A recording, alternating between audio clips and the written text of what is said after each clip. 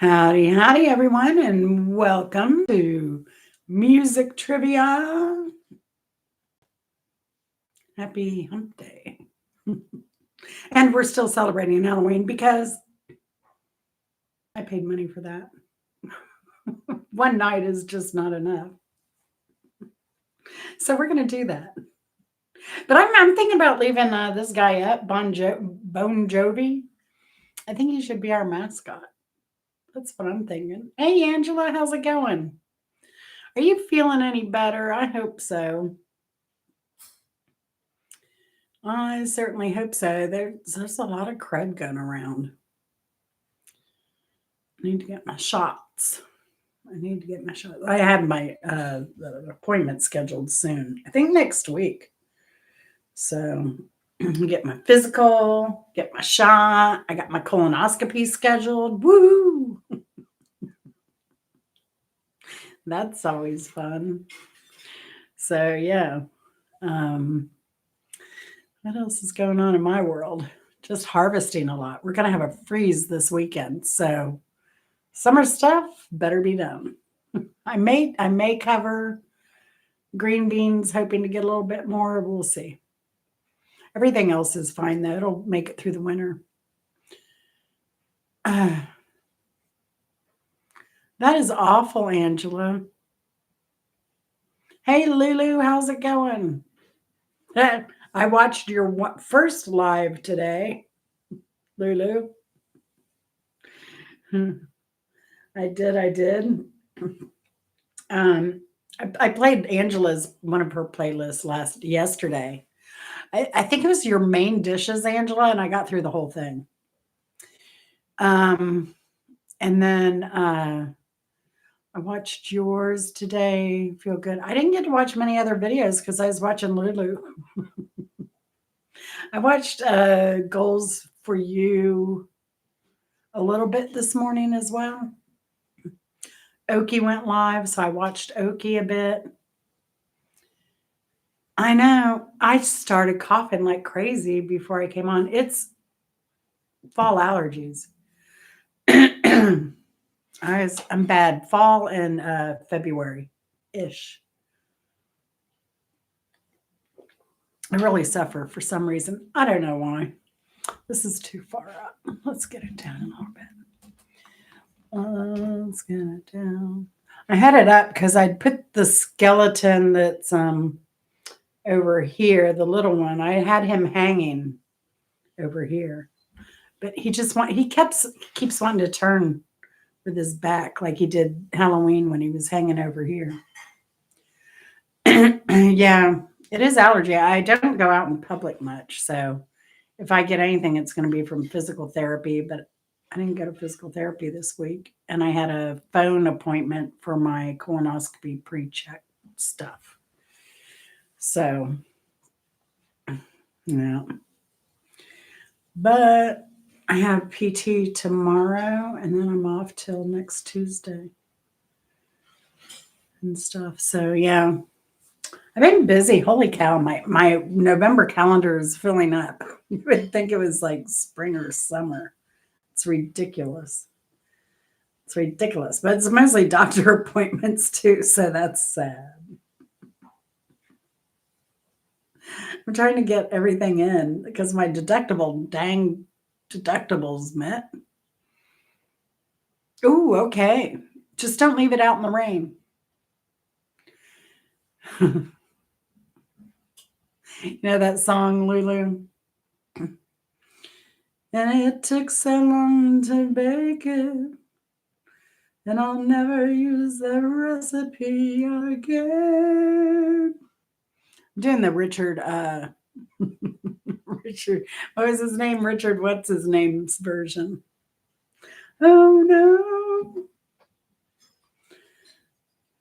Someone left the cake out in the rain. All right. Where's Vinny tonight? He may be listening. He does that. He's sneaky. He is sneaky. All right. This is songs that mention women or woman. or a woman. So, um, should be a fairly straightforward. I only had to, there's only women mentioned in one song.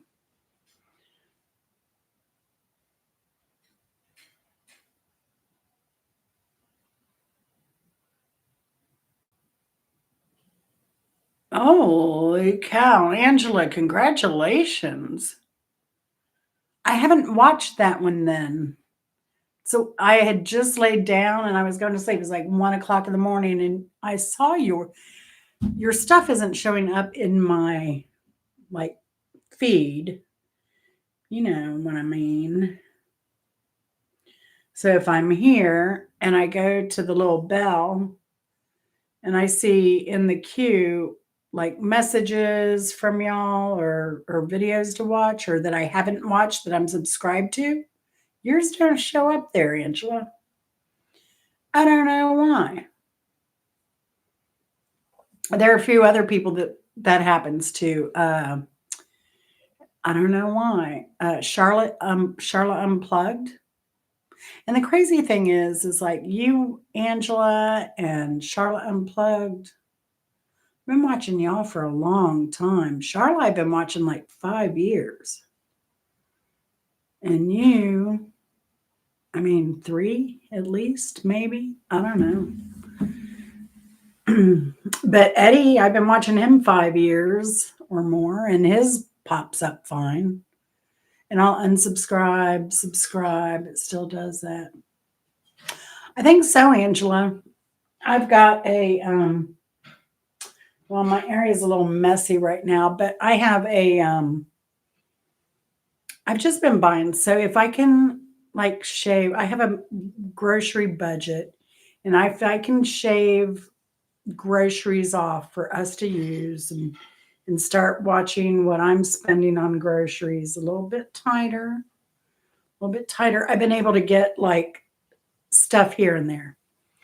So I've got diapers, I've got feminine hygiene supplies, you know, vegetables. And I was shocked because I didn't buy any like macaroni and cheese or rice-a-roni, any of that stuff because I didn't think they'd have an abundance of that. But I looked at my co-op and it said no, they were in need of that stuff. And then the crazy thing is now, like within a week, I hear the co-op is not accepting any donations. They're only doing cash donations now. So I don't know, which is a good thing if they're going to give the cash back out, because then that means people can have Thanksgiving stuff. But what's driving me nuts is so on next door, Vinny, but what are you going to use them for? That's the question. And that's what makes me nervous.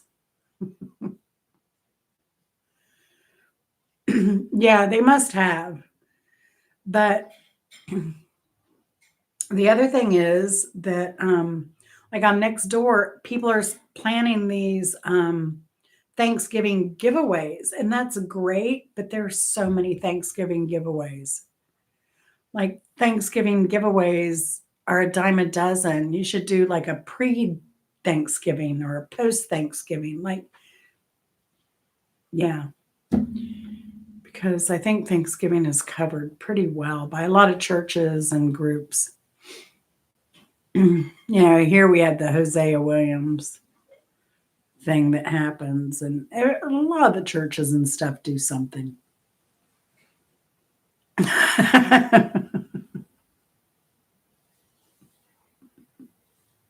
He's lucky he doesn't have a gunshot wound.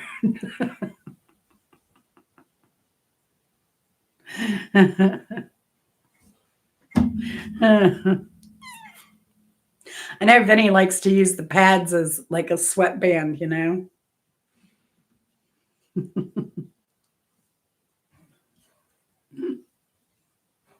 I decided to wear a feather boa tonight because I hear feathers are going to be in this season. I love it.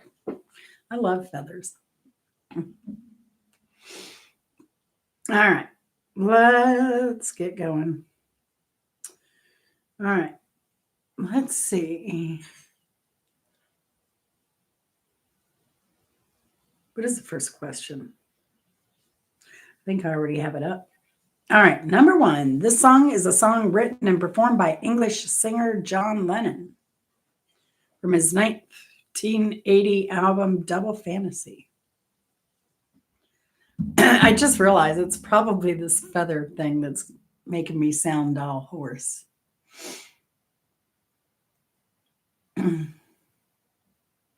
Oh, yeah. I had a friend that had that too. Yeah. Luckily, he knew a woman. Hey, Mike, how's it going?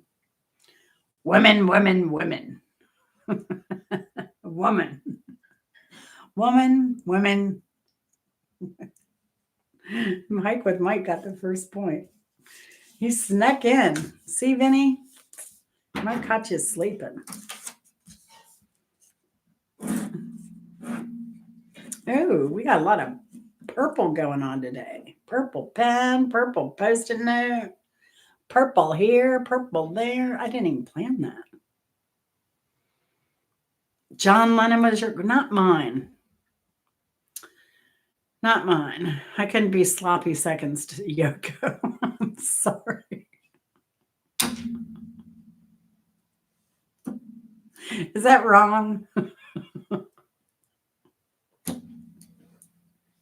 I'm sorry. I know some people like Yoko. For those who like Yoko, I apologize. That wasn't nice. All right. Mike's down with 1 point. Hey, belt loop. One's head damn on my nose. Wouldn't stop bleeding. Oh, yeah. Hey, Jennifer, how's it going? I don't know. I went between George and Ringo and Paul. You know, I like Paul and Ringo best because they had good senses of humor.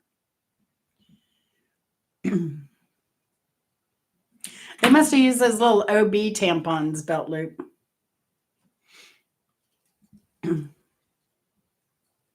Vinny is in the house.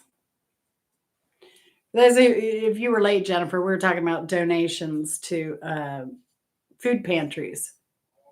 So Angela Critter has a video on her channel. And so if you watch that video, what is the name of it, Angela? If you watch that video, then she's going to donate all of her proceeds this first of the year to food bank. All of her YouTube proceeds. So go watch the heck out of Angela's video. Oh yeah, that'll do it, belt loop. Good stuff. Oh, that's okay, Jennifer. No, you're good. Oh yeah. No, I've heard that they use that stuff for emergencies all the time. All right, you hang out in the bushes, Jen. We'll take you any way we can get you. Just good to see you. Oh gosh. Number two, Shania Twain revealed that this song was inspired by her experiences in Toronto's LGBTQ bars. She co-wrote the song with then husband Robert Mutt Lang.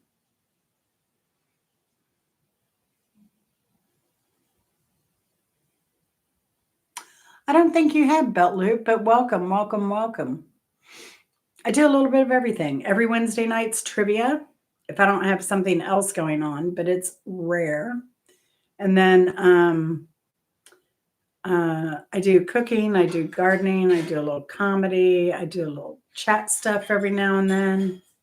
Do live cooking, then I sit down. See, and that's the thing. I do these live cooking videos, and then they're like 2 hours long, and I'm sure people look at them like, it took her 2 hours to make potato soup. What? Yeah, no. I usually sit down chat. I maybe should stop doing that. It's not a good look.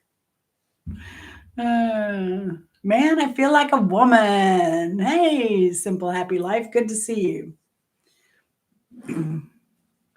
Do. I have missed you all week. And Simple Happy Life. Yeah, there's another one. I don't get notifications of any. Like, I don't even think your shorts are showing up in my feed anymore because I went back and I looked. I couldn't believe how many I had missed.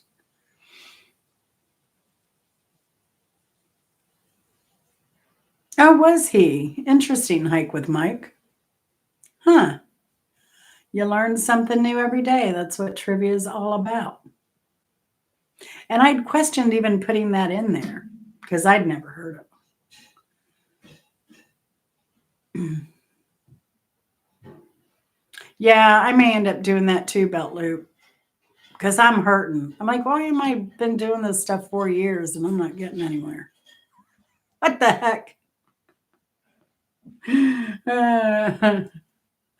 I can't even go like 3,000. Like, what the heck? I'm so close. I'm getting there. I'm getting there.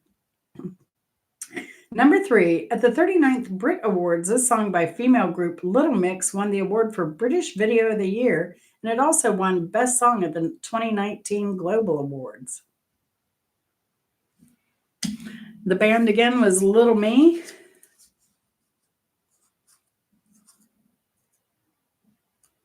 I think the algorithm needs a lot of prod. And you can still wear it. Mike, you were supposed to come on live Halloween with your shirt. Dude. Mr. Russian, my favorite fun troll. Now, you want to see a love story? Mr. Russian and what is it, Sanjeet over in India, or is he in Pakistan? He's in Pakistan, isn't he? Greatest love story ever. I mean, bro story.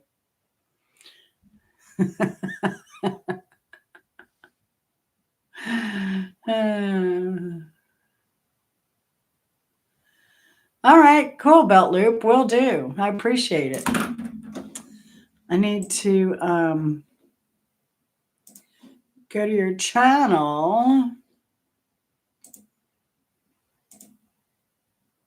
and I'll check it out. Oh, you're a country boy. We like country boys here. Tuna Cakes is my wife's nickname. Inspired by my cooking, Vinny. I'm sure she likes that. I had a coworker. He called me Shake a Puddin'. What's up, Shake a Puddin'?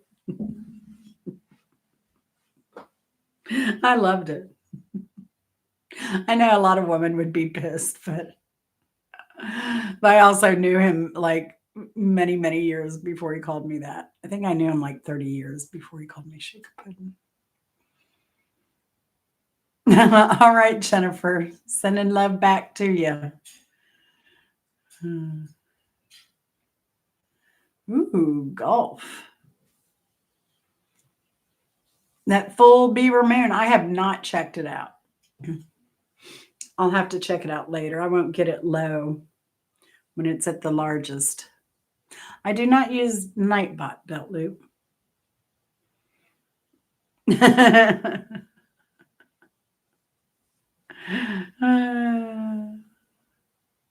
I did. Well, those are lives, Angela. It's different than like video content getting a lot of views. Now, my lives do get a lot of views when I do live cooking. Music trivia, not so much. But my cooking videos that are live do get a lot of views. I saw my own moon this morning. All right. So nobody has it? At the 39th Brit Awards, this song by a female group, Little Mix, won the award for British Video of the Year. It also won Best Song at the 2019 Global Awards. And I meant to go look this up because I'd never heard the song, but I've had to have heard it. No? Maybe not. Oh, yeah, definitely, Angela. Definitely do that. I don't know what it does for my hours, but the song is Woman Like Me. Never heard it. Here we go. Now, y'all will know this one. Deep Purple wrote this song in anticipation of a trip to Japan. Deep Purple wrote this song in anticipation of a trip to Japan. There's a little controversy. I mean, some people say they wrote it after, some before, but no, because it was released before they went. Yes, Woman from Tokyo.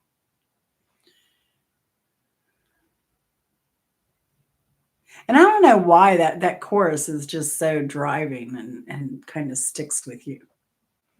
Very good. Vinny is finally on the board. It's about time, Vinny. Oh, and for those of you who are watching in the bushes, Vinny usually wins, so I could give him a hard time.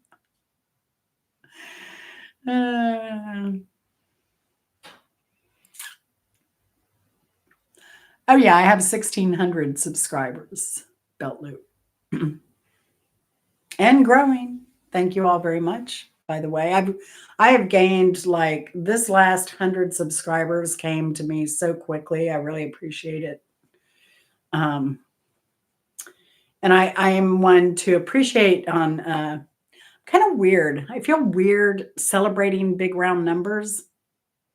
That's weird because I want to show my appreciation all the time. So I try to make an effort to make sure that I do appreciate the views and the subscribers and hey, to get one person to watch me, it's amazing.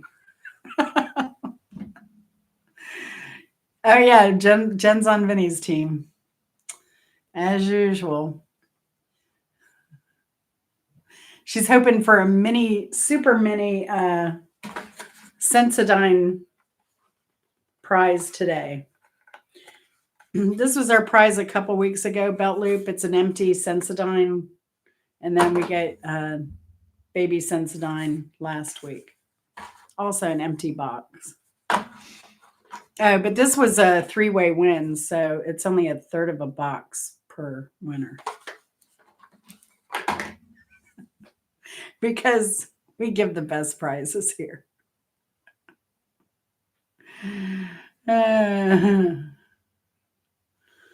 Oh yeah, definitely Belt Loop. That's okay. Yeah, we'll definitely get together. Number 5, Maria Mulder and Peggy Lee were early recording artists of this song. Maria Mulder and Peggy Lee were early recording artists of this song. What would that song be? You got to go way back for this one.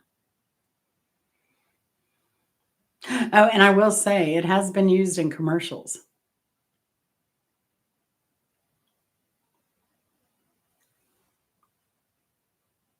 And maybe part of the reason I wore this today. Oh. Simple Happy Life. Thank you.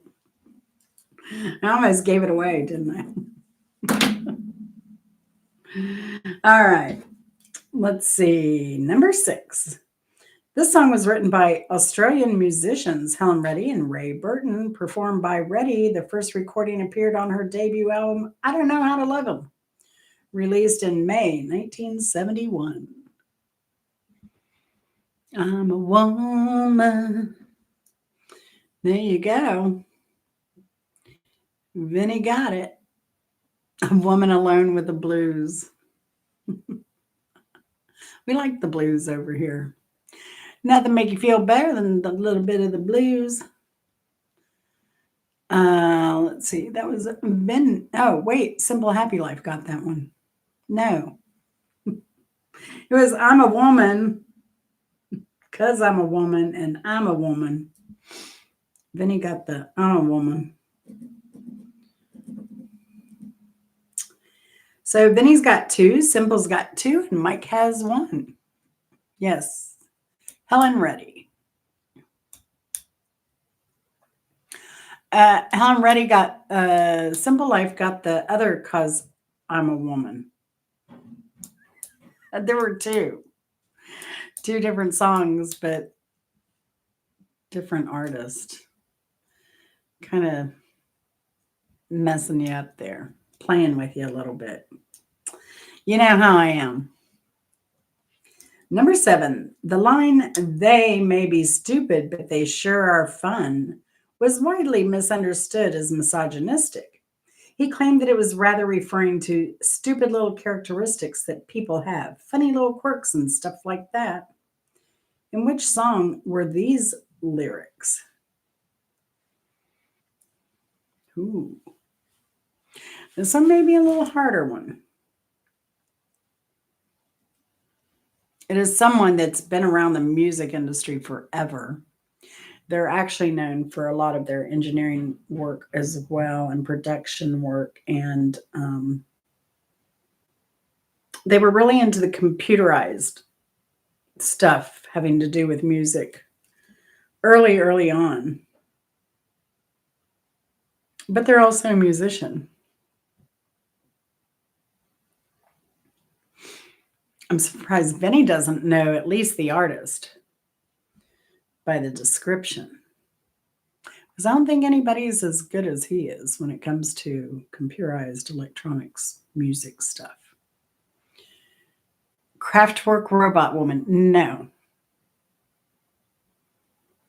Oh, Vinny, I hate to tell you, by the way, I heard that Timu is no longer allowed to sell inflatable dolls. So, but thank you for reminding me to give you that message. They wanted me to let you know, like, because, you know, you're their best customer. I know.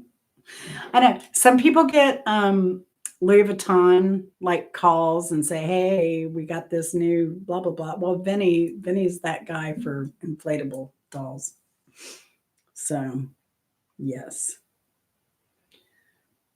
So that number 7, the line "They may be stupid, but they sure are fun" was widely misunderstood as misogynistic. That was by Todd Rundgren.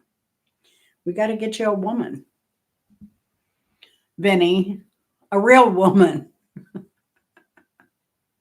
None of this inflatable stuff anymore. You're gonna have to quit cold turkey. Yes, yes, he is Simple Happy Life. Actually, he's holding up peace signs, but you know, if you want to think he's throwing gang signs, that's all right too.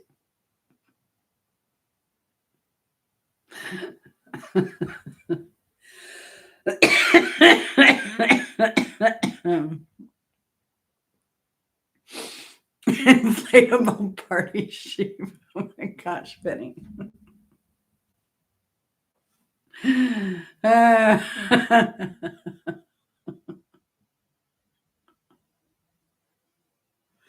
What are we going to do with you? Oh my gosh.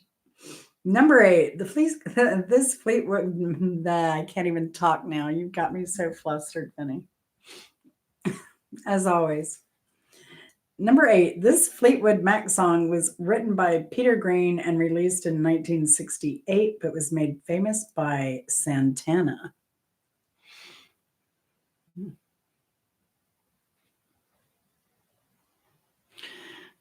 I'll have to send you this joke, Benny. You've probably heard it.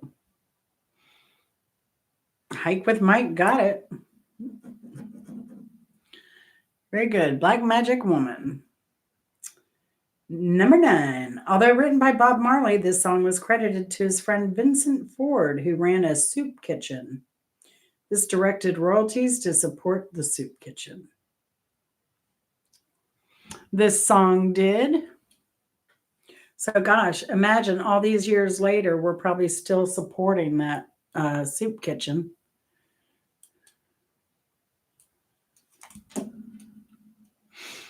You got a black magic marker. Oh, where's my stuff? Oh, I need that little, what is it? The Guerra.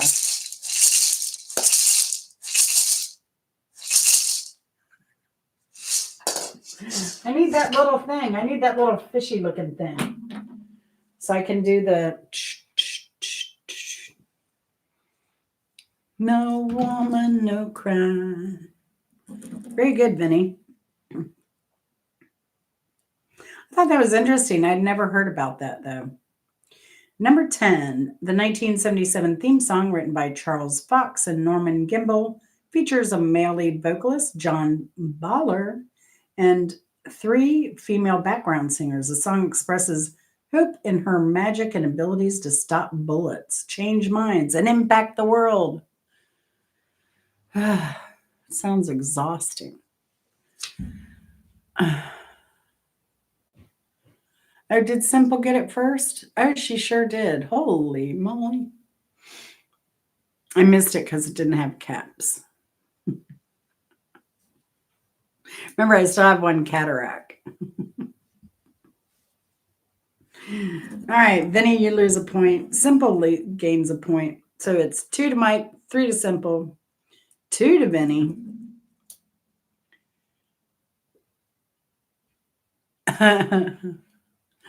That's good, Jennifer. Hang around, hang around. Just relax. Just relax in those bushes there. Do you need a blanket or anything, Jennifer? Need a warm hug?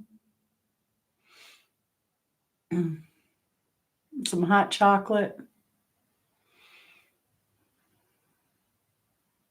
Some warm soup? All those comfortable things. All right. Nobody knows? Nobody's guessing? Edge clippers for that bush.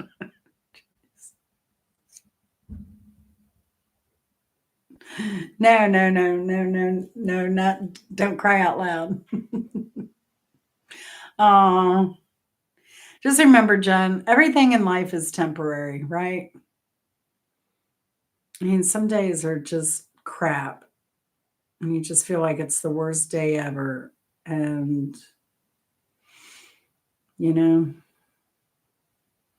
then you adjust your emotions,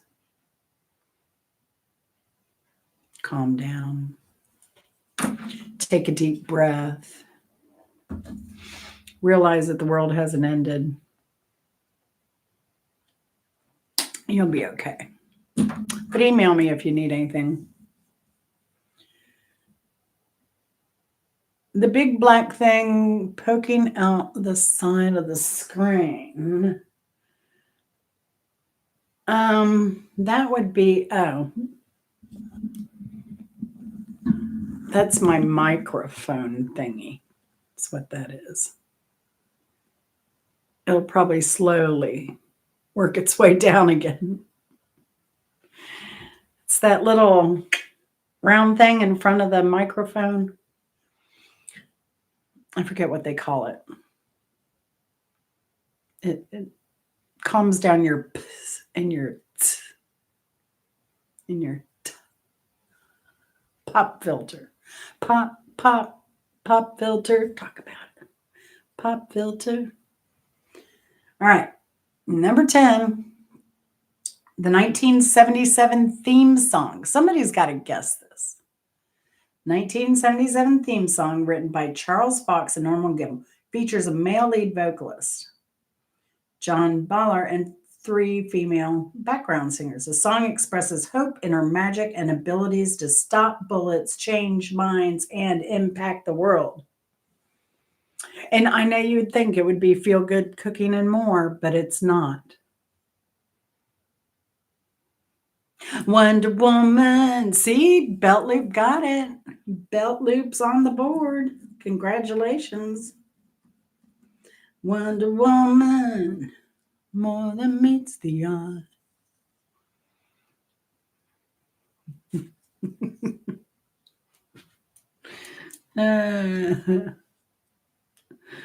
Oh gosh.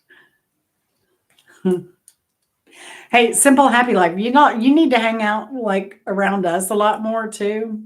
Like Feel Good Cooking and More, Chicken Explorer,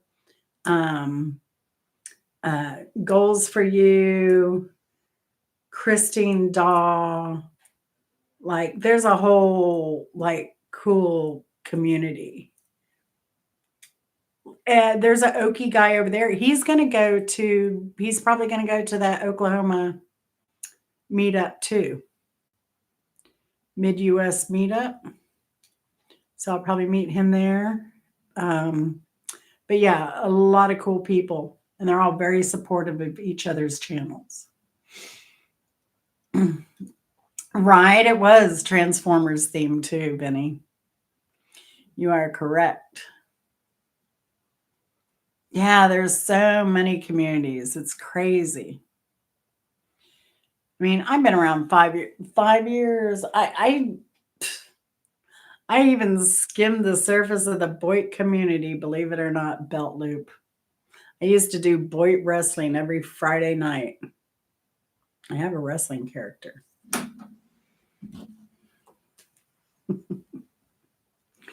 I did. Let's see.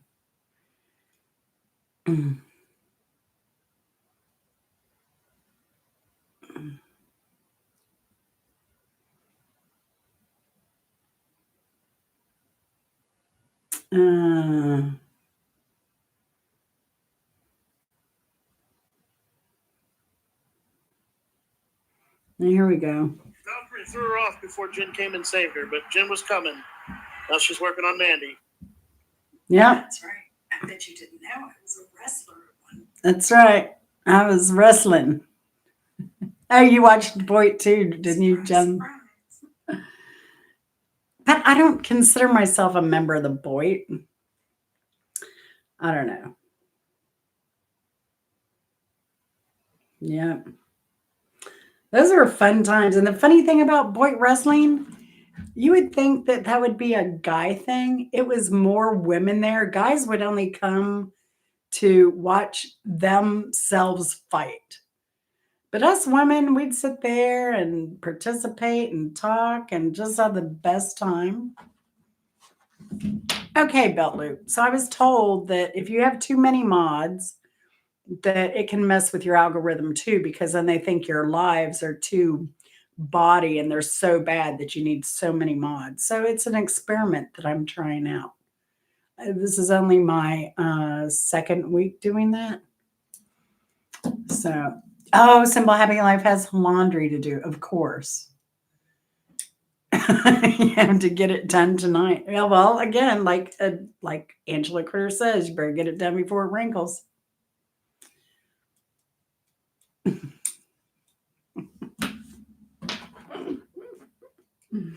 All right.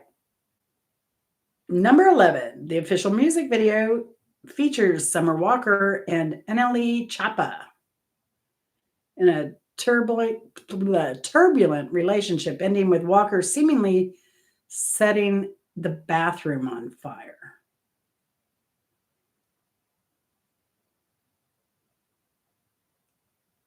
This is a Summer Walker song. Going once, going twice. I need to laundry some money tonight too.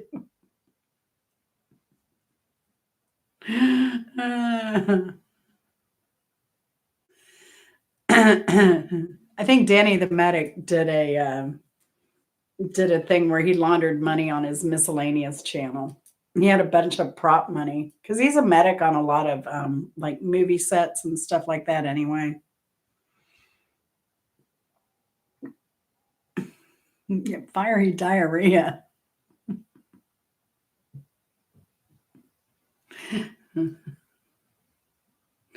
We thought laundry was code for what the kids are doing these days.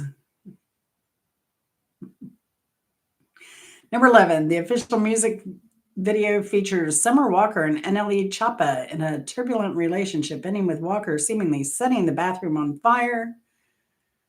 The answer is Heart of a Woman.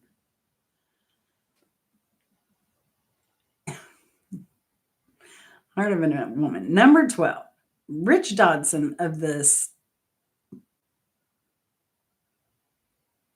Oh no.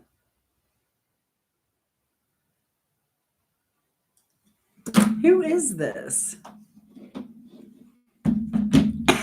Hold on a second. I like.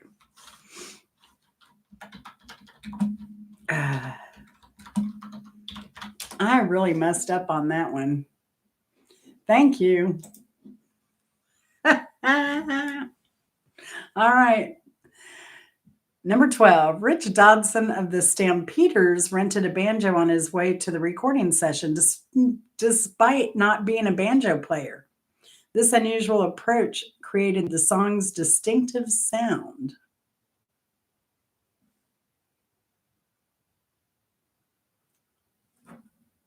Vinny got it. Sweet City Woman. Isn't that crazy? And the same is about Ian Anderson. He didn't know how to play the flute. And I was trying to think who it was because I knew there was another musician that played like a hit song that had never played the instrument before. Sweet Tuna Cake Woman. Oh gosh. I know. I hadn't heard it in a long time. Sweet City. And I had to look it up because I had spelled Stampeders, Stameders. I was like, that is not right. I'm amazed at what I read that I wrote when I go back to read these.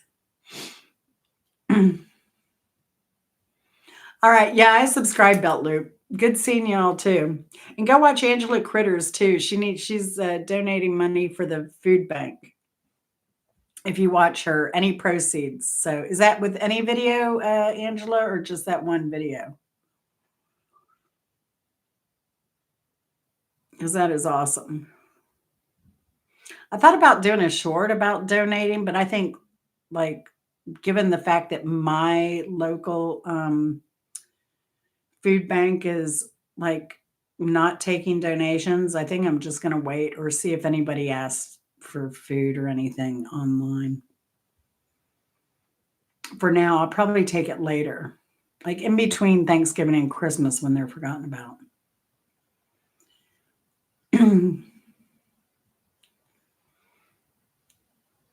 Sweet, sweet, sweet, sweet tuna cake woman. All right. Number 13, Roy Orbison and Bill Dees wrote the song in about 90 minutes after Orbison's wife Claudette asked him for shopping money. It's a good thing he was popular, because I guess he didn't mind it so much. Pretty Woman, Hike with Mike, you got it first. Uh-huh. Very good. Ah, Mike. That's so bad. So bad. Well, do you have many government workers over there on the West Coast? I mean, I know down Tampa you would, but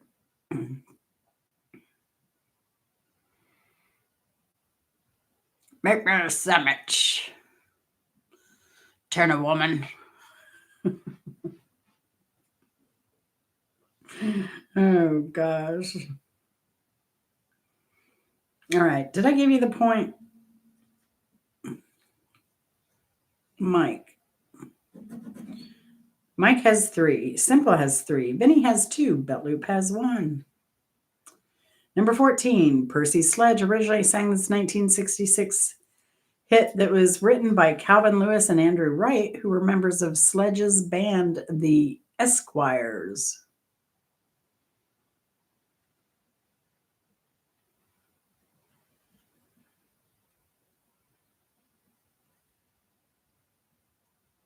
I like both, Hike with Mike. I can see the beauty in both.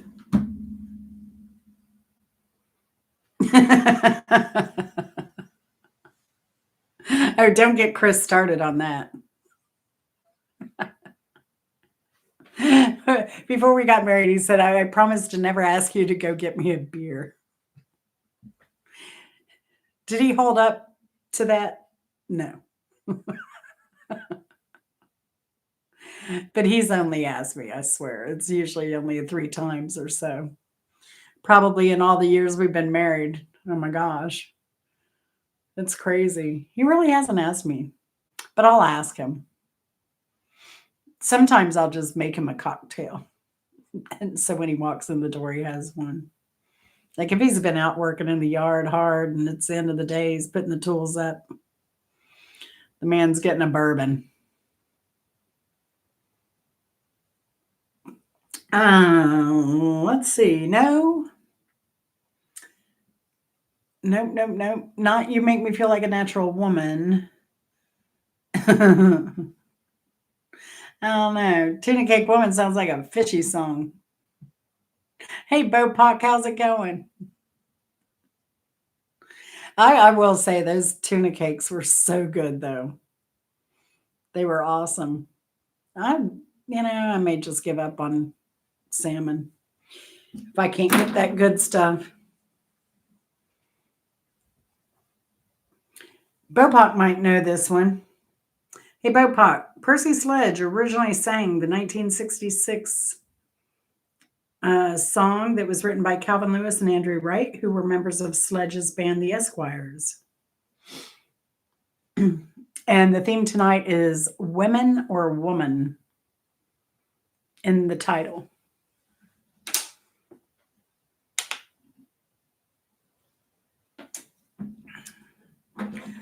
I can't believe y'all. Can't believe y'all.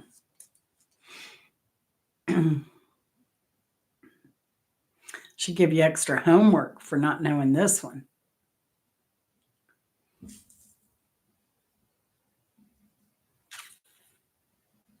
No, it's not just called Woman. When a man loves a woman. There you go, Simple Happy Life. Congratulations. Maurice Gibbs said about the song's success that it was a song we wrote with unimaginable results. It was one of those songs that made Saturday Night Fever such a success. And then the whole world was dancing. I know I was.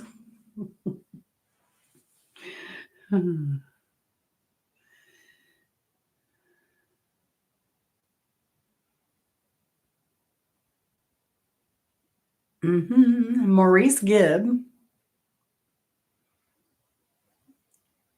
More than a woman. Yes, Hike with Mike, you got it. All right, remember that, y'all. What is it? November 5th, 2025. Hike with Mike got a disco song trivia question correct. But we're not going to take away any of your metal flair there.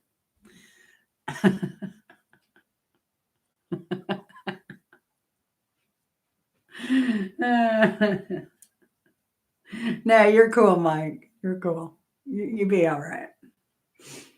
All right. Did I give you your point? Yes. No, did I? You had 4. Now you have 5, right? Number 16. The lyrics of this song by the Hollies depict an FBI agent in a speakeasy who falls for a woman in a black dress and helps her escape during a police raid.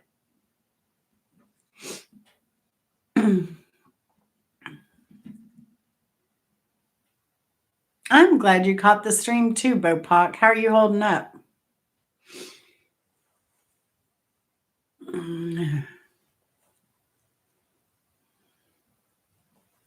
You know what you would make you feel better, Bopak, is to put on some cat ears and to get you a feather boa and dance around the house. It works for me all the time. Long cool woman.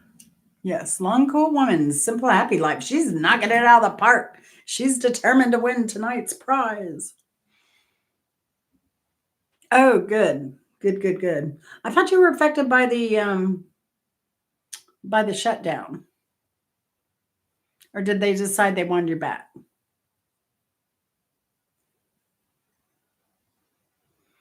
Baby Bam Bam.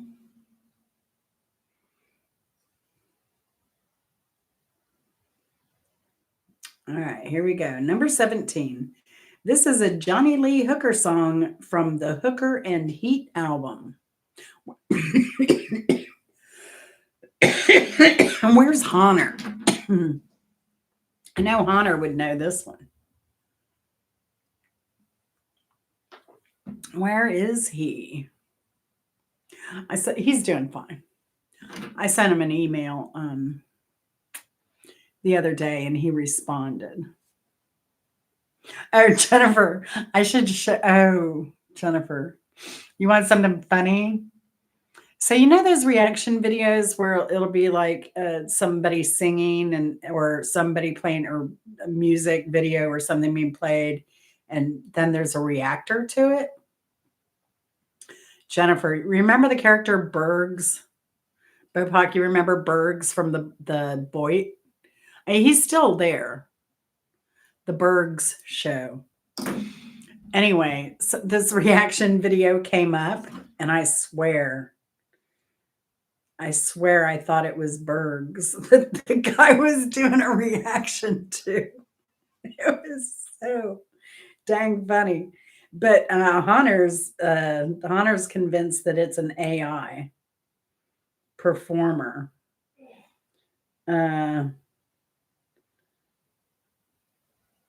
Oh, are you kidding me?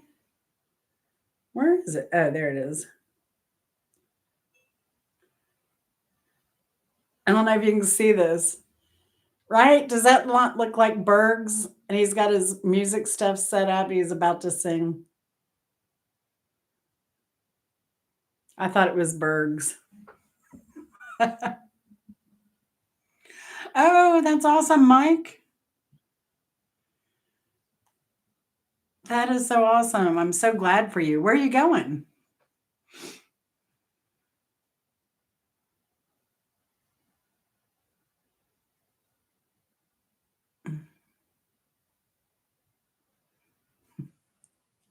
She's a busy baby. Did y'all see the Bergs thing? I thought it looked just like him. It's just so Bergs looking. And I think that is AI that did that. So anyway, that's my thing. But the big person, I got to tell you real quick.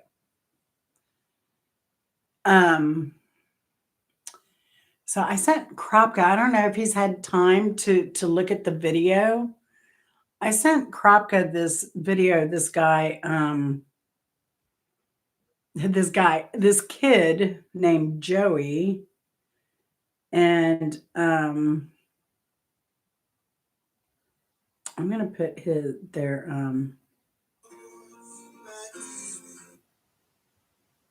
where is it?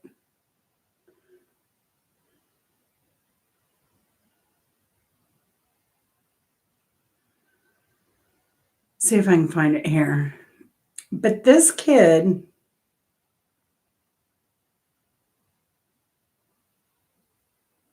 is this it? No.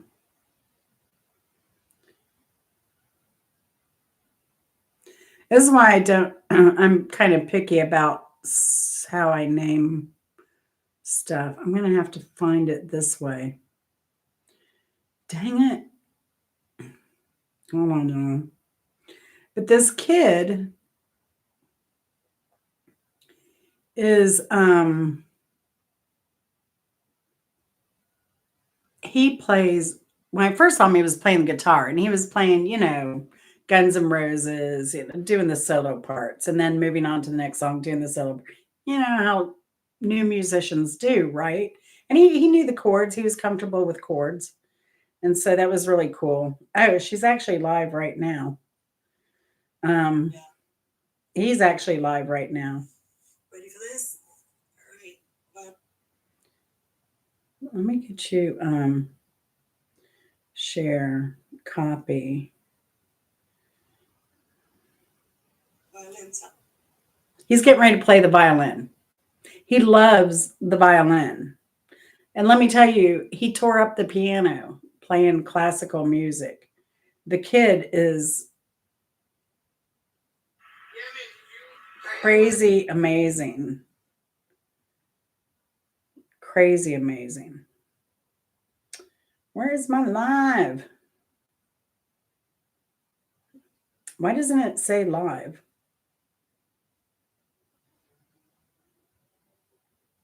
I can't go into my own live when I'm live. What is that about? It's like I'm not even live. Oh my gosh. Anyway. Ooh, there's me wrestling. I got my butt beat. And Chris was laughing the whole time.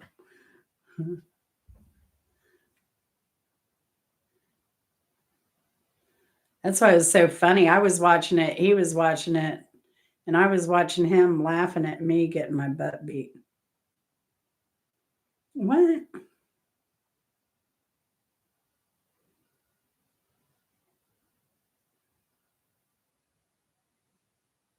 Crazy stuff is happening with YouTube right now.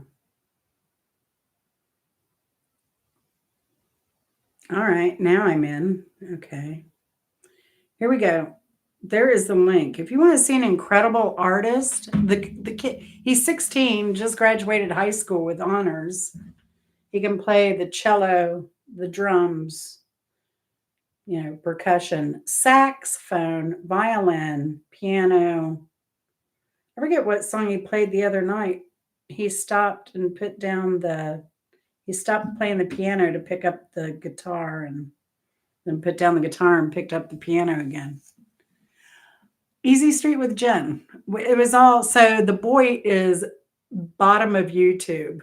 So, and the bottom of YouTube generally is like, they usually they're not monetized. They're usually under 1,000 viewers, and all they have is lives, or they'll have shorts where they're attacking somebody. It's a bad place to be. A lot of drinking, a lot of doxing and swatting and lawsuits, or it's a rough part of the neighborhood, so to say. But I got involved with some people that knew, like the guy's a coach, and coach is who did the wrestling, but he did that, and he would take, like, I never beefed with anybody, but what he would do is he would take people in the boy community who were having arguments, going back and forth on their videos about each other, and he would have them fight every week. And there was always some drama going on in the community, so he always had like fights, but sometimes he'd do like random stuff. Like I did a show with my friend Bimbo Barbarella, so we were tag team partners. Yeah, Bopak, I knew you would appreciate him. The kid is unbelievably good. Now they're trying, I don't know what she's doing. She's trying to get him into the school of Berkeley. But yeah, he's amazing. I imagine he's playing the violin right now. And the piano, like she has him working on his fingering, but I was saying the first night, like his fingering gestures were beautiful. And then she was getting on to him the next night, and I was like, wait, the night before I was just thinking to myself how beautiful he played. Like his form was beautiful. Yeah. So he started playing piano at 10. So he's only been playing 6 years. Mm-hmm. Yeah, it's pretty amazing. His mom homeschools him and his brothers. And they have one autistic child in the household, his younger brother. But apparently he has an older brother that's very good too. All right. So I had to get that out there because the kiddo's going to go places. I mean, that's for sure. But it was so funny because I asked him, I'm like, so Joey, who's your favorite rock keyboardist? And he's like, rock keyboardist. It's so funny. Yeah. Yeah. And graduated with honors. Yeah. He is good.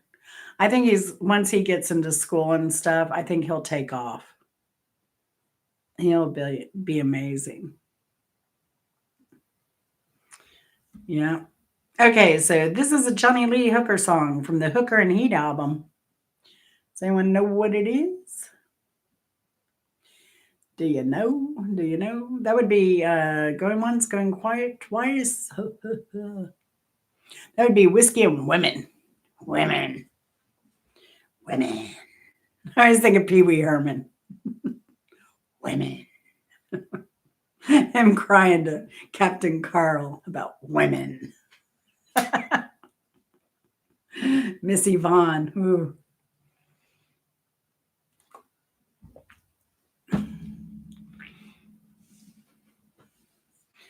You'll be a woman.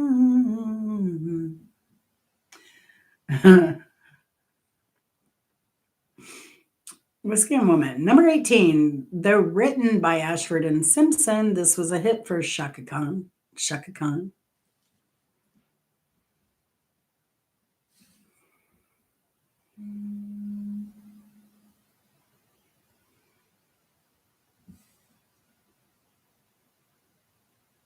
Number 18, though written by Ashford and Simpson, this was a hit for Shaka Khan. Shaka Khan.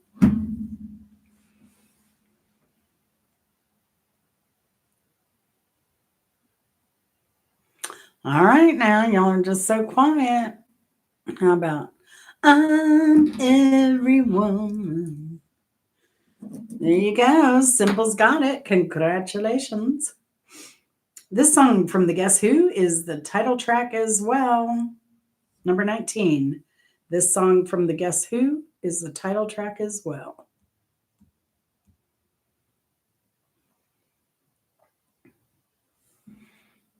Aha. Benny, does that make you 3 now? Wow. Number 20. Billy Joel wrote the song for his then wife Elizabeth Weber, who had taken over management of his career.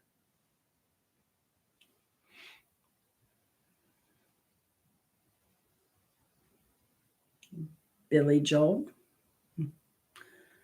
She's not only.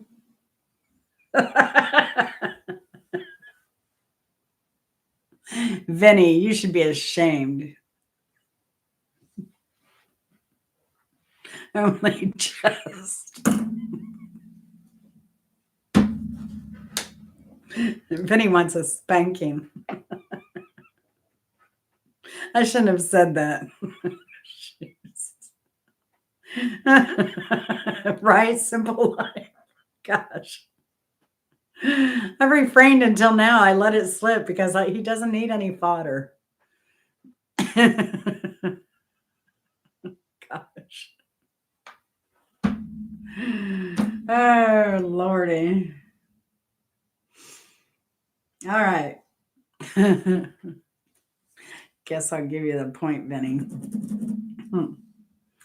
Number 21. This is it. All's Music, Donald A. Gurisco, said this was ELO's first real step into the disco sound, a string-laden pop tune whose dance-friendly edge helped it become a disco-era hit.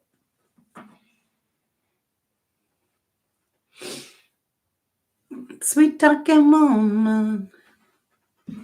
There you go. Very good. And you answered it before I even asked, actually, Vinny. Actually good. Evil woman. Just a woman. Y'all are just being misogynistic tonight.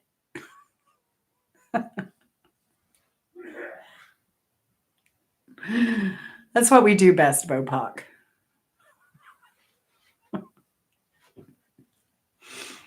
Psycho. Psycho, maybe. Psycho. Quick Straw McGraw. No tuna cakes for you, Vinny.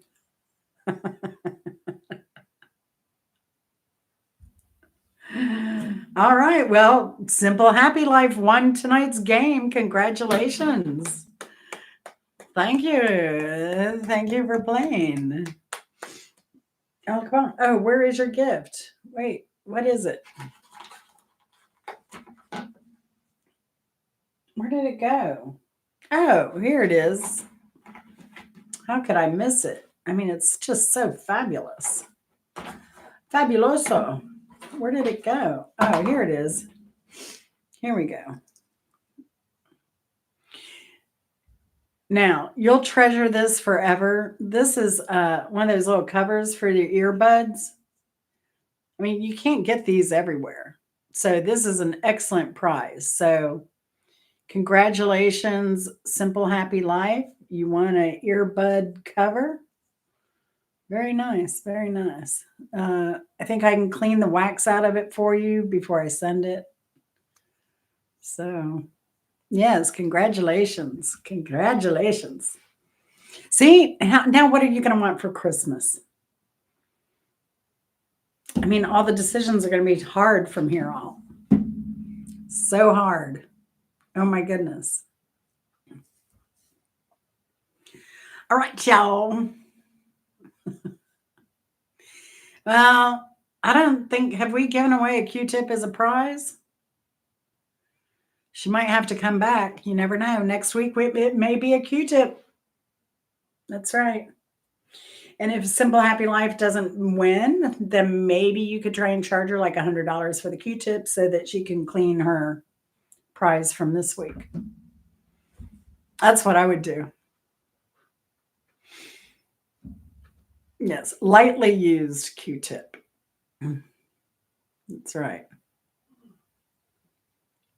Now, should it be a earwax lightly used, or should it be like a eyeliner, like spit and eyeliner kind of lightly used Q-tip? Hey, there is a difference. There is a difference there. And while we're thinking about that, spit and mascara Q-tip. There you go. Now, see, Vinny, if Vinny knew he was getting bodily fluids, like he would have won this game. I mean, that's why I don't tell the prizes right up front. Because we know Vinny likes earwax, he likes phlegm, he likes, spit. And tuna cakes. He loves tuna cakes. Oh, no, I have not. I would imagine it's kind of like eating those little zots or something, like the equivalent, but oral instead of oral. Oral, this is oral, meat oral. Synovial tissue. Ugh. Synovial fluids.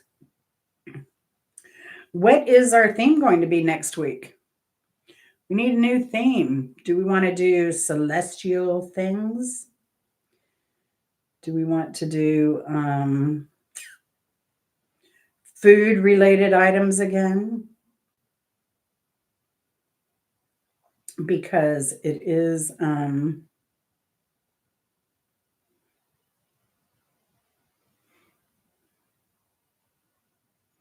songs that mention tuna cakes. I don't think it's going to happen.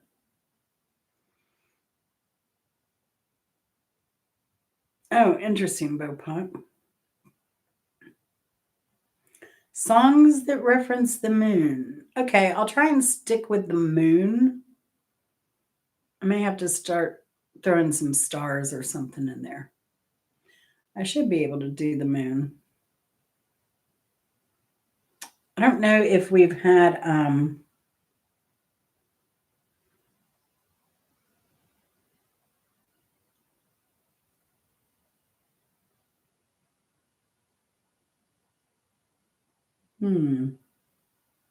I don't know if we've done that one or not.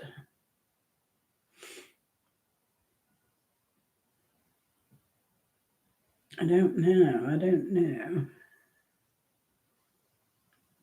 It's so weird. I pulled up the Bimbo Halloween special from 2022 because I was going to cheat and get some songs off of that. And most of them were gone. It wasn't the original list.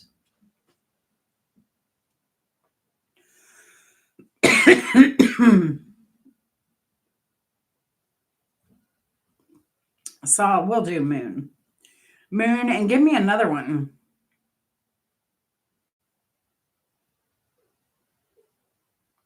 And if I have time, I can start working on it. We could do another animals one.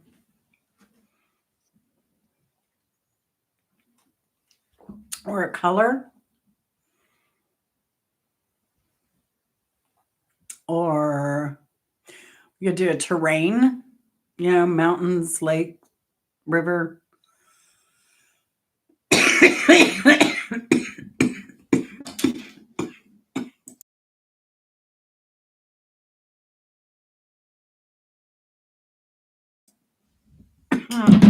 You're killing me over here. Oh my gosh. Simple, happy life.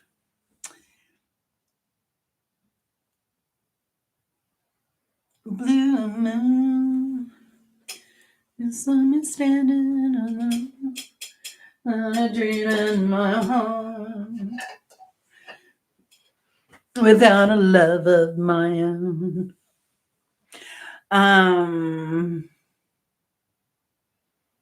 Yes, I choked on tuna cake. Oh, tonight I made a puree of garden carrots with cumin and short ribs braised in marsala wine and Vietnamese cucumber salad was dinner tonight. Because I got the beef ribs like cheap. The short ribs, I got them real cheap. Got enough for like 3 meals. It was like $12, which is good for short ribs. So Belt Loop was pretty cool. I'm going to go check out his channel for sure. Angela, I need to check out. I know you answered me. Did you answer me, Angela, about that? The video, are you just giving the proceeds from the one video views or all of your channel? Good night, Simple Happy Life. Again, congratulations. Good seeing you, darling. Have a great week. Jennifer, if you're still here, I hope you're having a good week. Mr. Russian like support. Angela, no, all of my channel proceeds. Okay, so all of Angela Critter's channel's proceeds through January 1st are going to her local food bank. Oh, yeah, definitely, Angela. I was thinking about strategizing and maybe doing a lot of lives over Christmas school holidays so that I could get my hours up. So that's awesome, Angela. And I know you, Lulu, if she's still here, she's a volunteer at her local animal shelter too. And Lulu, oh yeah, you are still here. Angela adopts needy older dogs, you know, the ones that nobody wants. Those are the ones Angela takes. And they're usually very expensive to care for. Petey, how much did Petey cost you right off the bat, Angela? Oh my gosh. She was like, she has a dog named Petey that's female. But she's so cute. And she fit right in with all the other dogs. I mean, she's so good. She's so sweet. Yeah, Petey had heartworms. amongst other things, I'm sure, and is a pit bull. And then she had like these other two small dogs. So bringing in the pit bull was a huge risk, but yeah, yeah, she's funny. She fit right in. She loves it. Yeah. Yeah. So, but yeah, I know, and you probably both donate food to the animal shelters too. Like right now, our animal shelter is taking 0 animals. Somebody called animal shelter because there were 2 dogs, had them backed up and were just barking at them, and they were terrified to move. And they called animal control, and they're like, "We're not coming out." So she was on next door, like, "Somebody come help me, please." It was so sad. And then DeKalb County, Angela, they just built, when was it, like 5, 6, I guess it was like 7 years ago. They opened a brand new 750 animal shelter, and it filled up immediately. But right now, people just can't afford to feed them or care for them. So, yeah. Yeah, I'll send you if I can find it. Wrestling just came back because coach is a coach and he's a teacher. So he was out of work for some time, and then that's when he was doing that. So then he went back to teaching and work, and I think he was working with special needs kids, and but he's back. So I don't know, but I doubt I'll be a wrestler in that because I don't hang out really in that. He would hang out with somebody that I was on. I would collab with, and we would do a show with her. So I would be, and they would come in to her show. They didn't like me, and that's okay. Whatever. I have a weird personality. Right, Bopoxy? Bopoxy is like, oh yeah, right.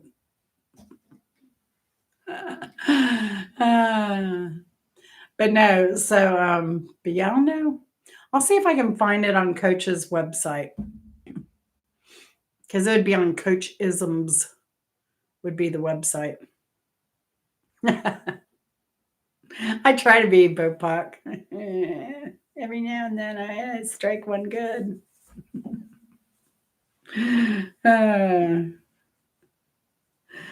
Oh gosh. I was thinking the other day about like saving money. Like I was driving by all these strip malls and I hate shopping. And I was thinking how I used to like live on the edge and everything. And when I didn't know much about managing money, my best advice for saving money, don't go to stores. Is that crazy? Just don't go to stores. Hey, they're set up to market you, to hook you in, you know. I'm doing some shopping now for my mother-in-law. Her birthday's coming up. No, we don't give gifts, but she loves food, and she had just mentioned a really good we were talking about olive oils and how some olive oils are fake and all this, and so I found a really good bottle of olive oil. I think I'm going to give her for her birthday. Sounds weird, but you know, it's a gesture. We're going to take her out to dinner and give her a bottle of olive oil. But you know, what do you do? We don't need anything.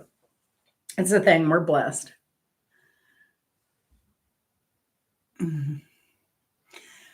Yeah, it is. It is. And if you go to a store, though, right? I don't even go to a grocery store anymore because there's always something to tempt you on the end caps, on the baked goods there on the table, on the aisles. It's all designed to suck you in.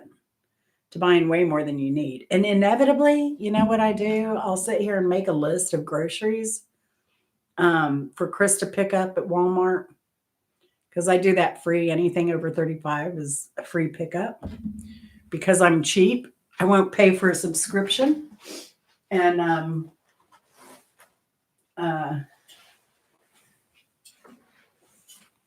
I'm just not tempted by anything. And I don't know, like, oh, there's this new product or that new product, or I don't know. So I'm not interested in buying stuff. Oh, not me. I put everything on Amex. Everything goes on Amex.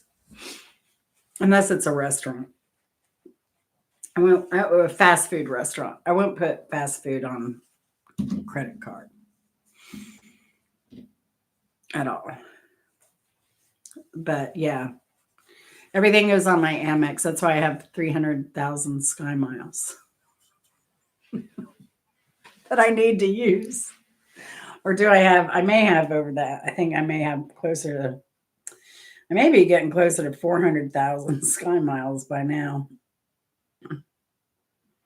Oh.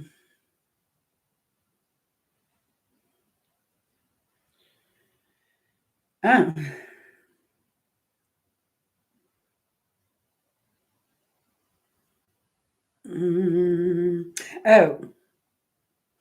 Oh, y'all know who's playing is Hoot Owl Hoot.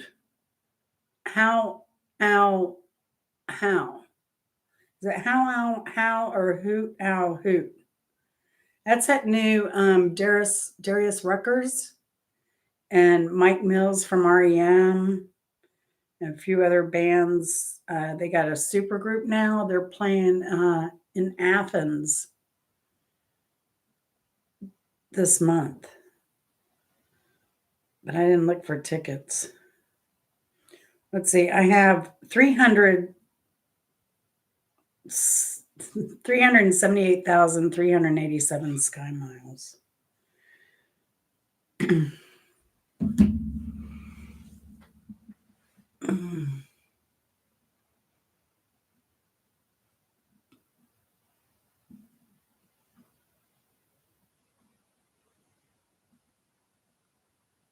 Yeah. Yeah, I just do the Sky Miles. I think I should switch up because I have so many Sky Miles.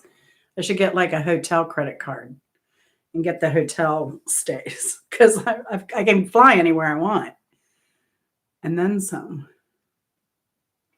I'm going to really try and push Chris to go to Italy next year. But what I'd like to do is like a week.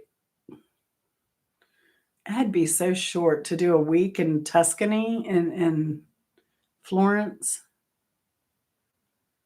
I don't know.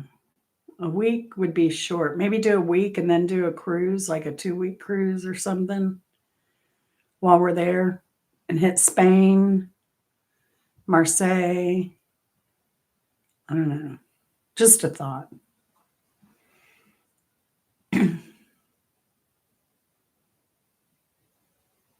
Yeah.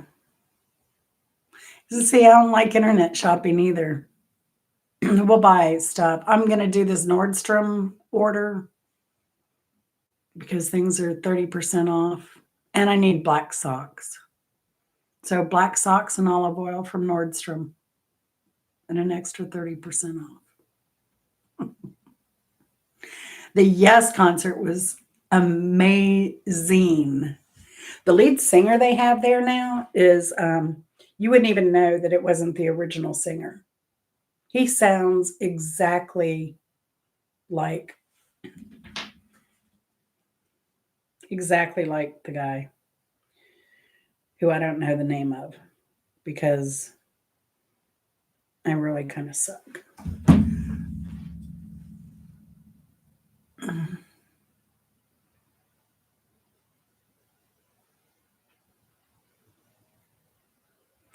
Yeah, I was looking at those cross transatlantic sites, cruises. I'd love to do those.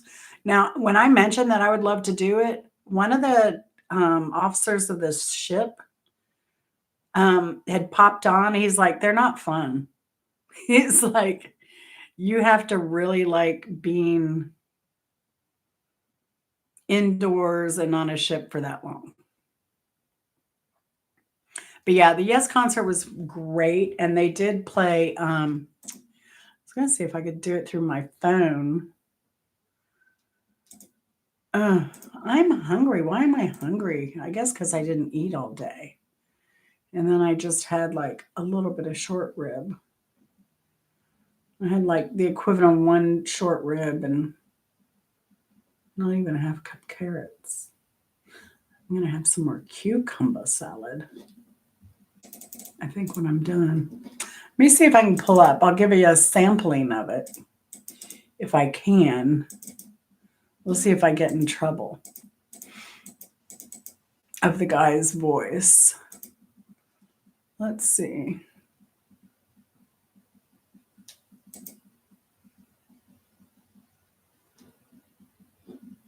Oh, here he is. I think this is when they were playing a new song of theirs. Oh, wait. I got my hold on. I've got my audio jack in. Hold on. Take my audio jack out.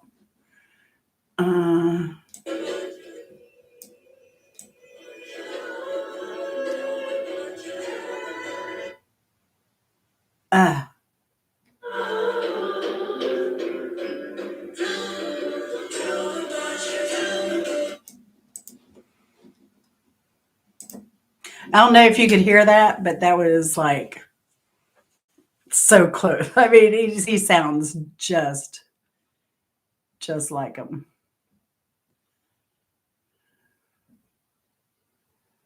Yeah, I want to do Alaska and Hawaii. And I had the points to do it. Chris wants to go to LA. So I told him that's when we should do the Hawaii thing. Just go to LA, do a few days, then go to Hawaii, come back, do a few more days of LA, and then come home. So it's not so ridiculous of a trip. But I still got to get out my butt out to California. I don't know how that's going to happen. Unless I go like the first 2 weeks of December or wait until the new year. I may just have to wait until the new year because I know my shoulder is not going to be good for another month. So that puts us at December 5th. Yeah, I'm not going anywhere till New Year. Denali. Yeah, I was looking at the cruises, the Summit cruise, Alaskan cruise, I hear is decent. I haven't been to, have I been to any of the Virgin Islands? I don't think so. But I've been to a lot of other islands. I stayed a week on, what was that, St. Ambergris Cay off of Belize. I spent a week there, or 2 weeks. Maybe it was 2 weeks. And then I've done St. Lucia, St. Martin, St. Kitts, Nevis.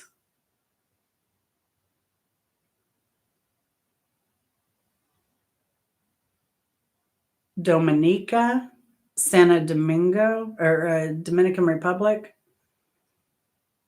I've done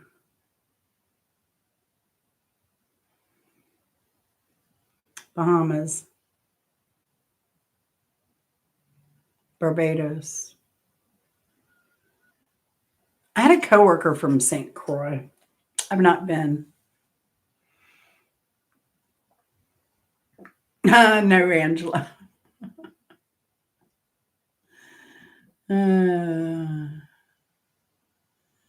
Yeah, I liked St. Lucia was pretty nice. It's interesting. They have a few, they had probably more to do there maybe than some of the other islands. By the time I got to Dominican Republic, Dominica and Barbados were good. Antigua, all the cruise islands we went to were good. The only one we had not been to on the cruise was Antigua, and we didn't get off there. I'd rather go and spend a week in Antigua. They have a lot of interesting things. Now, I love St. Martin, but the French side. I did 3 days on the Dutch side. Then I went over to St. Kitts. And then I came back and went to St. Kitts for a week and then came back and did a few more days on the French side. And I prefer the French side of St. Martin. Now, the Netherlands side, it's all gambling and partying and shopping and all that stuff. But the French side is good food, good wine, lazy days on the beach. It was awesome. It was awesome. So that's more my speed. But we had been so busy too, so I was ready to just kind of sit and not do a whole lot. But yeah, but flying into St. Martin is fun. It is crazy. Do I have any of that? So weird because I have stuff on my Google Drive that I don't think I have on my computer. Pictures stuff. I have Key West here. I have South Florida. Where is this? Oh, yeah, Key West. I ran across some Montana stuff.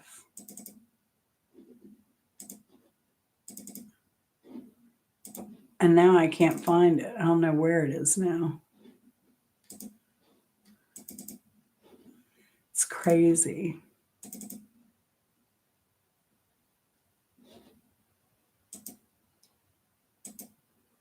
Yeah, that was all Hemingway's house.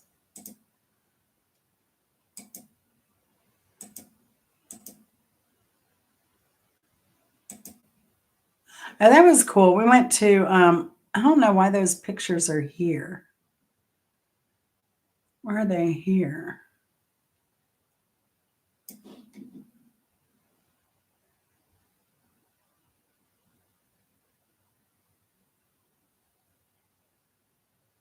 Huh.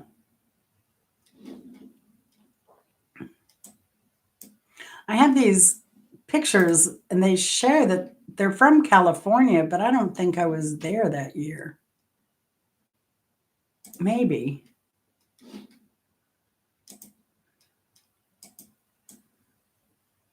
I just need to get on some of my travel stuff and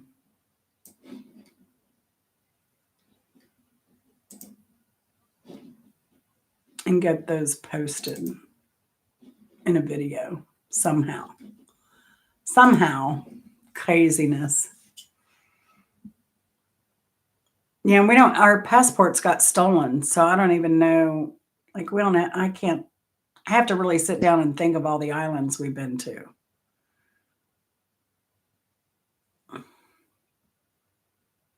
Oh, what is that? The concert again. Yeah, it was funny where we stayed in Belize on Ambergee Cay. We stayed in the Prince William suite. Now, the Prince William suite. It was a 1-bedroom hotel room. It was the end of the island, pretty much away from everything. And there was a guy, Frank. He was a maintenance worker and he did all the upkeep and everything. They didn't have a pool. I don't know what Frank did. I guess he did laundry and stuff. But he made rum punch every morning. So every morning you wake up to rum punch. Uh, but the room, so this is an old concrete stucco type hotel. And you walk up the stairs and it's tile. And then the kitchen is yellow tile counters with plywood. You know that old plywoody type cabinetry in the kitchen? That's what they had there. Very 70s. They had this brass, those brass plant holders for like ferns. And they had this plant in it that was way smaller than the pot. And it was such a small plant. It wasn't even a fern, I don't think.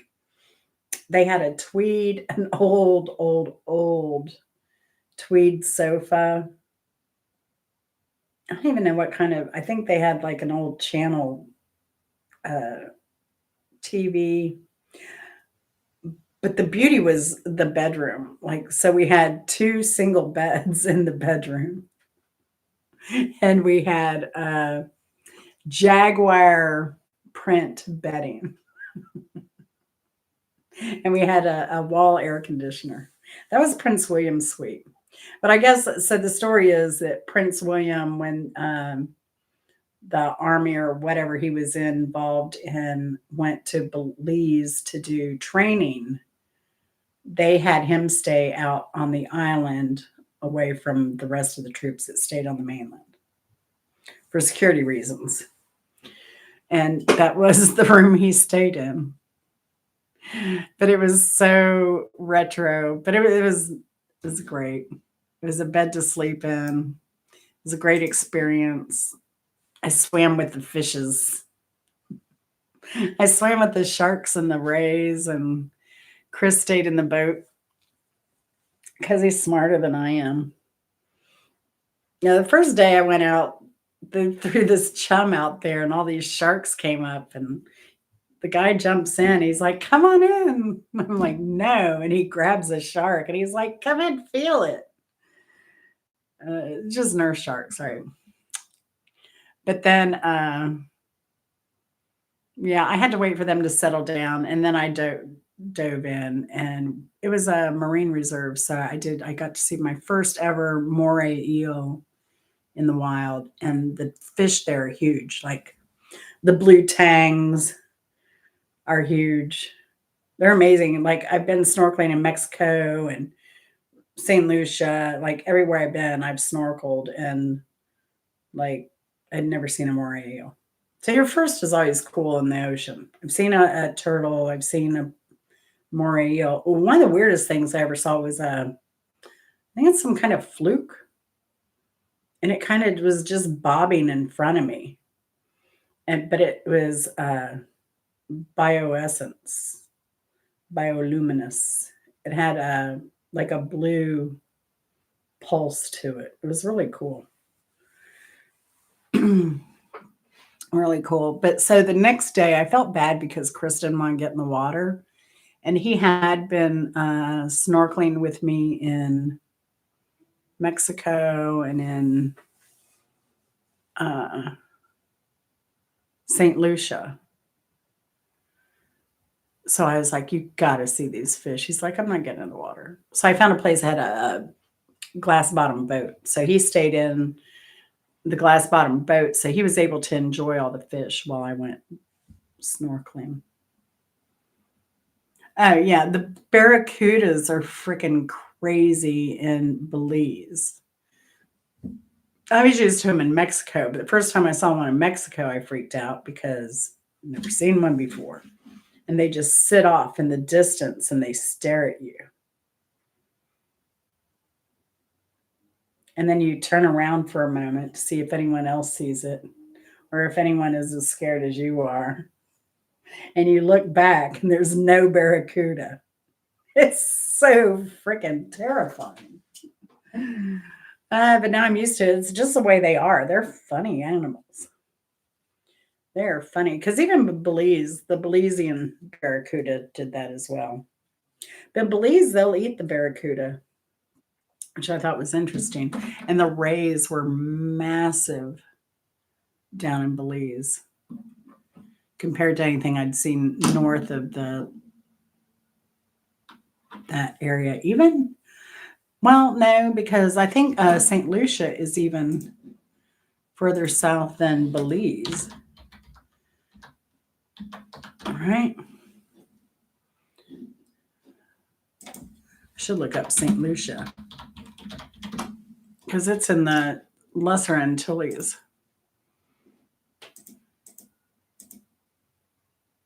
Oh yeah, because that's almost down to Venezuela, but it is parallel to Belize. It is. It is. No, it's parallel to Honduras, Nicaragua. It's kind of on that line. I don't know why the fish are just so much bigger in Belize.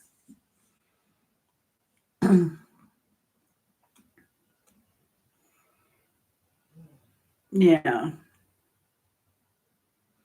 I don't think Barracuda will mess with you, though, so much. I remember meeting this guy from Brazil one time, and he had all these little scars on his hands. I remember asking him, like, "Oh, what happened to your hand?" And he's like, "Oh, piranha." It's just crazy, crazy. Oh, but the day I was going, the first day I was in going to dive with the sharks, y'all won't believe this. So we were taking the taxi down, and the taxi will stop pick up multiple people in Belize because you're on an island. So the guy doesn't want to go back down to that end of the island anytime soon because they're, like I said, we were like the last hotel, next to the last hotel on the island. But so they pick up these other guys and they're like, "Oh, where are you from?" They're Australian. They're like, "Oh, we're here teaching dive classes, blah, blah, blah, blah, blah.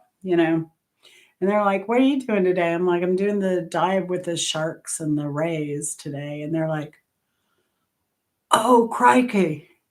They're like, "Did you hear about Steve Irwin?" I'm like, "No, what?" They're like, "He's dead." I'm like, "What?" They're like, "He got hit by a stingray." I'm like, "You're just messing with me." They're like, "No, we're telling you the truth." And we don't watch TV when we're traveling, which is probably not a great idea. We should watch a little bit, news, something. But yeah, I had no idea. So I didn't believe the guys. But yeah, later found out it was true.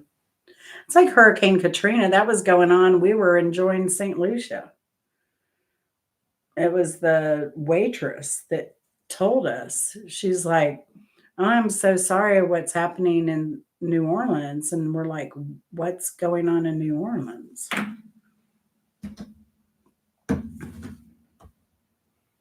don't know. It's crazy. My dad would have that happen too. I think he was in France when JF Kennedy Jr. died. And one of the Parisians knew he was American because we had that sudden je ne sais quoi. So, yeah, some Parisian went and told my dad that JFK Jr. had died in a plane crash. It was crazy. My dad was also in Paris when they won the soccer match and rioted in the streets. But I was in Costa Rica one time when they were having flooding in Atlanta, and I was in the rainforest and it was bone dry in the rainy season. So there's that. I love Costa Rica. I want to go back so badly. That definitely is one of my happy places. But I haven't been to Colombia yet. I need to go visit Eddie. There you go, Angela. You and me. Let's go down to Colombia. And things are kind of shaky now.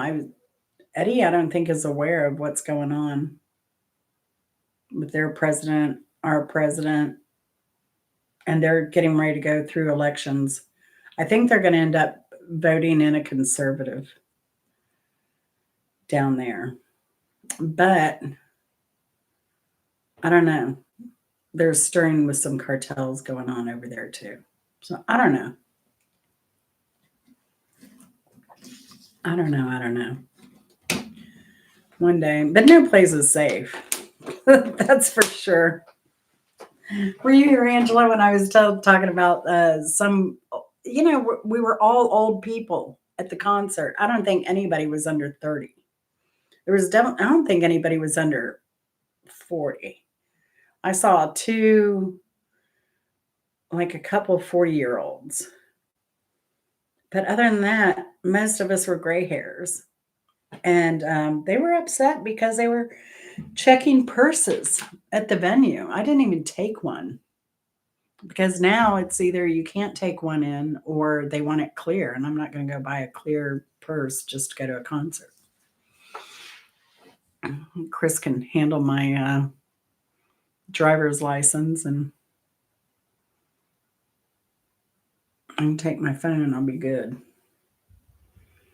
But yeah. Yep. Oh my gosh, I'm getting tired. And I've got physical therapy tomorrow. I was so glad that physical therapy canceled again. And it's all good. I was glad they'd canceled and I was hoping I'd be able to get some videos edited. And I think I got couple little things posted and then I spent the rest of my time answering comments there were comments that were like a month ago. So I didn't even get anything edited this week. So I apologize. I'm going to try Friday to get another travel video up with the Detroit trip because I keep promising you Motown. And let me look. I think Motown is the next thing for me to edit. Third quarter to be edited. Where's my folder?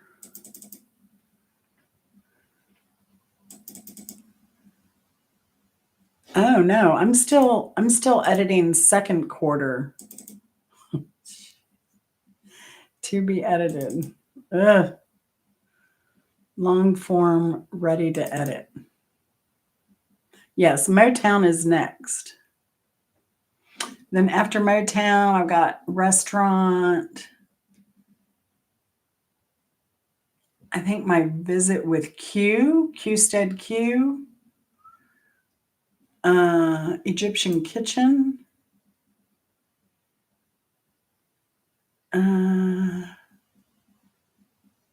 Yeah, that we went to I'd forgotten about that. We because I'm old. We went to the city of Dearborn has a historical museum. So we went to the Dearborn, Michigan little museum in a house. It was delightful. Loved it. We were the only ones there. I think somebody walked in. Like there was nobody manning the place, asking if they could help you. It was absolutely free. It was delightful. So yeah, we have Motown. We have that coming up. And then we went over to Canada. So I've got some stuff from Canada coming. We went over to Windsor and went to a museum there, and then we had lunch. And then we came back over to Detroit. And then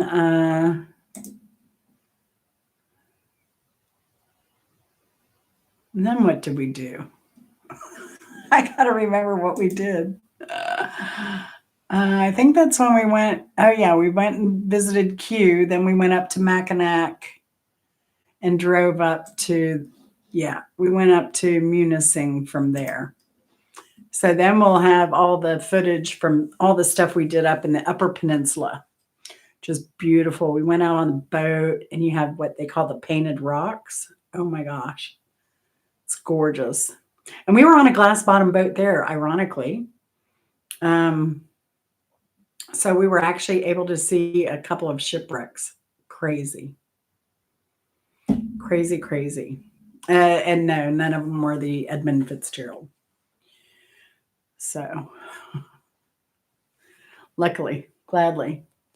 But yeah, so I've got a lot of stuff to crank out still. And then where's this? Was this Wisconsin? I think this was Wisconsin. But I think we went to, oh yeah. So we went to Wisconsin and then we went to Minneapolis. We went to Minnesota and then we went to Iowa. Yeah, there was an article, I think, in my local news, like what they got right and what they got wrong in the song, the Edmund Fitzgerald. Yeah. I'm just disappointed I didn't get to meet Vinny. Maybe next time. I would love to go back up to Detroit. I think there's a lot more I'd like to do.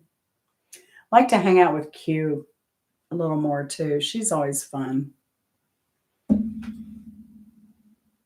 She's fun. But I don't know. I just, I look, my dad died at 78. And I just like thinking, I'm 62. That's not, it's like not many more years left there, girl. So I really just want to travel as much as I can. And I don't regret spending money on travel. That's why I'm such a tightwad. I'm so tight with my money because I want to travel. And having all those sky miles really helps too. Really makes that possible. So then all I have to do is the hotel expense, which is it's a bit, but it's all worth it. I mean, there's never been any place that I've traveled where I've said I would never go back there or that I didn't like or didn't like the people, didn't like, I've always enjoyed everywhere I've been. And the first time I traveled out of the country, I think the first time, my first trip, I think, was to Mexico out of country. And I've been there 4 times now, 4 or 5. I don't even remember. You would never visit Vinny ever again.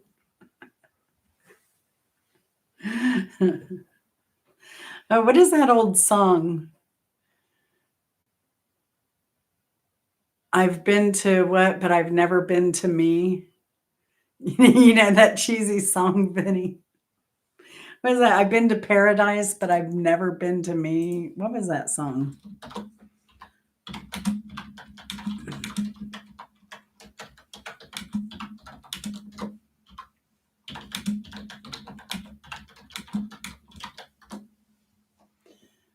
Charlene. Hey, lady, you lady cursing at your life. You're a discontented mother and a regimented wife. I've no doubt you dream about the things you never do, but I wish someone had talked to me like I want to talk to you. Oh, I've been to Georgia and California. Oh, gosh, sounds like my story.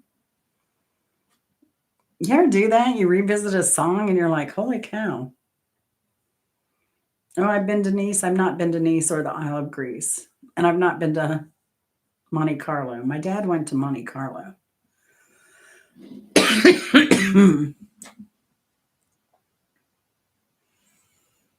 I think he went to Monte Carlo when he went to Le Mans.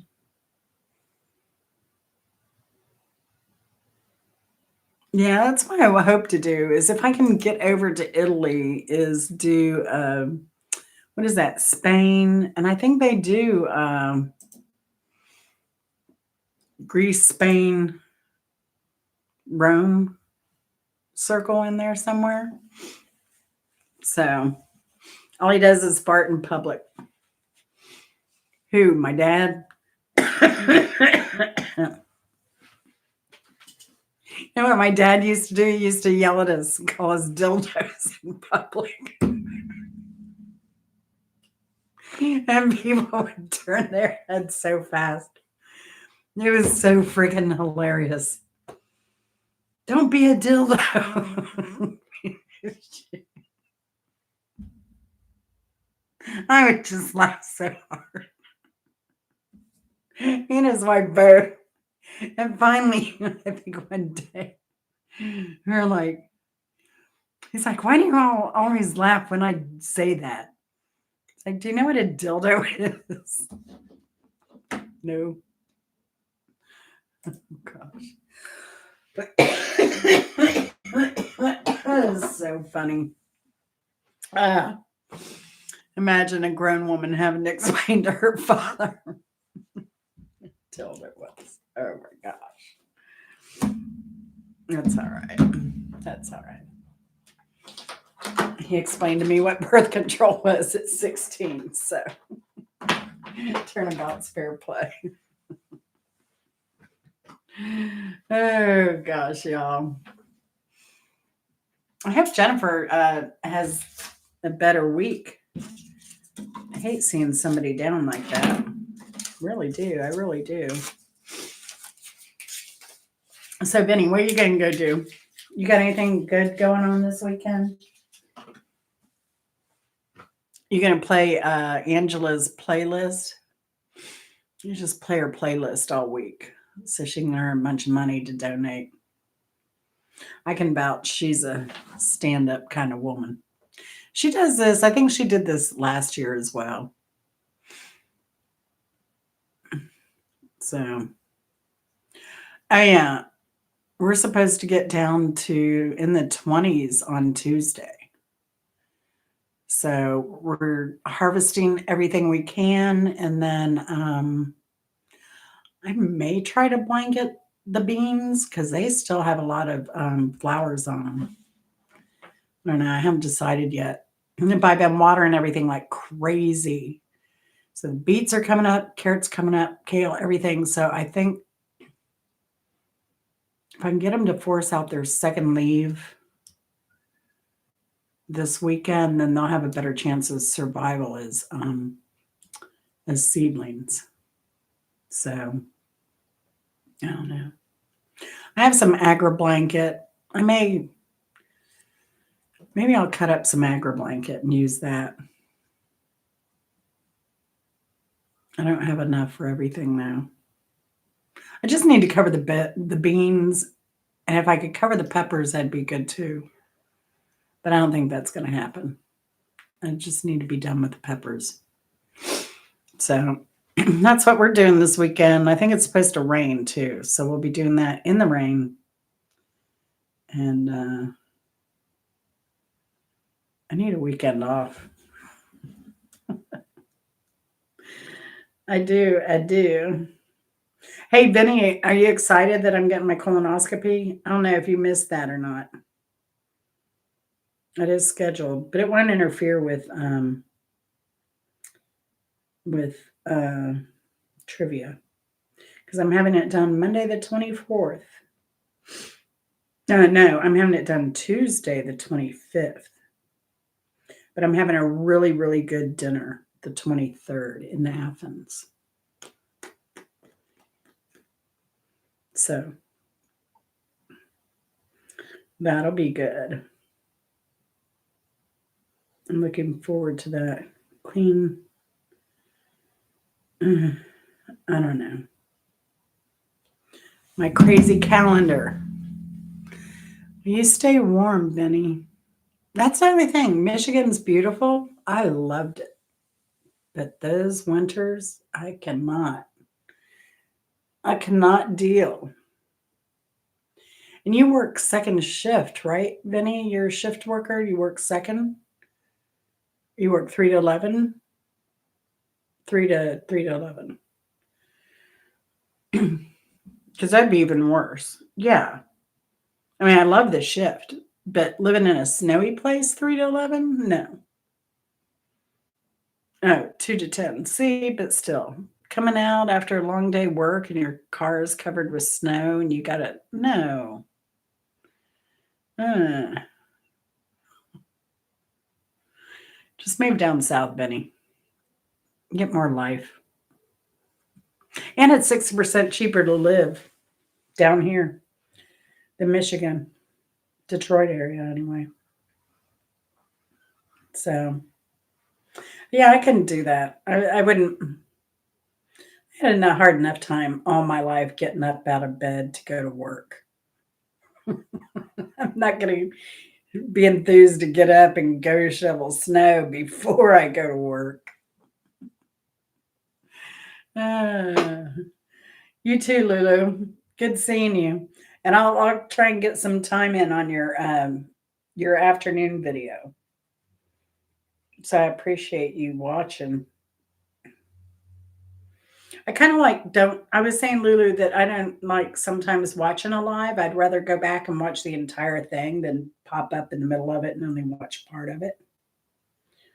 So, yeah. Oh, and if you want me to make a video on how to do the playlist, let me know.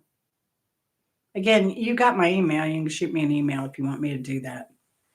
And I'll show you how to do that playlist. But you got to do that on your computer. So you can't do that on your phone at all. So, make a video for you. Okay. I'll do that. I may just do it now while I'm here and put it up tonight. Because I don't think I put up a video today. So let me go so I can do that. And I'm hungry, so I need to go eat again before I go to bed. I guess I need some calories. All right. Yeah, I'll do that. I'll do that real quick. All right, Angela. I'm going, if I don't get a post out about your proceeds this month going to your local food bank, let me know and I'll get that. I'll make a post for you to get traffic over there. So get your watch hours up. But I love y'all. Thanks for hanging out with me today. I appreciate it. The music trivia was fun, and we'll do the moon next week. Fly me to the moon. Oh, my Squarespace, my domain. They want money for my domain name. My domain. I need to do a video too on doing channel names too. I am too, Angela. Very, very much so. It's crazy. It is crazy. Nobody should have to worry about eating or going to the doctor or housing. They were talking about doing something here. They're looking at, besides the food pantry stuff they're doing, and other people also asking for donations so that they can hand out food. Then they're also asking for volunteers to do a whole nother, like make sandwiches and stuff. And then they were talking about, for those who don't have anywhere to go, doing a big, or whoever wants to come, doing a big community Thanksgiving, and they want land. I would certainly do that if I didn't have plans. I would invite the community over here. But I don't know that they'll be able to get a public building. They may be able to get a community pool clubhouse, but that won't fit as many people as I think will show up there. We have a lot of single people in our community. So young professionals. So, and that's kind of who started that thing. So, like-minded people in the community. But it would be fun. I'd love to do it. Yeah, the Hare Krishna Center. I don't know if Eddie, I think Eddie was part of the Hare Krishna in Columbia, not in Atlanta, but he would know about that for sure. Because I think he was one of their, he was a kind of a leader in there before he left them. So, but yeah, and a lot of the shelters now, they've gone to where they want to see. This is crazy to me. Um, they want to see proof of income, and some places want to see an ID of where you live or a mailing address or something with your name on it. And I'm like, homeless people a lot of times don't have that stuff, or people who are, you know, yeah, to eat, Angela, to eat, because what's happening there are people coming in from other counties into certain areas, and yes, proof of income as well. And a lot of them, because people who were doing okay apparently were taking advantage of the food banks and going and getting free food. So then they run it for everybody. But that could have been just rumors. You know how society reacts to rumors so badly. So bad. Yeah. Yeah. So a lot of them have gone to proof of income and ID. They want to know that you're local. Yeah. So it's crazy. It's crazy times. I don't know. I don't know. Remember by John Lennon. I need to remember that. So I got to write down to remember.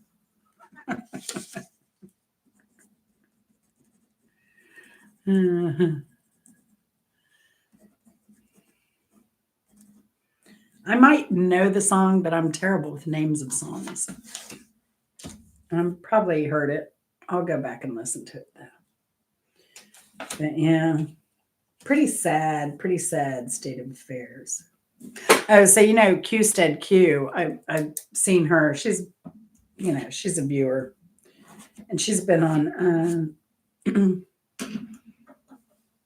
She has her channel. She has My Fiber Fun, Qstead Q. Oh, get this, Angela. She just got another channel. So she's managing 3 channels now. She has a new one, Senior Citizen in the Metaverse. She got the virtual reality thing, Metaverse.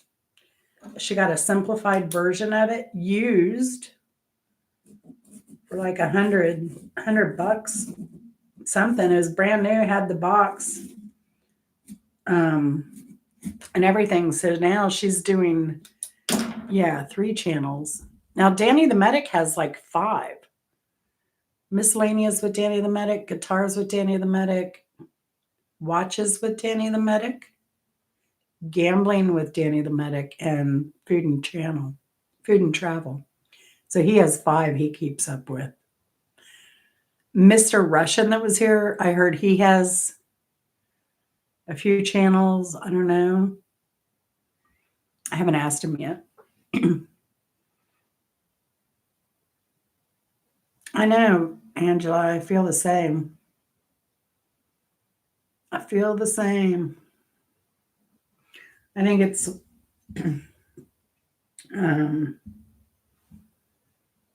I can't believe the stock market has been holding on like it has. I'm just like, is it the calm before the storm? Hey, Mrs. Hopkins, what's up, Chicky Chick? What are you up to? What have you been doing? Crafting. Oh, did you dress up for Halloween? What'd you do this year? What did you do? See, what was I looking for just now? Finishing your Christmas stuff. Well, it's about damn time. I mean, Thanksgiving's right around the corner.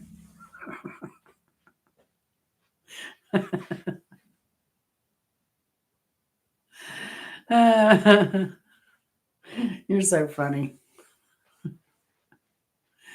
Oh, gosh. Well, it must be a slow night there tonight, Vinny. I was going to look something up. I forget what it was. Um, oh,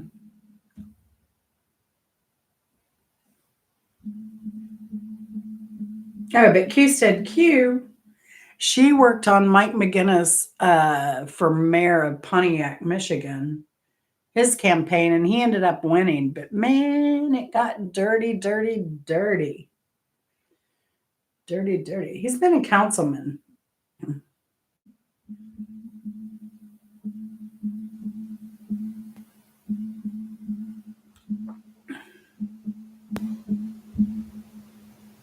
I'm not the first one to ask this. Oh, it's a tick counter. Nice. Oh, all the tick counters.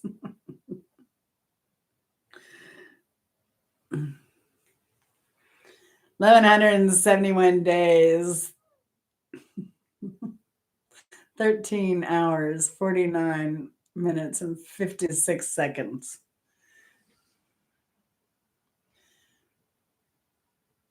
Oh, you were a cheetah, California hippie. That's awesome. Oh gosh. Did you sew your costume this year, Mrs. Hopkins? I almost went as a hippie.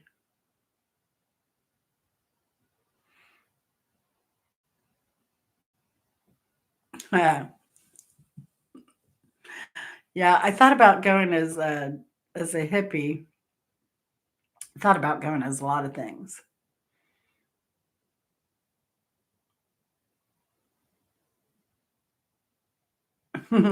Smart girl, smart girl. Yeah. She's a baby. She's 2 years younger than Chris.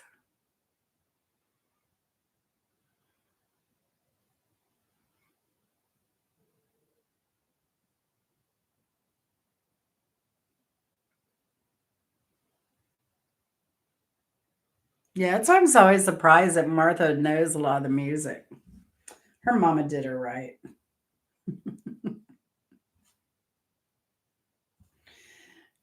And lace pants. Oh my gosh. I bet she looked good. I bet she looked good. I bet she was dancing probably more than she needed to. I got some flare leg jeans. Oh my gosh.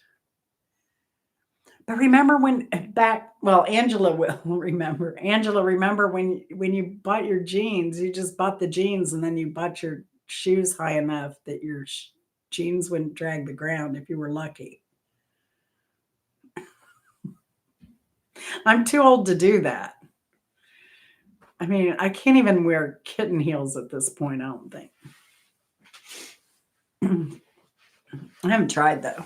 But I used to I guess by the time I hit my 40s,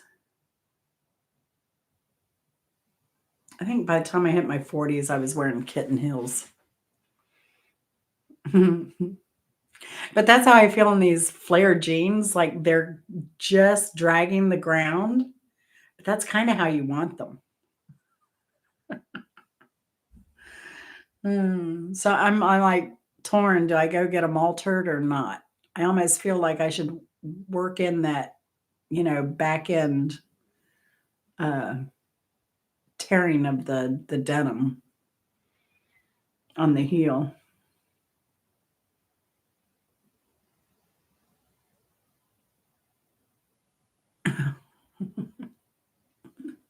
I wasn't allowed to wear short jeans. In fact, we were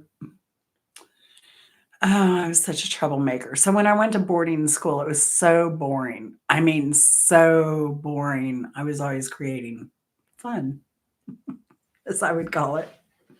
So one night we decided to go, it was a religious school, so we had to go to church service. But I decided before church service we needed to take our school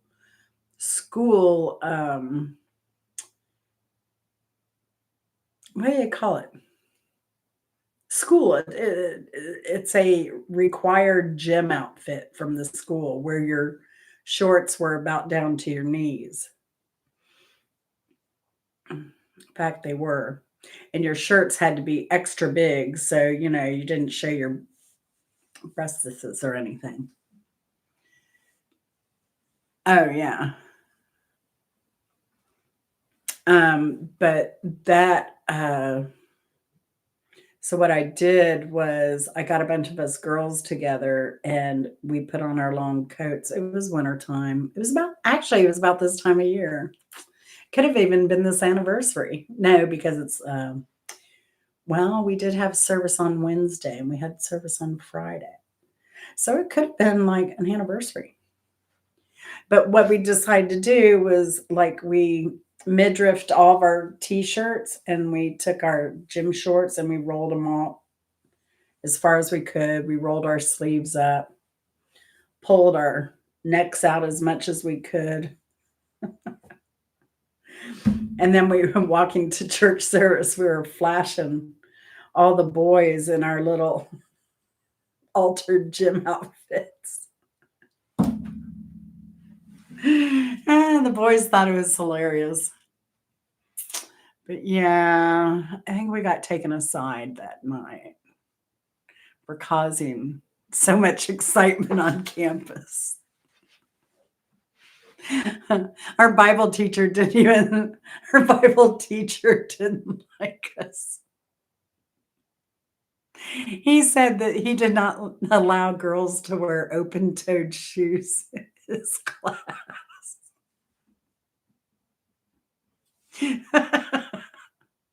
Mr. Cornforth.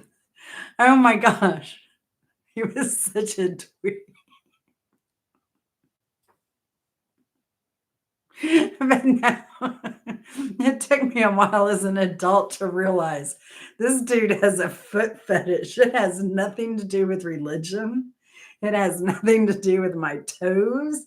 This guy had a hardcore foot fetish. He was the only, that was not part of the school, dress code, although it was strict. That was not part of it, but you were not allowed into Bible, and you had to take Bible class.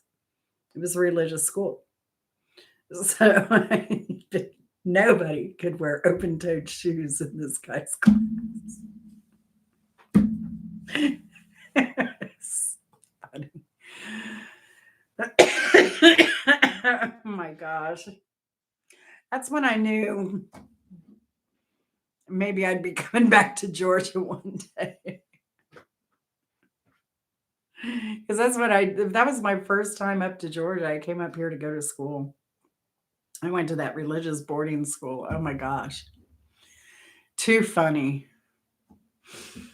The other thing, we weren't allowed to have, like a college dorm, we weren't allowed to have cooking stuff in our dorm rooms, but somebody had, not me, somebody had a toaster oven, and it was somebody's birthday. So somebody went and got birthday cake mix and a pan in, but I ended up making the cake.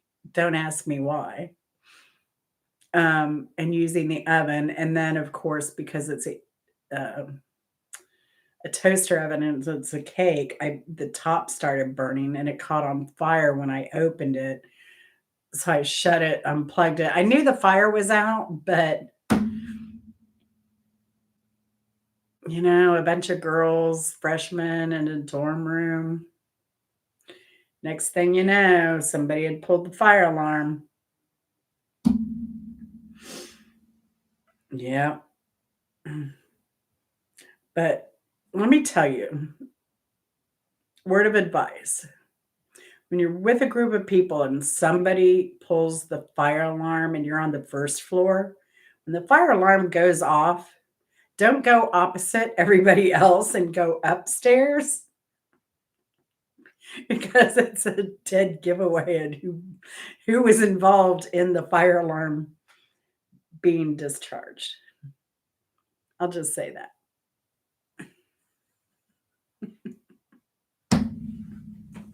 A stupid show he did his kids. Oh my gosh. Somebody smuggled in a Stephen King book too. It was like bad contraband. The boys, they were worse. But they had a cool dean.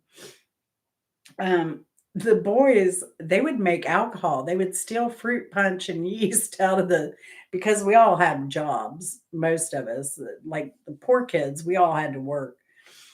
So the poor kids would steal juice and yeast out of the cafeteria. I worked in the tomato greenhouse. I grew tomatoes, but when the winter came, then I had to go in and work in the cafeteria. Disgusting.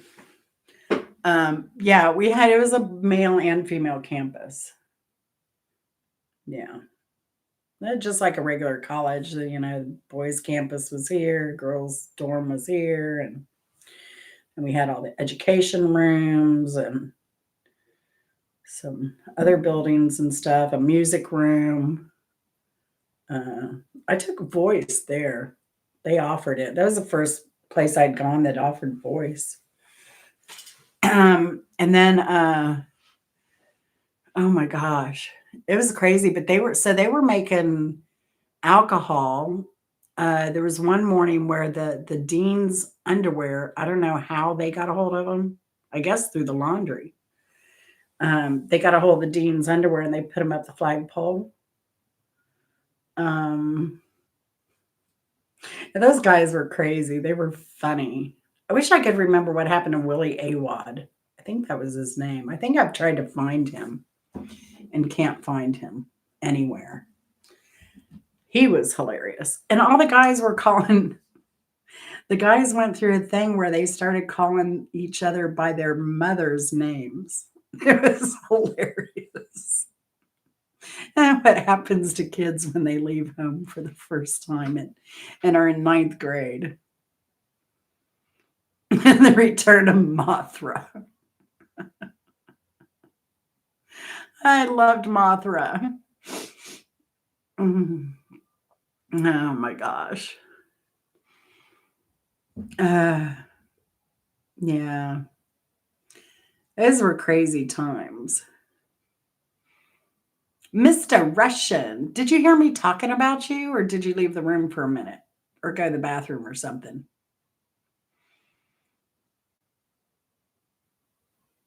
No, the girls didn't call themselves by their dad's name. It was only the guys were calling themselves by their mother's names. It was so funny. I think it just came about by, like, what's your mom's name? And one guy is Opal. And I think that probably set it off, like, Opal, oh my gosh. And then, yeah. But I love the name Opal. So, Mr. Russian, how many channels do you have? I heard you're a man of many channels. Is that true? I want to know. I want to know.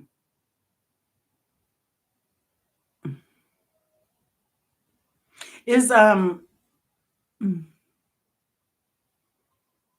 Mr. Reddy, is he in Pakistan? He's in Pakistan, right? Didn't we talk about that? He's in Gujarat or Gurjat. I think it's Gurjat.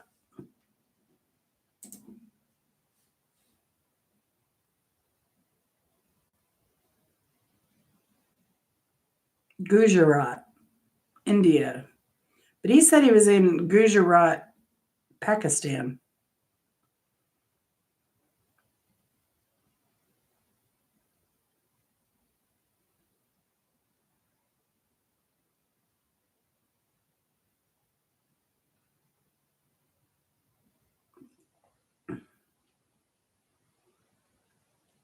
Gujarat, Pakistan.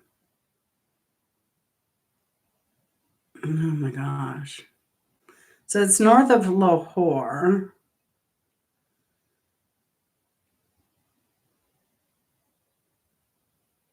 Oh, didn't you go to? Oh, Eddie's not here.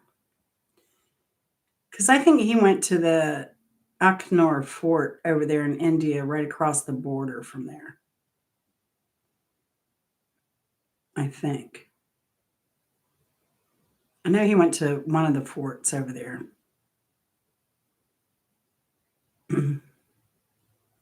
There are many.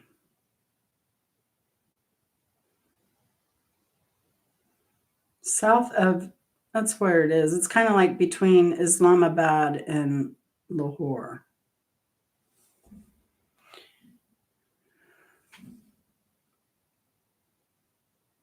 And it's Guj,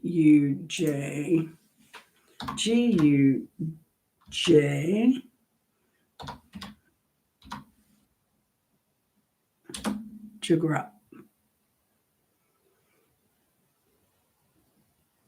I can't believe I remembered that much of it. And it only costs $1,362 to get there in 19 hours and 50 minutes. It's in the Punjab province.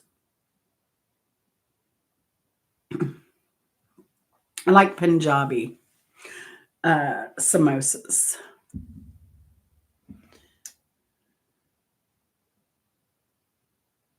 My dad's name was Dennis.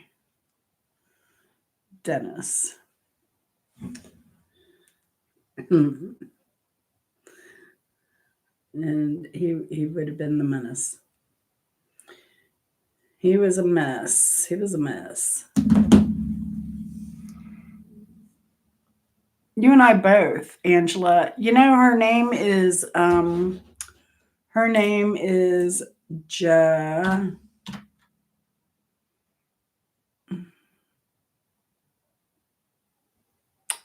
my goodness.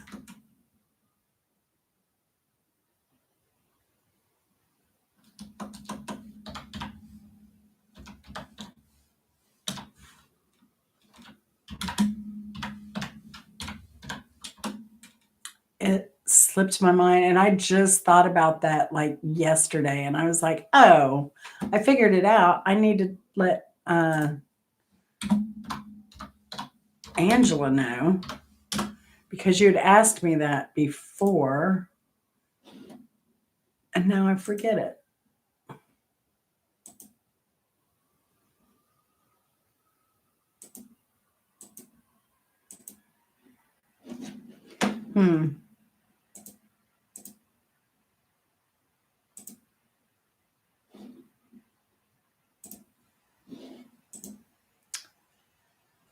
Begins with a J.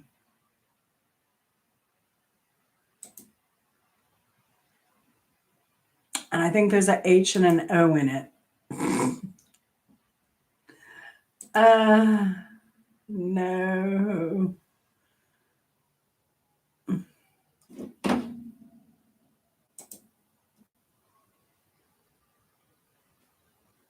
That's going to drive me crazy. I'm looking through J names online, and I don't see it. I think it's like Johan is what I think it is. And I don't see that as a name here. But I think it is kind of like Johan. But no, the J would be pronounced in Indian, in Hindu.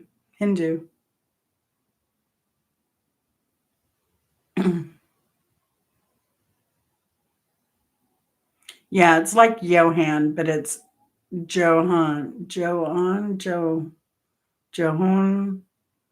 something like that.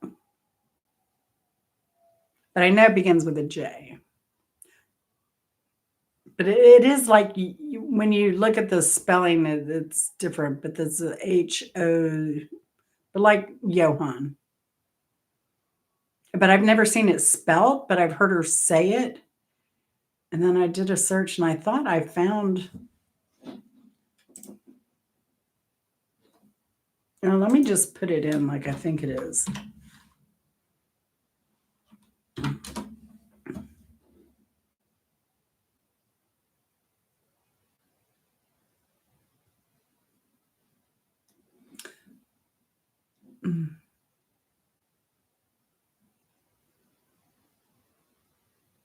Says there is no direct Indian girl's name that is variation of Johann or Johann.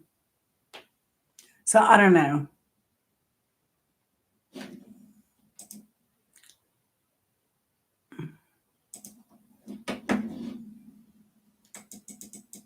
But you know, her English is slowly getting better.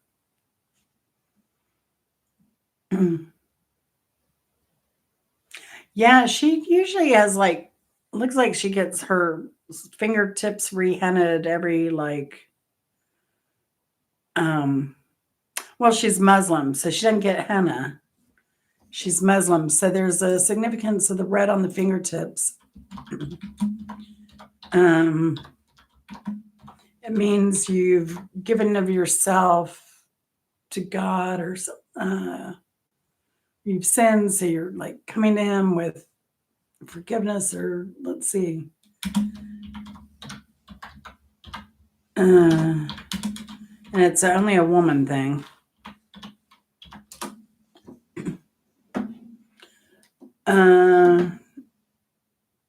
Oh yeah, it is a henna, but it's not like the Indian henna so much.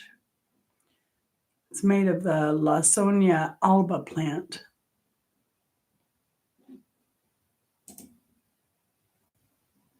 Cleanliness, purity, and good health is what it symbolizes. The darkness of the stain is said to symbolize deep love.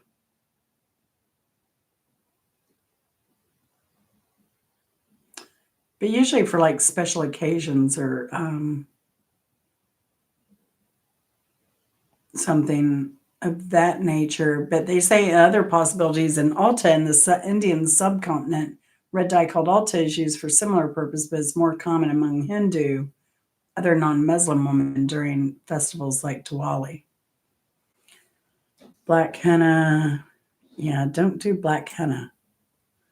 A lot of people do black henna, but it can irritate skin.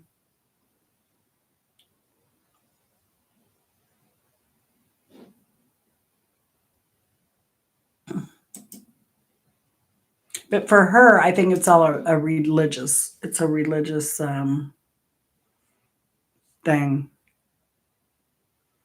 Oh yeah. Well, the shoes thing, Angela, I think that's a little risque.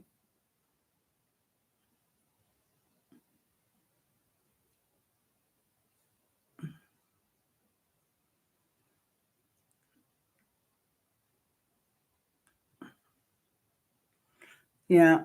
I wish she would speak more English. I know her seems like her husband speaks English very well. I think I heard him speak once. I know that daughter of theirs is gorgeous. And I love that she's being raised by all boys pretty much. She plays ball really well.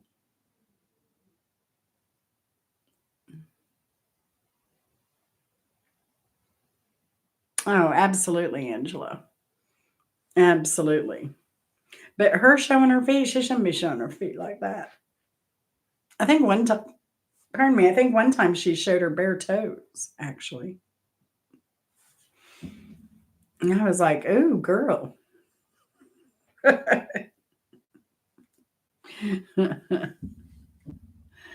Uh, let's see, but she's sweet. I do love her, and she's always watching my stuff and commenting. Yeah, I mean, like Angela, that's a bit much. No, she's always so sweet though, and always so upbeat. She gets sick a lot though. I always worry for her when she gets sick. Oh, I was gonna do my post. What did I put here, Angela? Let's see, post. I mean, Aunt Angela. Angela Critters.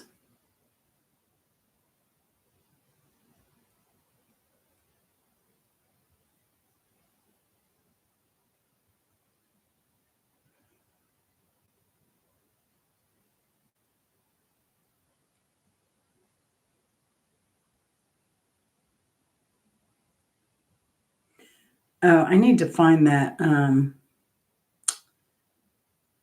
Shoot.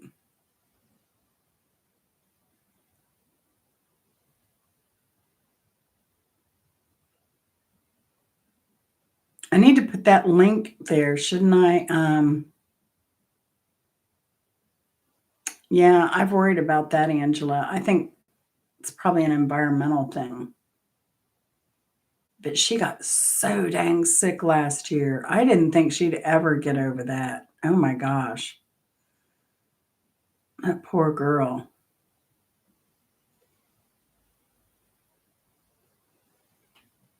Mm.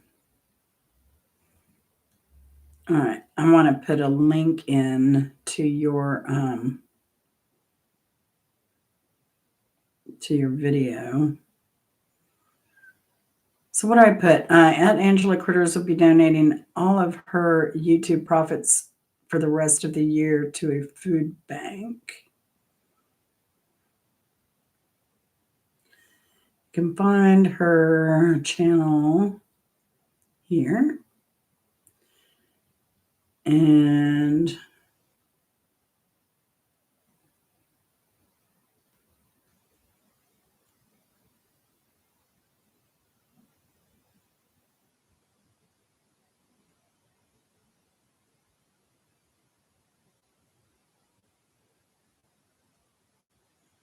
oh, those dang Rice Krispies cookies, Angela, that's sinful. Oh, wait. Oh, your peanut butter Krispies cookie. Is that the one you announced it in? I think I fell asleep. Yeah, feminine products for sure.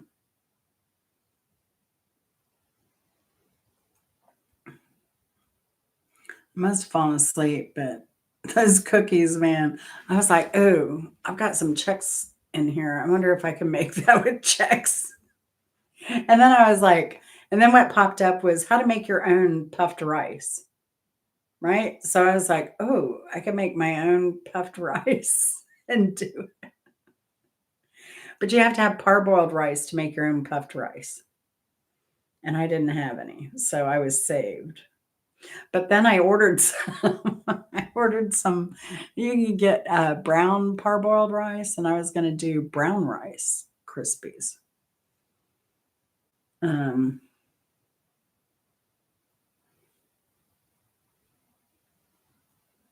yeah, I was saved because then Walmart was like, no, we don't have any. So I was going to try and do a, well, it wouldn't be keto because of the rice, but it would have been a lower sugar. I was going to try and do a lower sugar version. All right, so let me make this post. Is that good enough for you, Angela? And Angela Critters will be donating all of her YouTube profits for the rest of the year to a food bank. You can find her channel here. That'll work. You know what? I think I'll put on to our favorite animal lover.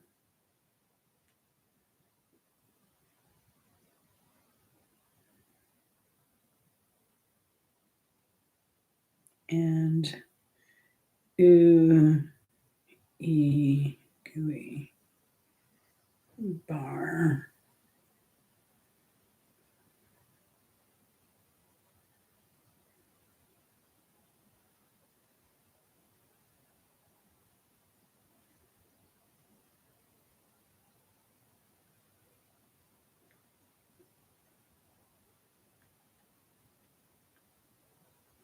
All right, posted. All right, that's posted. Change my name. The critters. Yeah, when I first saw your name, I'm going to do a video about of naming your channel, Angela. It's one I've been meaning to do. Because like this new person that I watched that has the son Joey, who's so talented, she uses symbols. Like she's trying to get him some recognition. But number one, her channel is with her and him. And it's like a ring, like on a finger symbol, that emoji. And then it's goals for.u and then another ring. I can't remember her channel name. And then I was trying to remember it the other day. And then I was like, oh, that's right. Like she has a symbol. So then I was able to go through my subs and look for a symbol. Or people I sub to. So it makes it hard when you have a weird name, a misspelled name. Another thing, Angela, is maybe get rid of the Angela. I'm not just saying that. I think you're good because you've had that channel for so long that and anything with an L or a capital I can be fooled to look like your channel. Like I could just go Angela and use the I, capital I instead of the L. Critters and create a channel, go steal your content, and people would know the difference for a long time. And that has been done, I believe. It has been done. So that and just so what I did, I scoured YouTube, I scoured social media. I had like a list of names and I scoured. I couldn't find anything that was like not used on all of social media. And then yeah, you can use emojis for handle. In fact, Camilla Stewart, Desert Amethyst, she has a bunch of emojis. She has rings and purple, and she has a desert. She has all that stuff in her channel name. So when I want to give it to somebody, I can't do it on I could, but it's just going to be a pain, especially when you have a bunch of emojis. So the thing I wrote down a bunch of ideas for names, and then I went and looked, and then I did Google searches. I think I may have even done a copyright name search. And then I went to all the social media platforms and created an account with my name. And I got my domain name. I have a .com, easystreetwithjen.com. And I got all of that first before I put out my first video. I locked it in place. So, I mean, I'm not on Discord. I'm not on Twitch. I'm not on a lot of that other stuff. And as much as I did not like TikTok, just simply because I know they're just wanting all the info. They don't care about TikTok. What they care about is all the information on all your phones. So, but I went over there and I did an Easy Street with Jen, and then I have never been back there. I probably have my password in my book, but what was I going to do?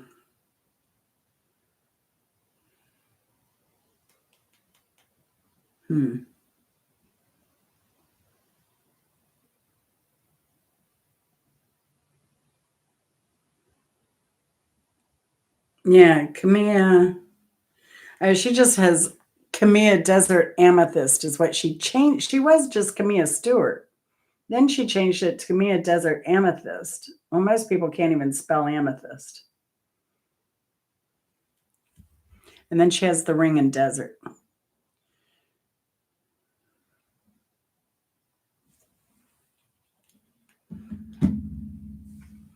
Yeah. I'm impressed about 2 Corona.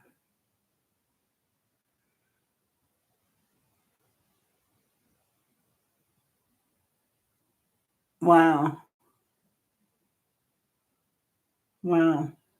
I would just keep Angela Critters, though. I think people do get confused, but there's another guy from that I ran into. He has the name Critters in his name.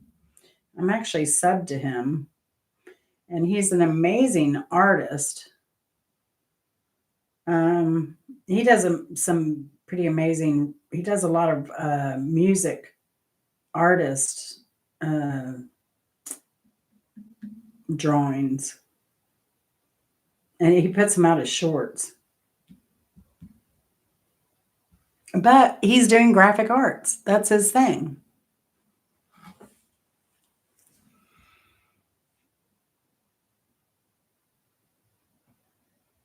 Yeah, I still want to do the car shows, Angela, but it's always one thing or another has been impeding me. And if you look even at my I was trying to get something in before the end of the year, like my weekends. I've had any car. I don't know what this is, but apparently it was important to me. But I was writing I've had car things on. I made it to the fair, and that was it this year. I made it to that concert. We just either had the garden stuff going on or, you know, invited to a dinner with Chris's mom or something like that. So,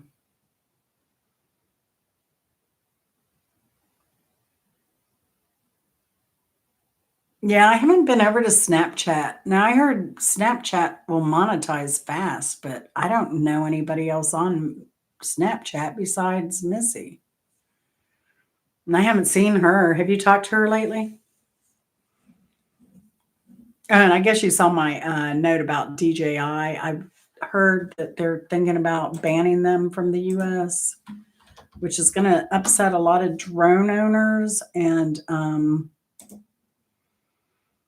camera operators. So, CNET one day ago, will the US government ban DJI drones? Hear what we know so far. But if they're going to ban the drones, they're probably going to ban everything DJI.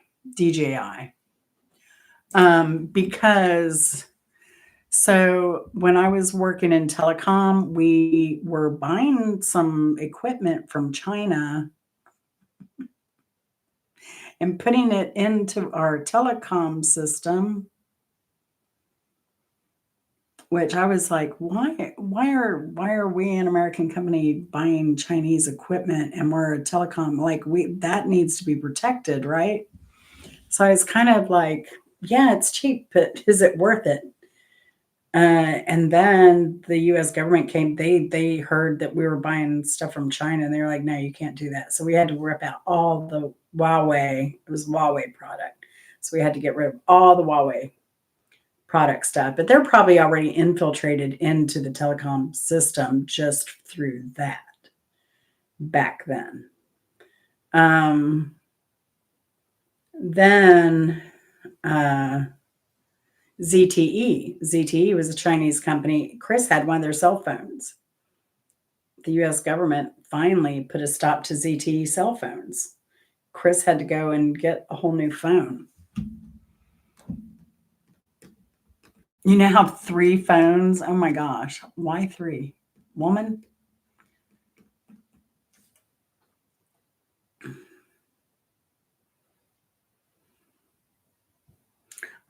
This is what I was going to do. So I was going to go to Play Store, and I'm going to do, let's just search for a face filter on Here we go. Oh, well, CapCut. CapCut is also Chinese owned. I expect CapCut to go away too. It's not a, I don't use it because, too, if you go to, like, about this app, and then it goes, oh, we do this, you can do that, blah, blah, blah, blah, blah, blah, blah, blah, blah. Terms of service, privacy policy, version, compatibility. Now, this one doesn't have it really. They make you go into a big long form.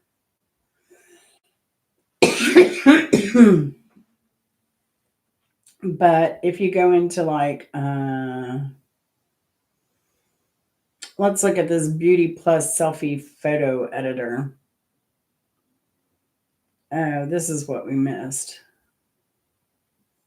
Let's go back to CapCut. So we go back to CapCut and you keep going down and then it just says data safety. It says they don't share data with third product parties, but it collects location, personal info, and 5 others. It doesn't say what the 5 others are. Oh, data collected. Personal info. So it gets your email address, user IDs, phone number.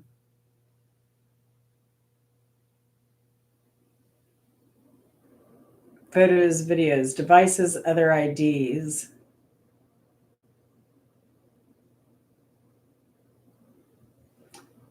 And it says it collects information on your other devices and IDs. So if I downloaded this, this could also access, yeah.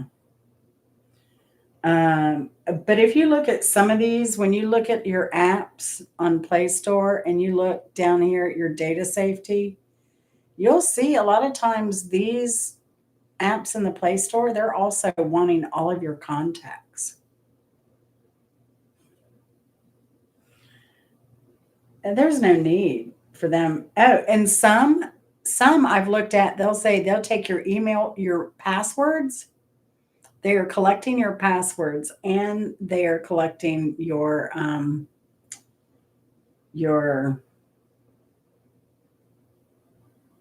like all your contact information and everything.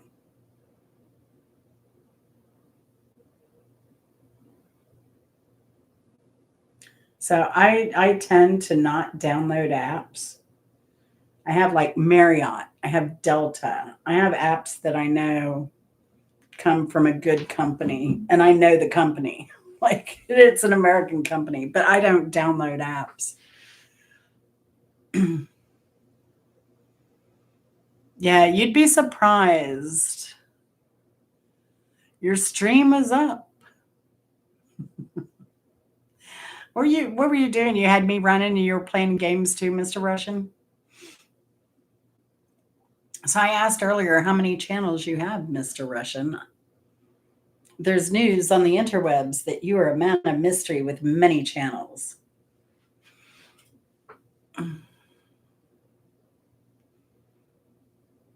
Yeah, I don't like apps that are all in my business like that. And so a lot of them, I don't allow them access to my location unless I'm actually using that app. I don't allow them access to my photos unless they have to ask me for permission. And I only select only this one time. Do you have permission to look at this photo I'm about to give you? But I don't openly give permission for all my stuff. Man of many support.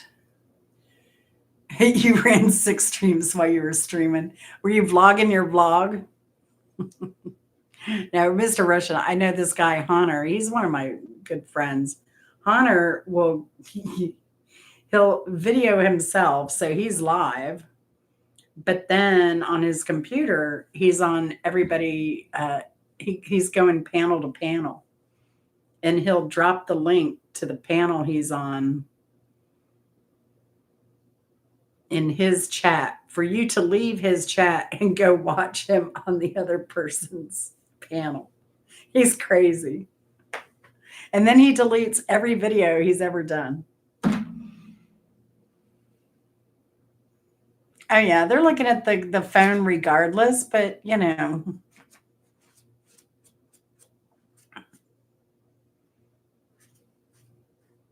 See, now I can't protect myself because if somebody else gets the app that takes my contact info, right? You have no protection from that. So that I think is wrong. I think the US really needs to get some laws together. Because it shouldn't be right for excuse me, say Mrs. Hopkins to download an app, have it on her phone, and allow permissions for it to have contact my information without me giving it permission to have my information. Europe is probably on top of that. The US is so far behind on internet laws. That's why we need a lot of younger people in office right now. We really need to get a handle on IT internet stuff. And it's so funny if any bills come up that have anything to do with the internet and you watch our people in power talk about stuff. It's so funny. I mean, it's like talking to grandma and grandpa. These are the people making or not making laws. You were at 4 likes. Oh, now I have 11. Is that what you're saying? I have 11 now, is what I'm showing anyway.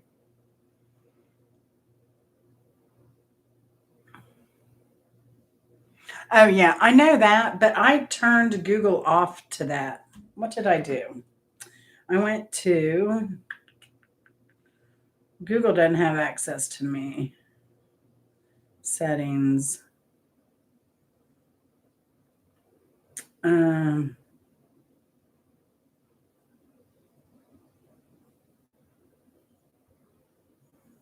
hmm.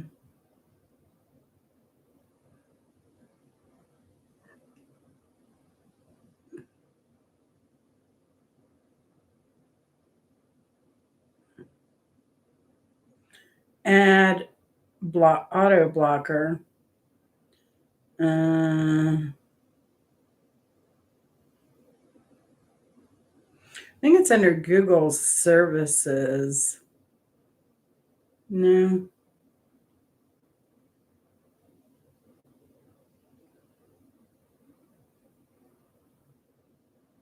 Dang, I just did it.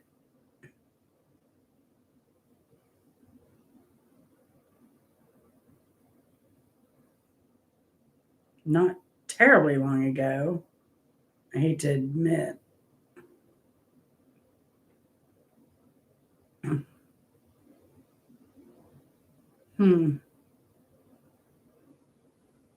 Display lights, notifications, connections.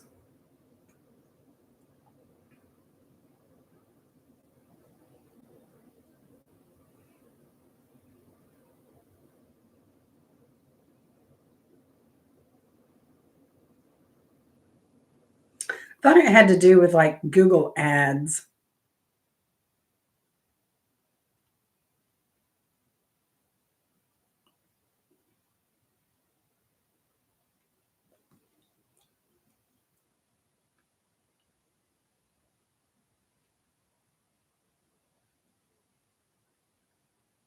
Hmm.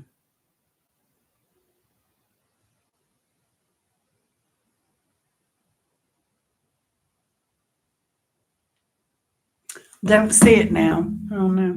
But I think if you Google how to turn off Google from hearing everything, it'll CNET or somebody has something.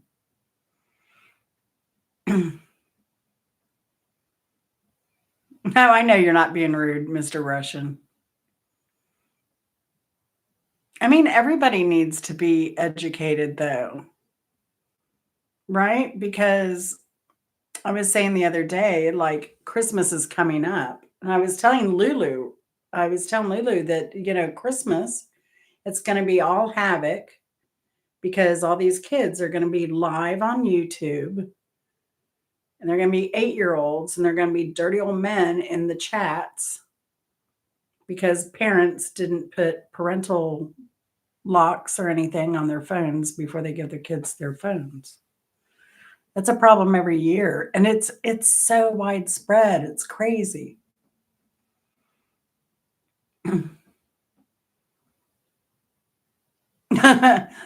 Mrs. Hopkins, you're killing me. I didn't even see that. I didn't even hear about it. Oh my gosh. I'm so glad I don't watch the news.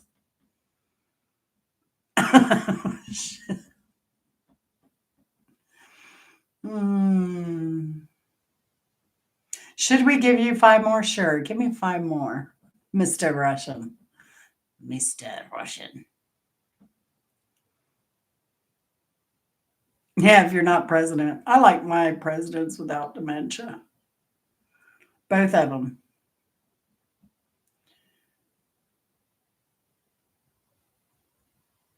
Who told you I'm a man of mysteries? You love how I have to like hide my face to read anything. Um, I think I heard. I think I heard you have channels.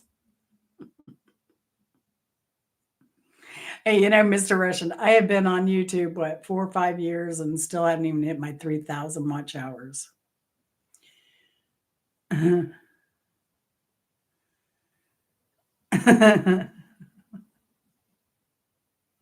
Sounds like me, Angela. Except I don't write. It is. That's why I was saying earlier, like there are 1,100 more days. 1,100 more days. There's a tick counter. 1,171 days, 12 hours, 58 minutes, and 30 seconds. 28. Oh my gosh. And you know how I know this? Because my husband came home and told me.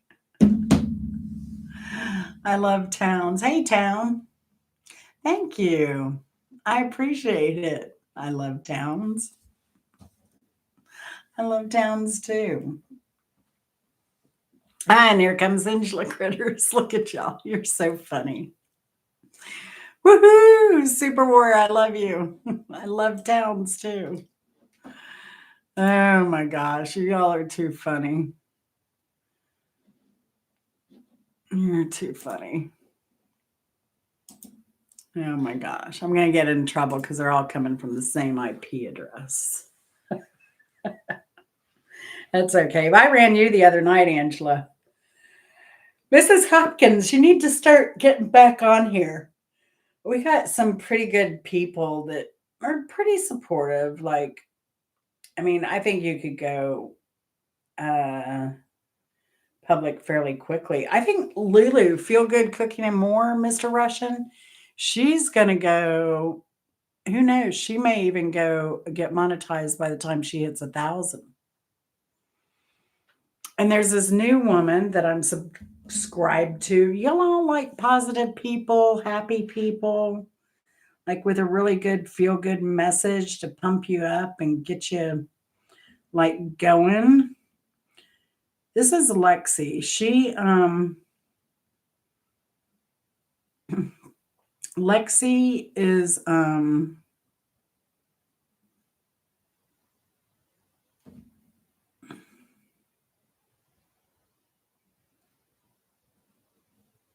Lexi got monetized in like a ridiculously low amount of time, like 8 months, maybe even less. But you can see why. She's so cheerful and bubbly. And oh. Let's see. She lives in Charlotte, Angela.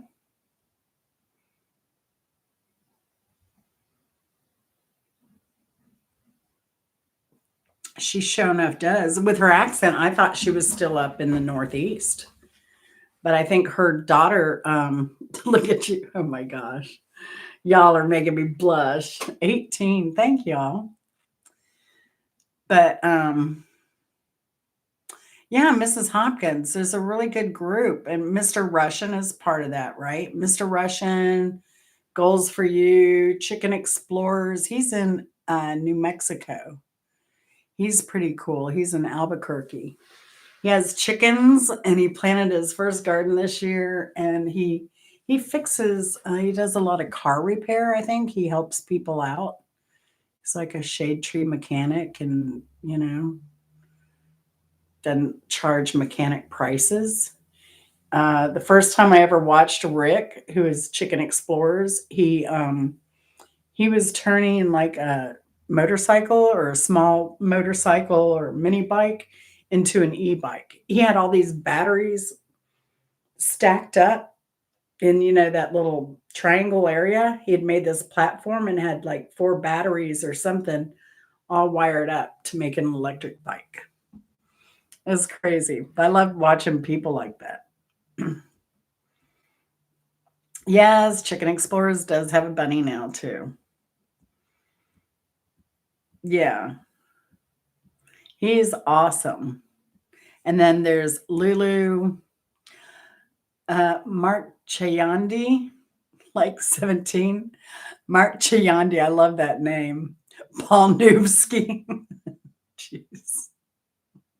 You're running out of names there. Yeah, Cali Chickens, Lulu. But a lot of those people, they're very, very supportive. And Mr. Russian, go check out his channel. He does gaming. He does a little other stuff. I watched you the other night. Mr. Russian, I will hang out in the bushes and watch more than likely because A, I'm not a gamer. B, I got stuff to do. And that's why the Lulu, the chickens, because he goes on early morning and I'm waking up. So I'm trying to get my day started. So I turn him on. I'll go do other things. Same with you, Mr. Russian. But it's hard for me because what'll happen, I'll go into a room and I'll get caught up in chat and then I don't get my stuff done. So I've learned to either not say anything at all or just say, good morning, I'm going to go do some task. Bye. But I hate to be rude like that. Like I want to socialize, but I would love nothing to better than to sit around and talk with people all day. No.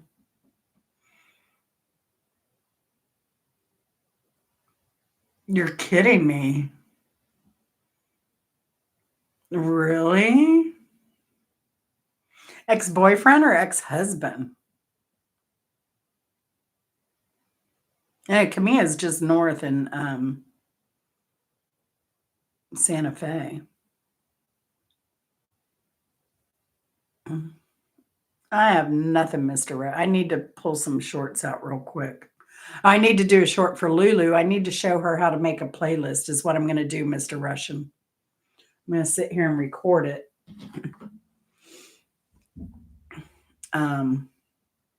But she asked me to do that. So I'm going to do that and load that tonight.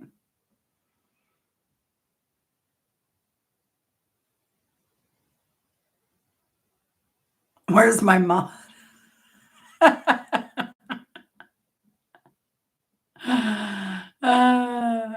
Mr. Russian, I think you almost got booted the other night. Didn't you almost get timed out? And what's his name? In India, Rajat, Mr. Reddy.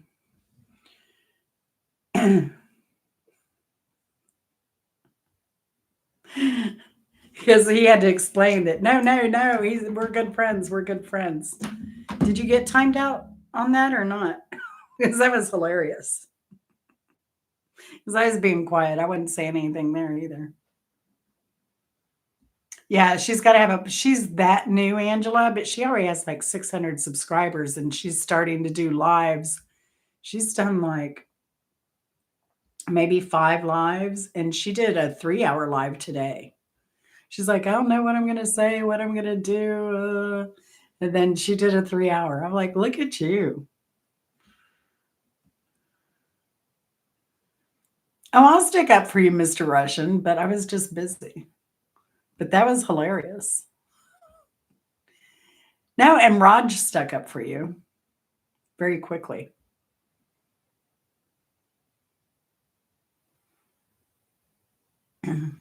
Yeah. I told her too, Mr. Russian, because I said just what you did. You get your subs through shorts, you get, content for people to watch, like regular stuff, regular videos, and that'll bring you subs and watch hours. But then you have to do the lives pretty much to get the watch hours, unless you're like Angela Critters. Now, everybody watches all of her videos. Like I look at my videos, I'll go in after this. It'll be like, oh, you had 3 minutes was your average view duration.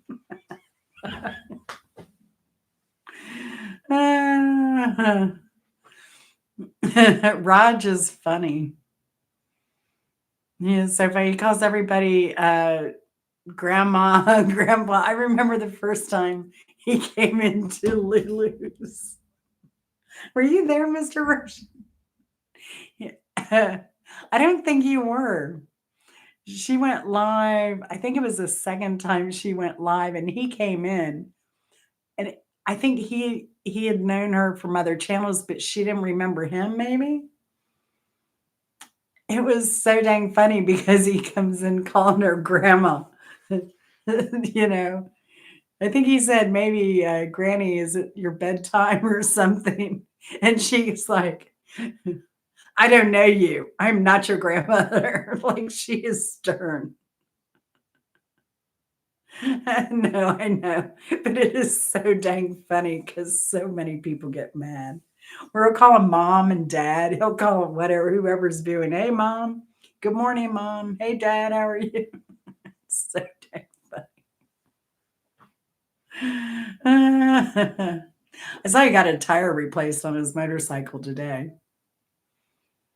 And what's that? He had one sock on and one no sock. So I guess he's wearing the sock so he can shift the motorcycle.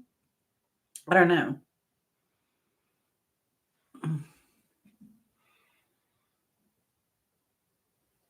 Oh yeah. No, I have a lot of I have well a lot of I have an Indian friend here, so I've been to a lot of Indian parties. So yeah, kind of aware. I've known Lakshmi and her family. How many years? Probably 20. 20. Yeah, probably 20 years. Wow.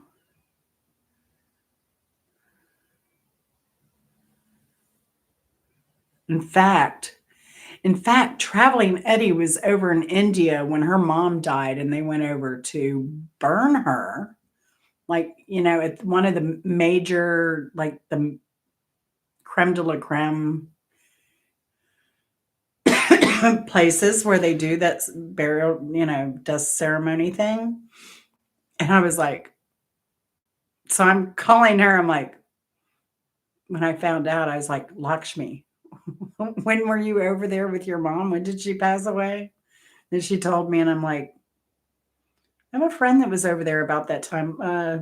Give me a minute because he had video there. I'm like, that would be crazy if he was there during her mom's ceremony.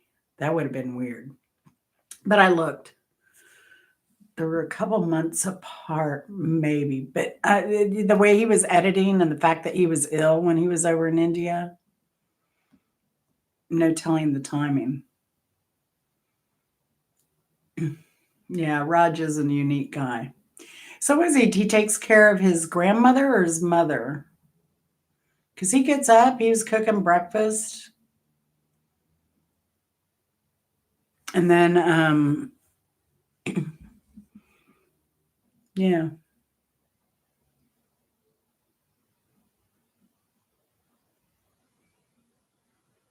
The Michael Jackson of socks.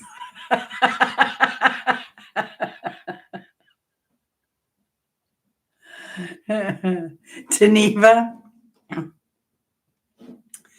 Oh gosh, I don't know.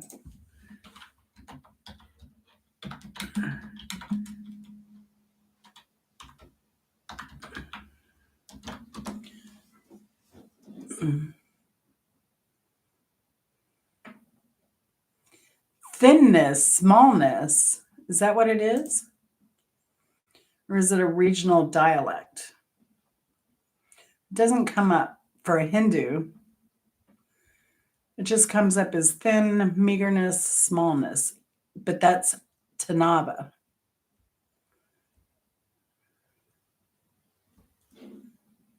Is it in Hindu?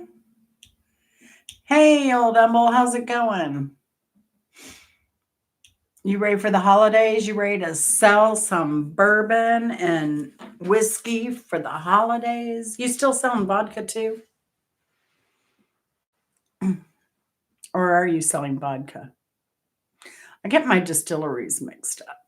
Not that I've been to many. You're selling all of that? You're selling? Are you selling to a major whiskey company? Like what is that one that has Widow James? And it's not even, that whole Widow James story is so funny because it's not even a real story.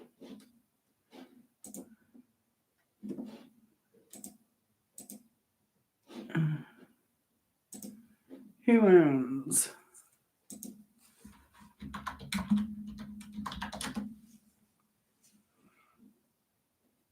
Heavenly Hill Brands.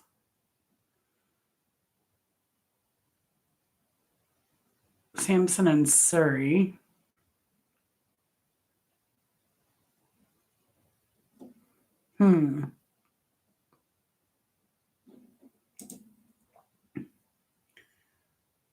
Vodka, whiskey, gin, we were rocking it.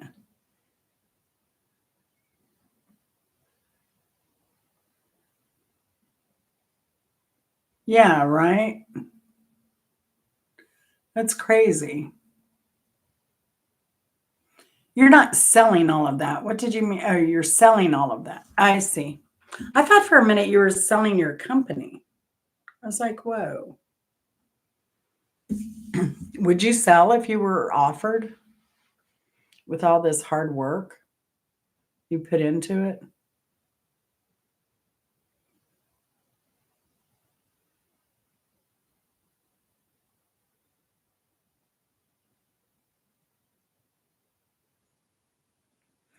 So, Mr. Rusham, what does Teneva mean? The Michael. Oh, it means eat breakfast. Oh, okay. So it probably then means like it's probably that other word that I mentioned. It's probably Tanava, which means thickness, meagerness, or smallness. And it's probably used in the way to like, hey, you're too skinny, you need to eat something. Is that it, maybe? I don't know. This is how it's spelled in when I Googled it. Right? I mean, I'm assuming he speaks Hindi. He may not.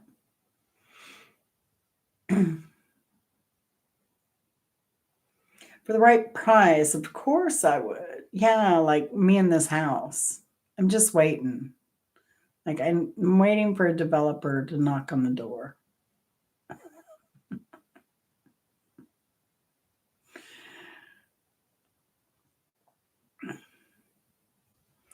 I'm awaiting. I'll get the knock on the door once I get more stuff planted in the orchard and I get, this next phase of the gardens done and everything.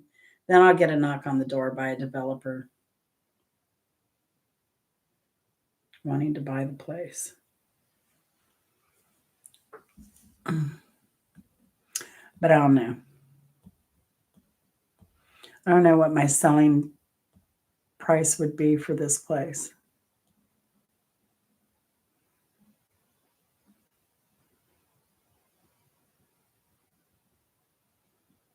Yeah. Make another distillery. Well, they probably have you'd probably have to sign a non-compete agreement. And they probably ban you from doing that for a certain period of time. And then they would then also probably put in the contract a location. Like you couldn't do one within so many miles or whatever. Which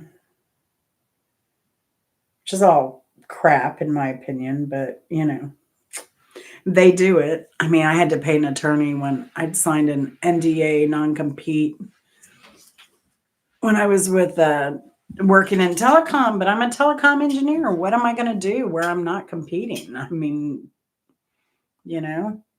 engineering's engineering. I can't. I mean, maybe I could have done another job like clean the offices of an engineering company. But yeah, it would be really, I don't know, big pain in the butt. But I took the leap. Thank goodness. I took the leap, left the company, took the chance, and they did not sue me. In fact, I don't even know what happened to that owner of that company. I've tried looking for him just to see what he's up to. I can't find him. He may have made somebody mad and they did away with him. I don't know. Mr. Russian. Maybe some other leftover pasta. Yum. Pasta is supposed to be better for you the next day because it changes the sugars. Same with rice. If you cook rice and refrigerate it, it breaks down. I believe it breaks down the sugars a bit. So it makes it easier on the body to process the sugar from those starches. Yeah. Yep. Oh, I was never an athlete. What did you do? I bowled on the beer drinking league, if that counts. I was 16.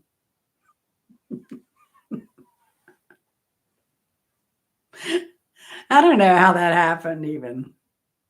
16 on the beer drinking league. It was a weeknight too. Nobody ever carded me. But I was a good kid. I mean, I was a straight A student. AB. Well, when I lived with my dad, when I lived with my mom, forget it.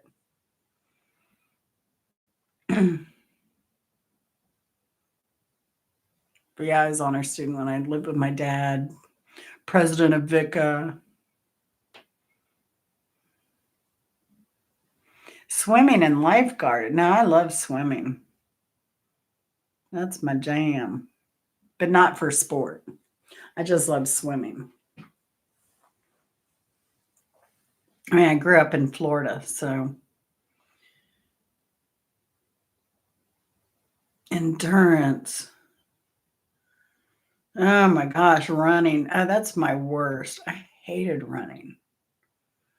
Running. More Angela runs. More running.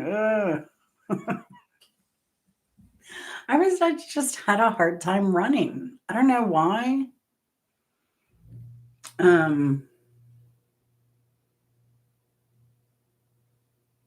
was always the last kid. I was always like the kid with the cramps, nearly vomiting. And we had to run that damn mile in the fall. Ugh, and play soccer. Ugh. I couldn't stand it. That was in middle school. But I like playing like basketball around the house, like playing horse, whatever, playing some games. That I played. Like I shocked my coworkers because we had a basketball hoop out behind the company, and we had pool tables, foosball, darts. But I went out to play with the guys one time, and they were shocked. They're like, "Dang, girl, you can throw a basketball and you can hit the hoop." And I hit the hoop. I made the basketball in. That's my favorite game at the arcade is basketball. Pool construction. Yeah, I think I saw some pool stuff on your stuff. Pool construction, and you're in Canada too, right? That's crazy. I had a pool at my 3 houses ago. I had like a 16 by 32 in ground. I loved it. I lived in that thing. Saddest moment was closing it in October. and the best time was opening it in April.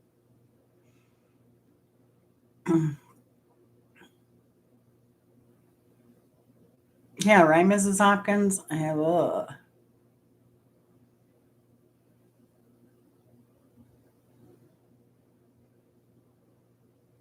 Oh, wow.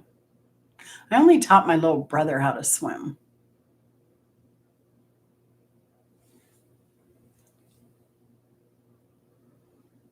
And my dad played basketball. My mother was basketball and track. She was a basketball queen. She was only 5'2", 5'3", something like that.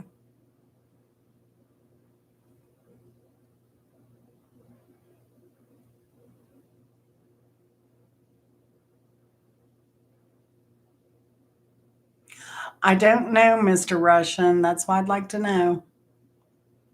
I've actually thought about going on my going on my post and like, aren't you people watching my videos? Am I that boring? I can get kind of monotone. I'm not very expressive. I mean, I am live, but on my videos, I'm very monotone. I'm Zen Jen. I get a little crazy on my videos now and then. Now my comedy videos, that's probably what chased everybody off.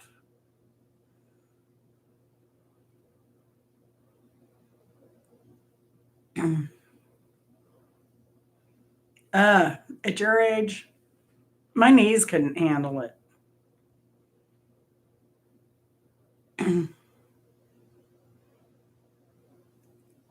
That's cool, Mr. Russian. I love it. I mean, I thought about at my age going and get a pool job. Can I be your pool girl? And can I swim after just make sure it's good and clean?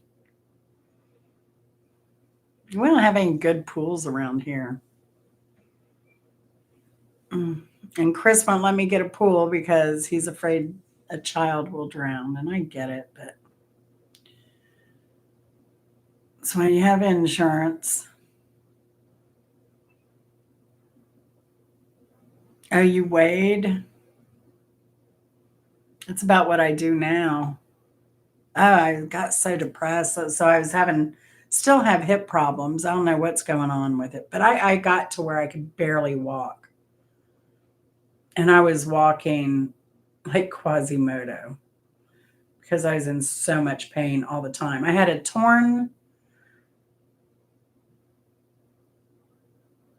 what was it? A torn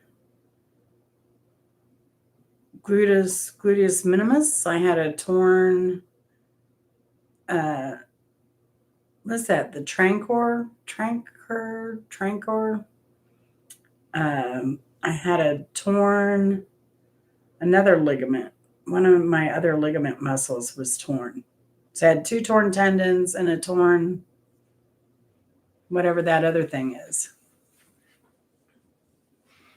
And I went in the pool to try and get some exercise, and I could not. And I was just so depressed. It's like I said, I lived in pools most of my life.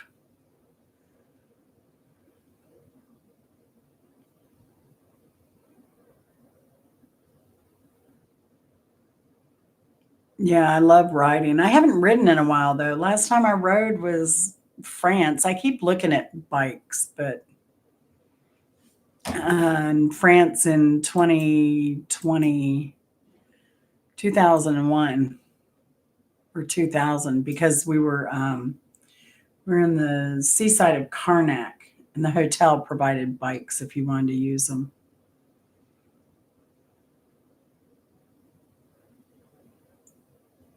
Oh,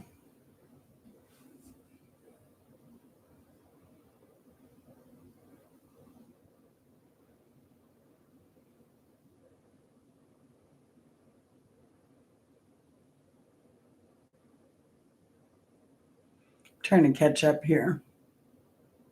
No, we don't have kids in our yard. That's the thing. And all the kids here, we don't even have any. There's two very, very young kids, kind of catty corner, but all the other kids are teenagers. So I don't know. I don't know what the deal is. Now when I had the pool before, we were like the house on the block. All the kids hung out at my house.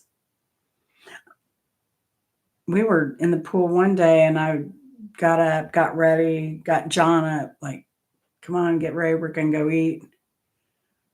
And I told the kid, I said, all right, we're going out to eat. And he said, well, my mom and dad aren't home. Like, where are your mom and dad? Like, holy cow. Like, if something had happened to the kid, I would have no way to get a hold of. That's when, cell phones were still bricks. I would have had no way to get a hold of his parents. And I never met this kid's parents, either one of them. And we lived there. I lived there. I don't know. I can't even remember how many years. A lot. I never met the kid's parents.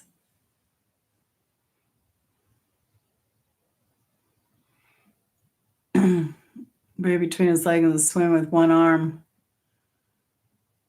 Oh, wow. That's awesome. What did Humble do? Did a triathlon. Oh, gosh.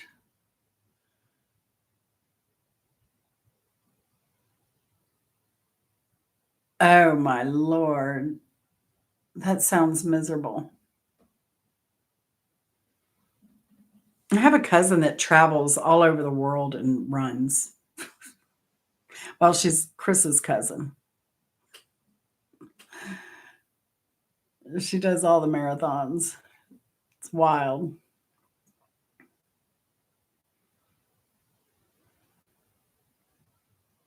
Yeah, once is enough. That's for sure.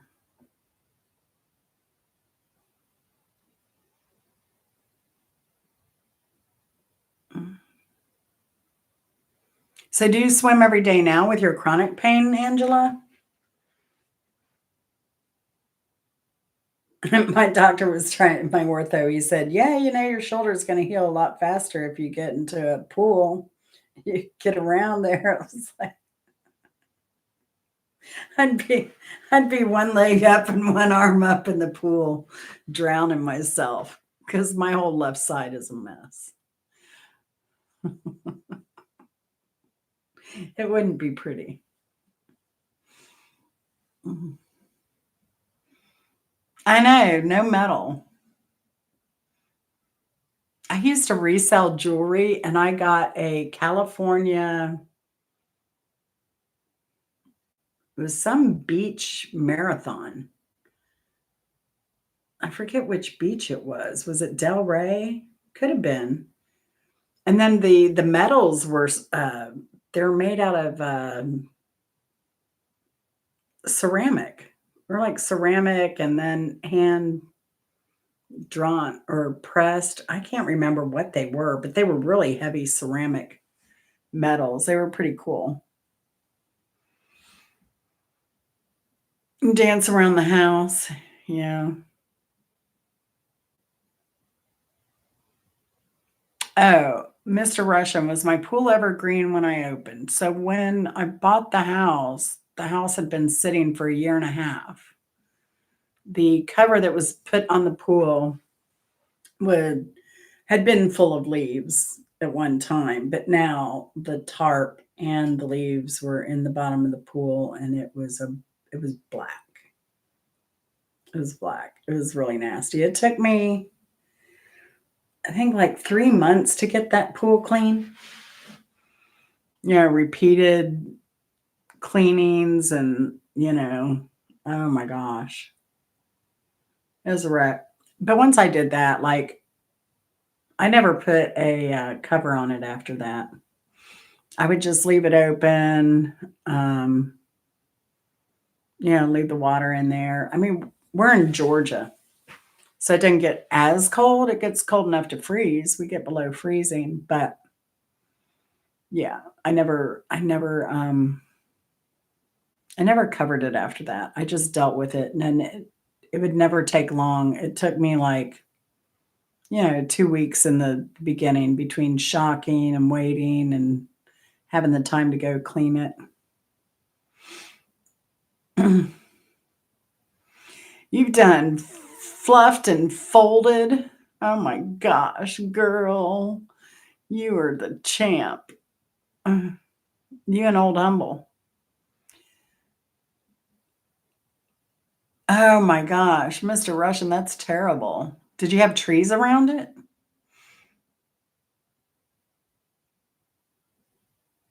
And then did you backwash the like that was the other thing. I think I backwashed the filter too much too. So, I mean, because I had to. There was no, I knew that I had to backwash the filter a little bit because of how bad it was.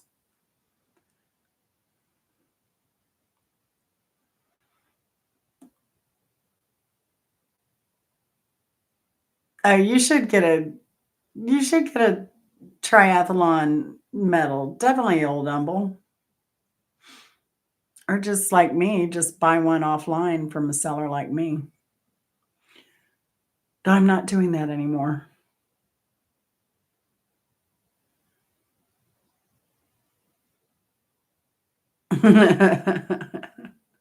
She must be exhausted. The girl must need some food too.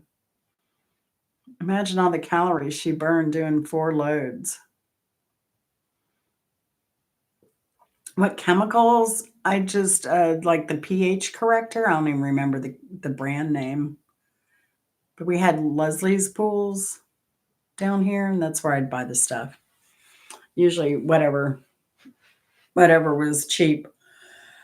The pH thing, and I have a big thing where I don't like bugs on the surface. Like, I am happy, give me a net, but I don't like going to a public pool and there being bugs and hair and all kinds of crap on the surface. Like, I will clean that pool. I'm that girl.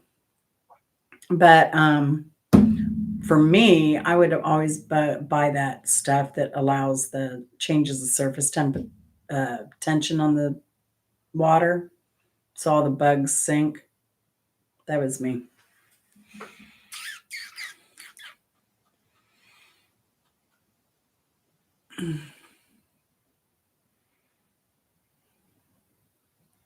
Oh gosh, now Lulu's back. We got Lulu, Simple Happy Life is back.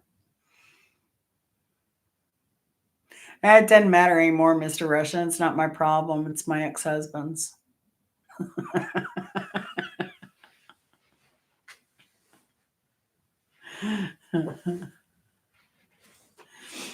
Now I go where people do it for me.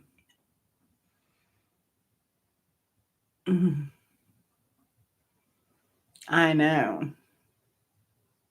Well, a simple happy life needs a medal for doing 4 loads of laundry. Are these Cartier glasses? Are you kidding me, Mr. Russian? I am so cheap. These are like buy 6 in a box for $5 from Amazon. I've broken a lot of them when I get down to this color though. And I have a new box when what I'm wearing is hot pink. I think my next glasses are square frames. Big loads, huge, huge loads. Oh, poor Chris. Poor Chris. Like I will one hand load the laundry and get that done, but Chris has been doing like all the laundry through my shoulder stuff. Even before the surgery, like the last couple weeks before surgery, I couldn't even do laundry. So that man has been doing laundry for weeks now.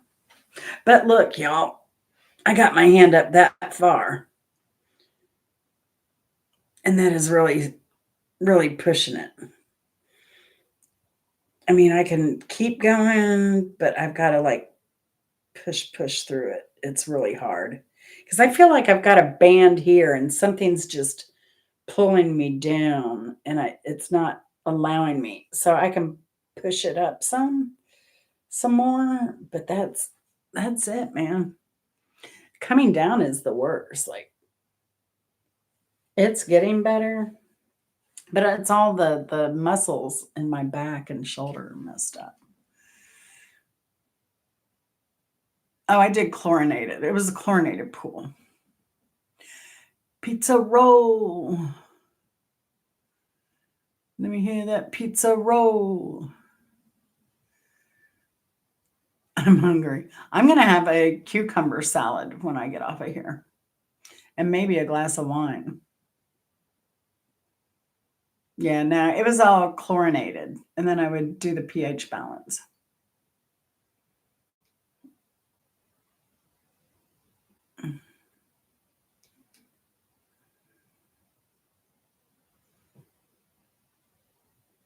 If he needs advice, I'll let my ex-husband know. Let ring you up.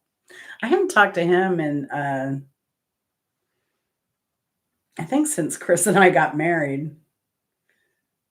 Is that the last time I talked to him? I think so.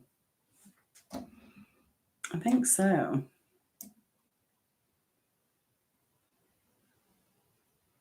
I want to say so, but what was weird though, like I think it was last year, one of my ex's Navy buddies calls me.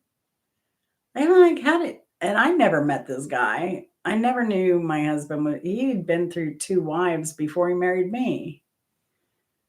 And so I was like, why is this guy calling me? But he's like, I was able to get your number. I don't know how. So I got my number. And then he asked me if I would like relay his information to my ex. So I did. Went over and just dropped a note in the mailbox. And the guy was so nice. The guy was so nice. He actually called me back and said, he appreciated me doing that for him and that he had been in touch with his old Navy buddy.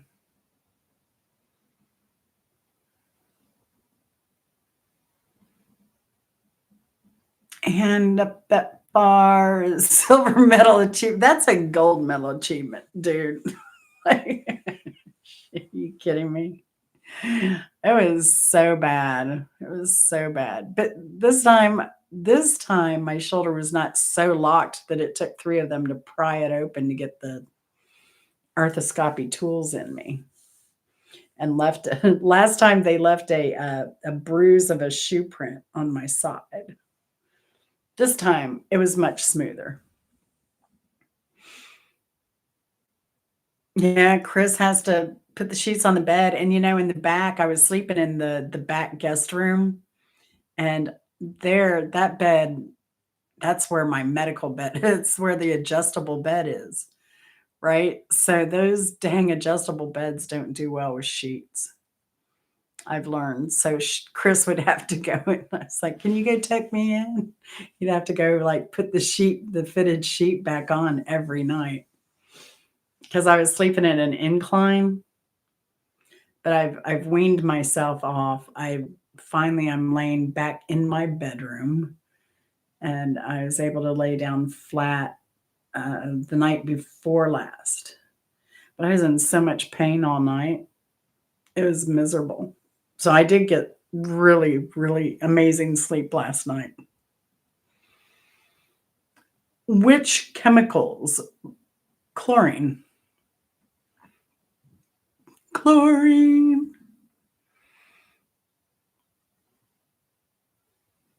It's a Chardonnay. It's just cheap barefoot Chardonnay.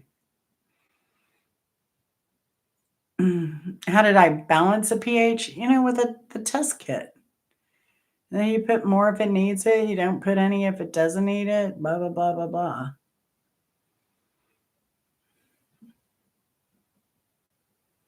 No, not with the pH with chlorine. No. They have that other alkaline stuff that you put in the pool. So I'd shock it when I needed to with the packs. But I always had the discs in my filter. Right. Oh, and I learned all about chlorine gas one time there. I didn't realize water had gotten into my tub of tablets, but it hadn't exploded. And I lifted the thing off and inhaled that gas. Oh my God. I didn't think I'd be able to breathe ever again. 32 years. Congratulations, Mrs. Hopkins. Yeah, feel good cooking and more. 53.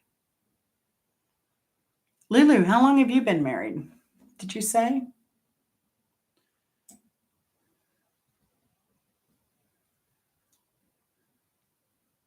She did not say.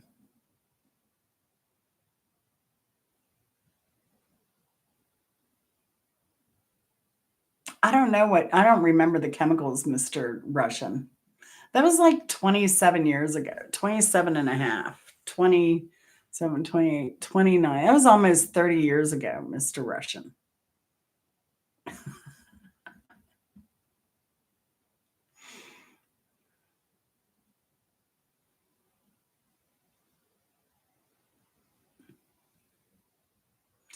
Yeah, I've only been in a saltwater pool in France. I didn't like it either.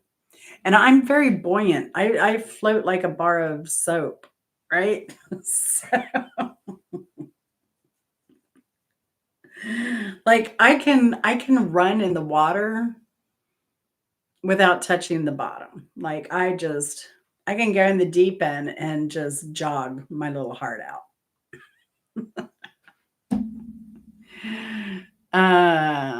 But in this saltwater pool, I felt like I was on a unicycle. Holy cow. Because I was so far out of the water. And then they made everybody had to wear swim caps because it's in France. They wear swim caps in public pools. So yeah, everybody had to wear a swimming cap.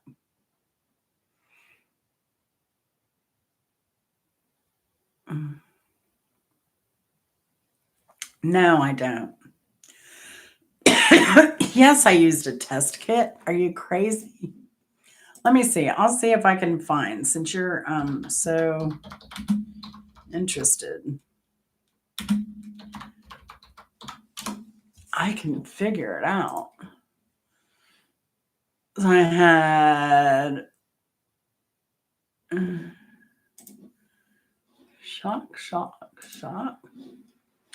shock the monkey. Pool chemicals,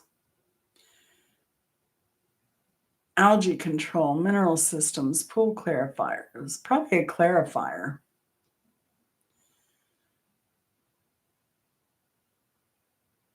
or a water balance. What did I use? Because our water here in Georgia, we don't have a lot of calcium. Clarifier. Balancer, maybe? Perfect weekly triple action phosphate.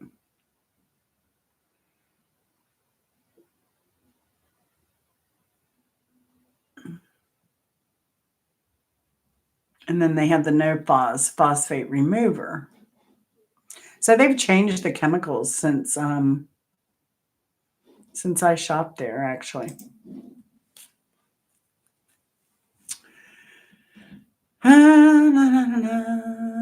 20 years. Congratulations, Lulu.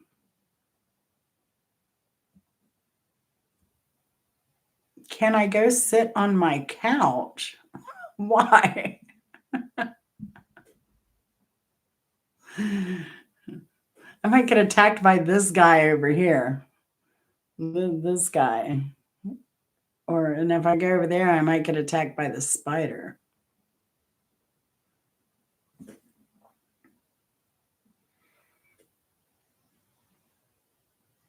Oh, Mr. Russian. Yeah, I commented on his video because I met him through Chicken Explorer, who Angela Critters knows, but has been keeping him a secret.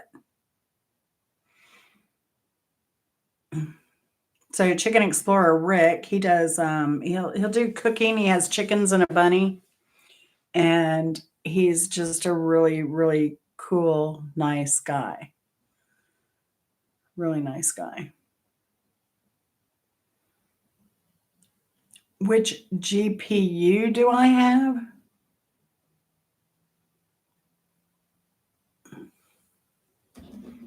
Mr. Russian. Now he's messing with me. I don't even know. Because I'm sure it's on my spec stuff.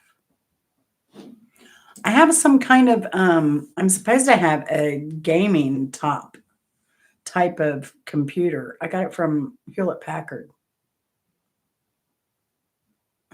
Now, I wasn't looking at lowering the pH. I was looking at Leslie Pool Supply to see if I recognized the product I would use for that stuff. But I may have meant phosphate, said pH. I don't know. It's been a long time. I don't know. He's going to drive me nuts with the chemical to lower the pH question. I don't know, mate. The alien throwing gang sign. I like the alien throwing gang signs. Are you kidding me? I think he's adorable. And I like the Day of the Dead skulls. I got those at Goodwill, new, and they were like $1.50 each or something. Or no, it came in a 2-pack for $1. They're supposed to be like placemats or something. I was like, placemats? It's so weird. No wonder they didn't sell.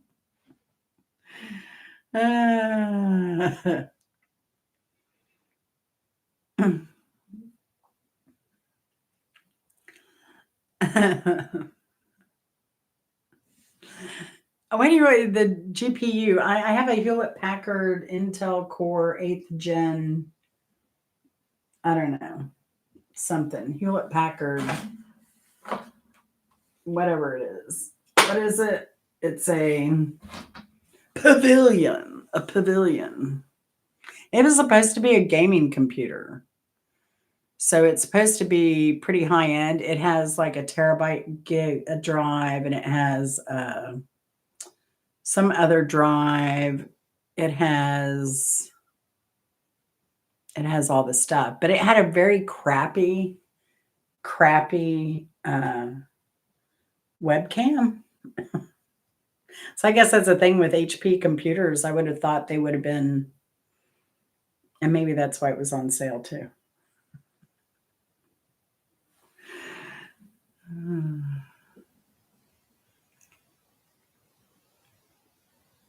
I think I paid like $600 some years ago. My specs, I don't know. Task manager, and what do you want me to type? Performance. Performance.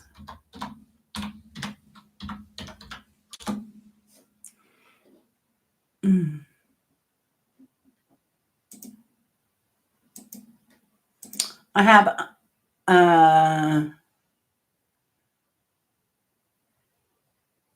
virtual memory. It says 1024.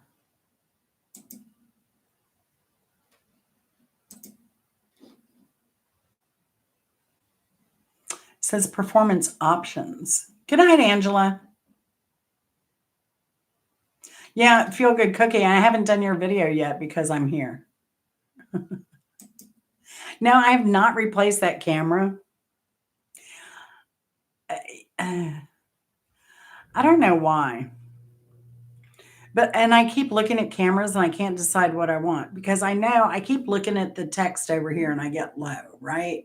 But when I talk, for me to look in the camera's there, right, at the high. But they make these cameras now where the camera is like center screen, which is pretty cool. But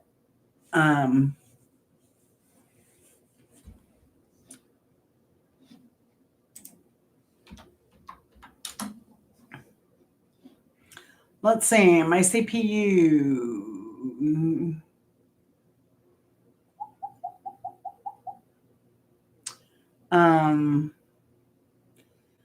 My Chrome is running like 1,000 meg in memory. CPU is my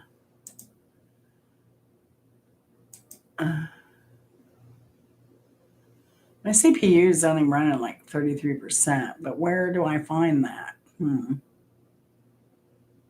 Details.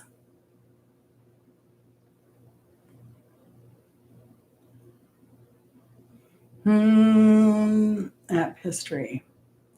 Performance. Processes. Open navigation.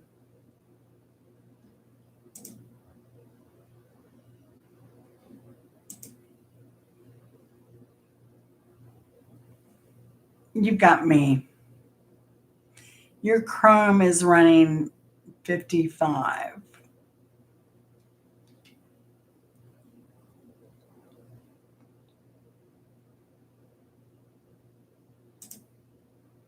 Yeah, my Chrome's at 1,213. Now my computer is like, how old is this? It's like 5 years old or something now.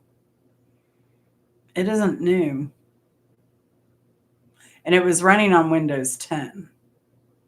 So we did the, yeah, I'm on a laptop. Yeah, I'm on a laptop. I'm on a laptop with, how many bytes does my C drive have? What's my C? C.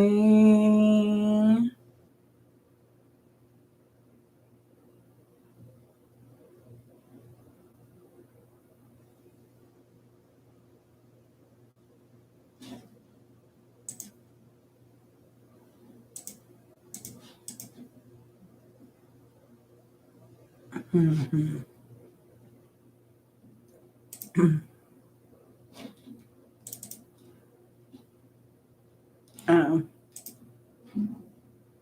I do know that I have a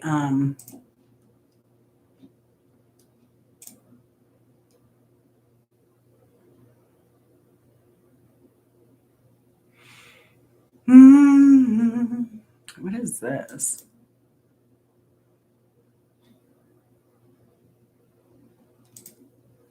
Oh, that's my router. All right. Oh, Windows 10, not bad. What was the problem was getting it upgraded to Windows 11. That was the hard part. And we did finally get that done. I think it just took Google a while to figure it out. and enough people complained that they did the fix and an update, and it was able to update.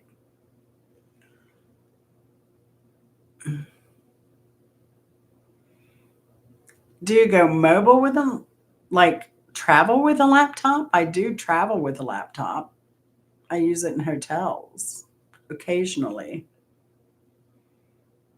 Occasionally, but I have good protection on the laptop, and I don't pay for any of my malware bites. I don't pay for any security stuff. I don't do any of that. And I've never had a virus, never had malware. I just don't go to places I don't know. Mm.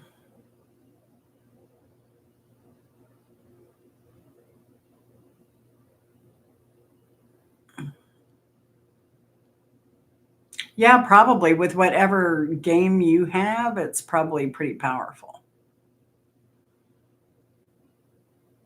Wow. I'm not going to get a desktop. I had a desktop, it got stolen, and that sucks. That really sucks. Oh, I also use, so even though I have two drives on this laptop, and one's a totally unused terabyte drive. I have an external terabyte drive that I put all my YouTube on. So I haven't even used half of this. I've still got half this space left, and I've got 4 years of my YouTube on it, and all my pictures, all my videos, everything is on that disk or on that drive. But see, I'm not gaming, so I don't have to worry about crashing. A mini PC? No. Mm. No, because then I'd have to carry a monitor with me. I'd rather just carry a laptop with me when I travel than a monitor and a mini.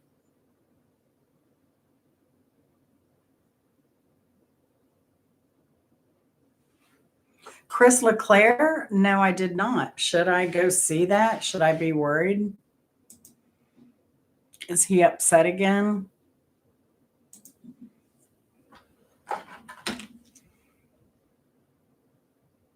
Who knew?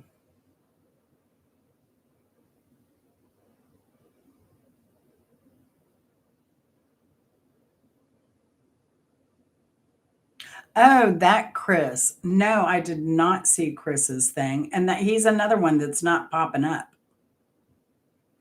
in my stuff.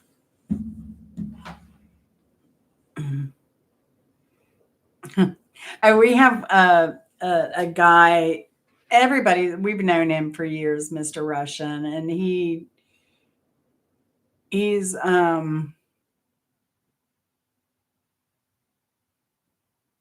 don't know, he's sensitive to, like, if he thinks somebody doesn't like him or doesn't want to be his friend, he gets really upset. And it's really sad, but he's a nice guy. And well, and he'll ask me like, "Hey, so and so is treating me poorly." Like, I can't do anything about that, you know? I can't make people like him or talk to him or not block him or you know. I mean, everybody's different. They have stuff that they like on their channel. I'm probably very tolerant, more tolerant than a lot of people. But if you look at my channel too, Mr. Russian, do I have any mods? I have 0 mods. Do I have any trolls? Just you.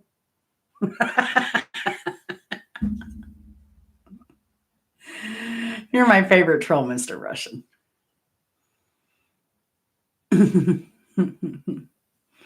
Yeah, so I don't do drama. I don't like gossip. I don't like putting people down. I just want people to be nice. And so, yeah. And like I said, he's a sweetheart. Like,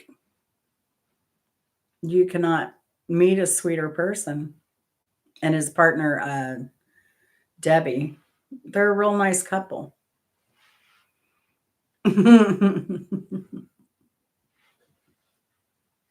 But you're a good troll, Mr. Russian. No, you're funny.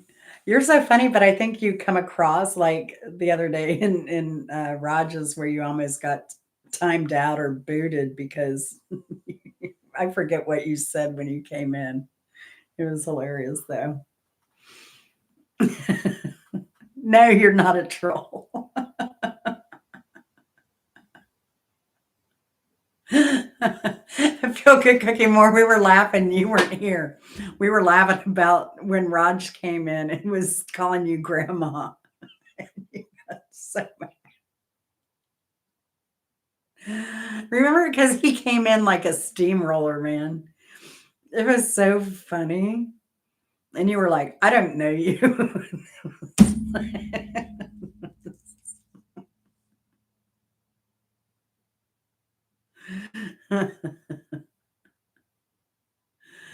Uh,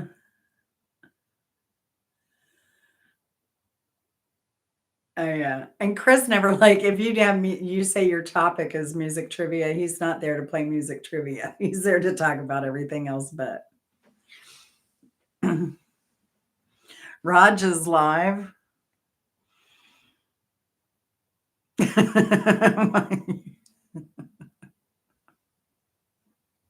No, that's why I like Lulu. She doesn't take crap from anybody. Mrs. Hopkins, you gotta Mrs. Hopkins, you've got to hook up with Lulu. She's a lot of fun. She's in Texas. So y'all southwestern gals can hang out. So Raj, what is Raj's screen name? He's so funny. Oh, he's like the polar opposite of Cher. There's somebody else we know that's over in Pakistan named Cher. And he's a school teacher. I think he's a business owner and, pillar of the community.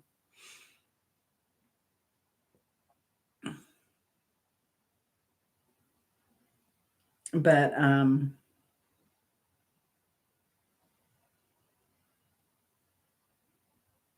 yeah, I'm trying to find the link. Fudge.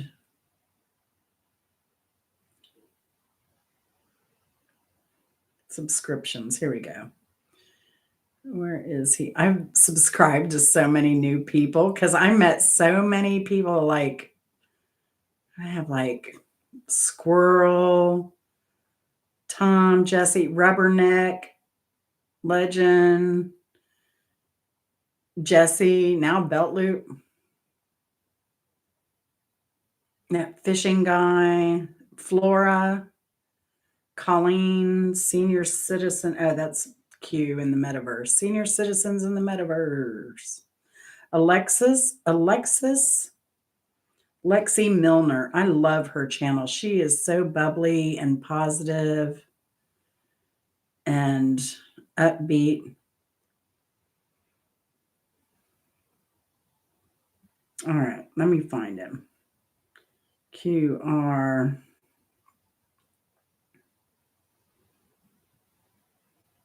Rajesh Reddy Official.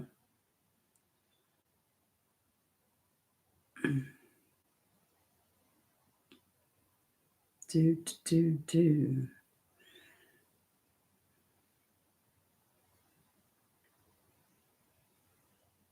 Oh, he's funny.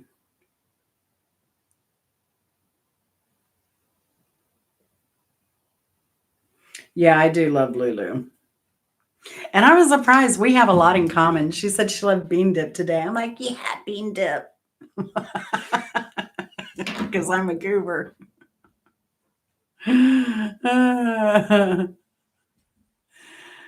So there's Raj's link. And he's funny. He'll come, he'll support you. He will be a big supporter. I don't know. I think there are so many of us though right now, Mr. Russian, that are supporting each other. We may be walking all over each other's watch hours.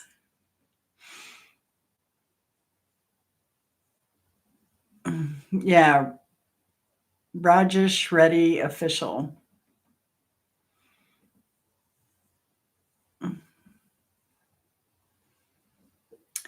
More and he's celebrating until they just had Diwali.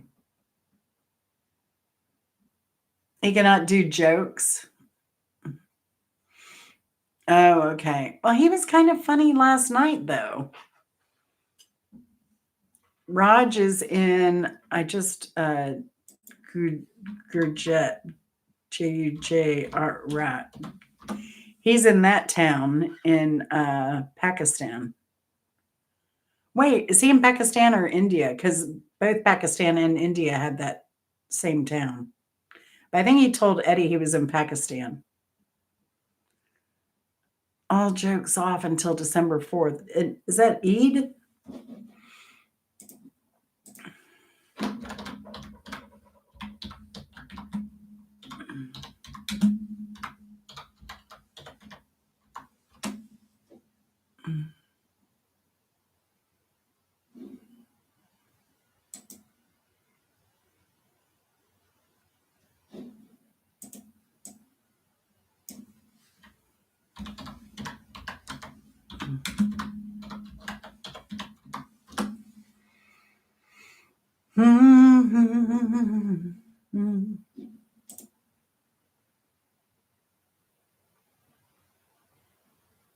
Eid.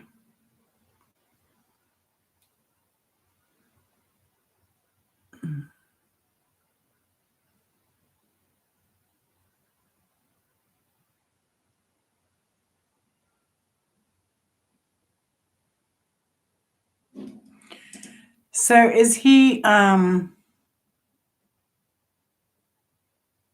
I said, is it Eid? And Eid is December 4th.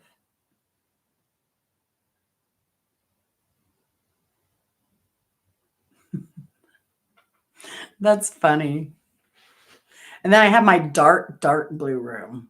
That was my newest one because that was that was the bedroom that got eaten up by termites, which is now my guest room. It used to be my master bedroom, but now it's a guest room. And then I just moved up here, so I never moved back except to recuperate because I have the adjustable bed back there for medical reasons. It's exactly why I did it. It's the second time I've used that bed for medical reasons, so I'm glad I made the decision to get an adjustable bed.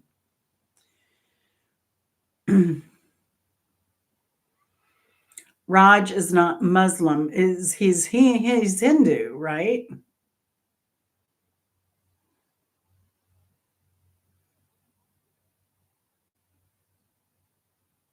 Oh, I have. I know of his lives. He's live all the time, and he has panels and stuff. Yeah, I've seen Dougie Doug. I know he's supported a lot of people through the years. He's been around a while, and I've hung out there a while. But mostly, it's just his camera facing, and then he just it's nothing going on. He's not there. It's just people talking in his chat.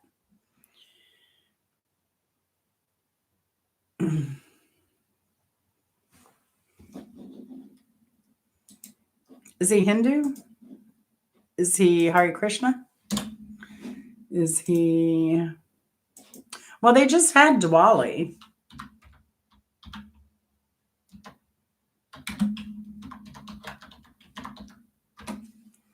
Is he Zoroastrian?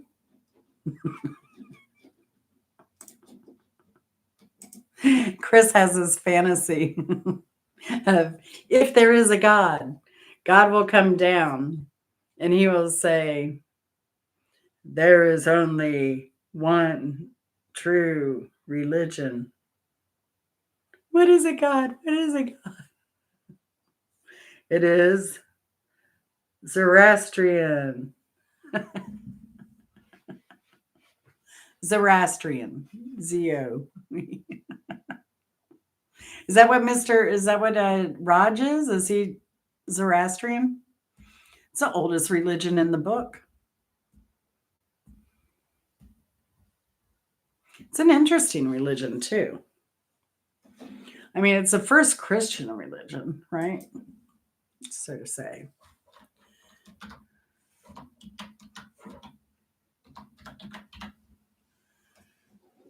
Mm.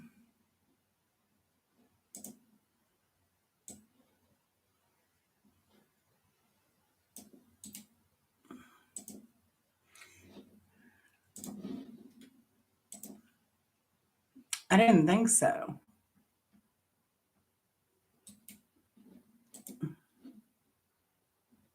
For those who weren't familiar.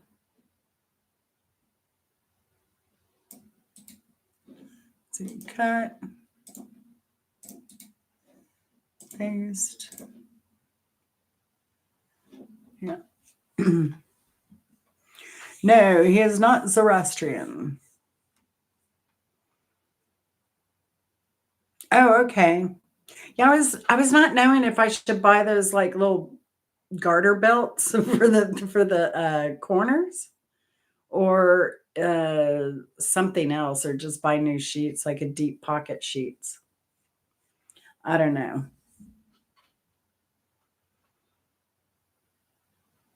His ears are burning. uh,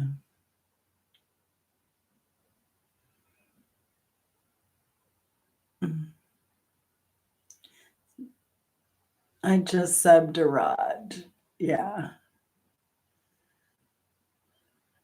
Oh, okay.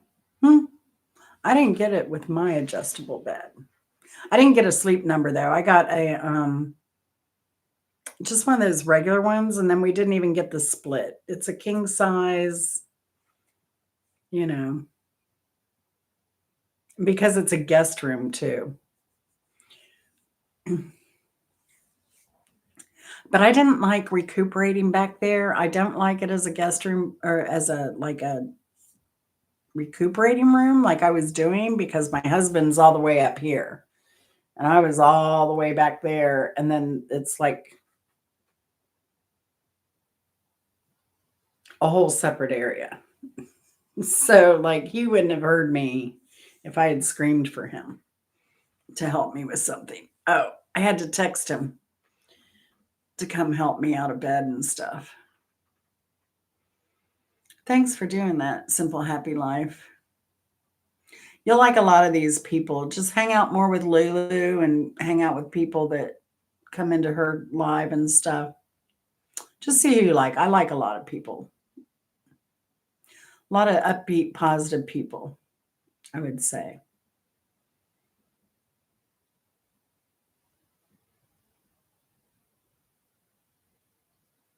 Yeah. Yeah. Yeah. Oh, that's right. Raj has chickens, as does Chicken Explorer. Yeah, he's cool. But yeah, Lexi Milner, Alexis Lexi Milner, her things are always about like, positivity, gratitude, not knocking yourself down. Um, Also, the kid Joey, who's a musician, from Goals for You, that she did. What did she do? She does counseling. Uh, she does motivational speaking, and she's a very positive person. And you can tell, like, by her kids, that that positivity works. Like, she is amazing. Homeschooling, 3 kids, single mom. She's rocking it. Where is she? Now I can't find her again. Dang it.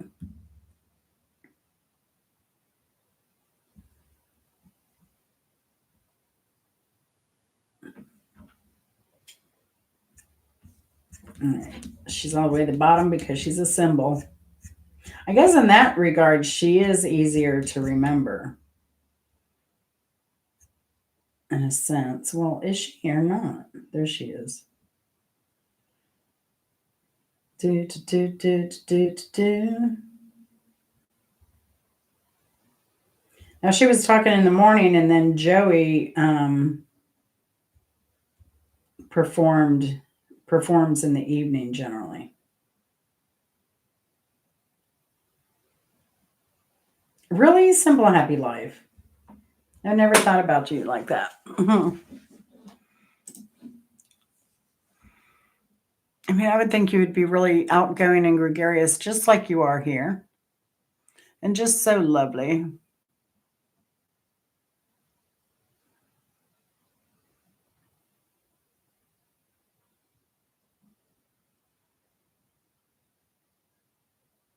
I'm so talkative and friendly. Yes, goals for you I know her also. Yeah. Goals for you. Yeah, very positive. I like this, like this community here, Mr. Russian, and I'm not putting down my old community whatsoever, but gardeners, well, I don't know. There's some really cool gardeners here, but I don't know. I mean, I love everybody I hung out with, always. But I think and that was one thing I think goals for you mentioned because she had her son. Like, she was getting a lot of trolls, and now, like, with this community, yeah, they eat trolls up, spit them out. Yeah, Mr. Russian's got them all. Have at him, Mr. Russian. You've done a great job here tonight. They see you and they just take off. They don't even bother typing. Oh, that's wild. Yeah, Mr. Russian is a big Discord fan. He was telling Lulu about it too, but I'm like her. I feel like I have to put my energy and time into one thing. And since I'm also learning like Lulu, although I've been doing it for years, I was doing phone edits for years. And now I just got Adobe Express last year. So now I'm stepped up my editing game, stuff like that. Yeah. Shawnee, her channel is all about growing stuff. Look her up. Shawnee Grows.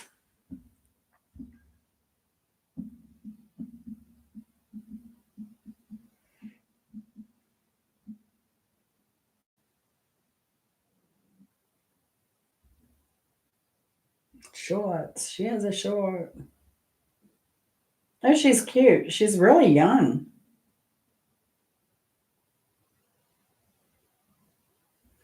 Good to see a good young girl like me. When I was young and into gardening and all that stuff. She got a new sub. Thank you.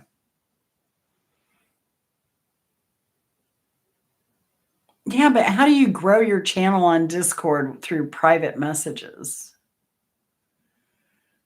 They tell you you're filing a police report.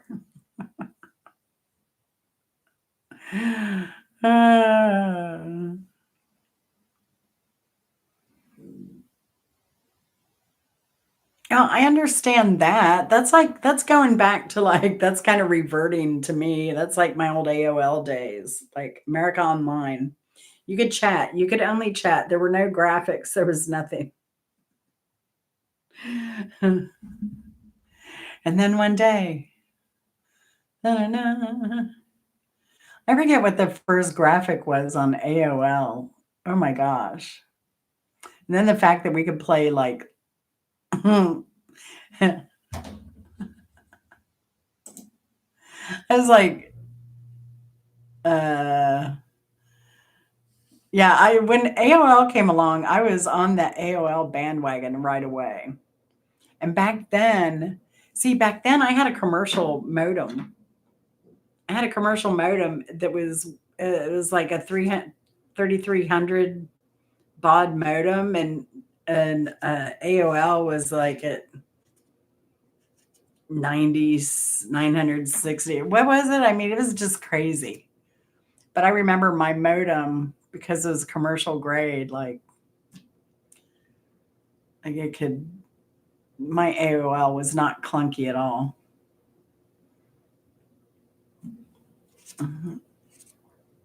Get updated, please. I don't do AOL now.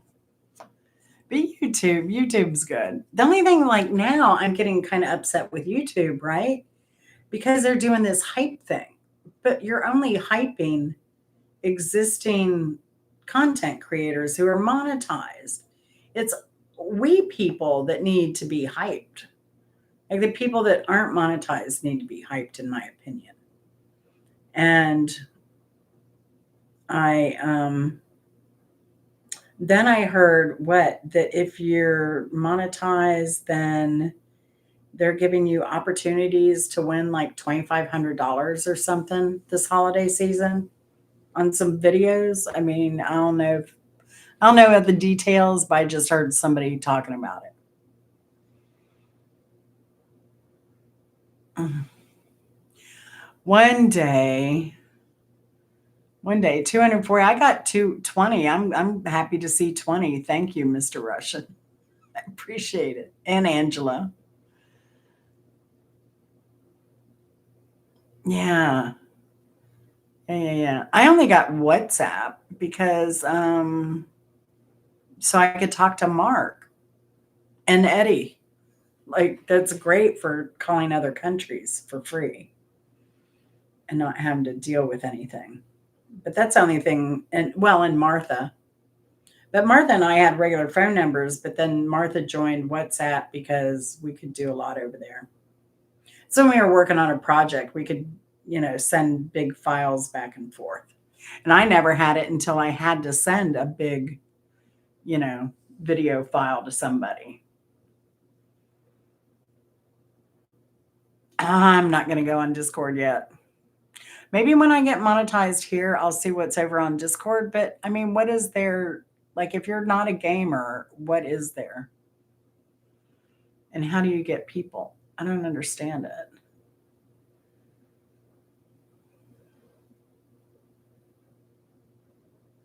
Yeah, I know I need to.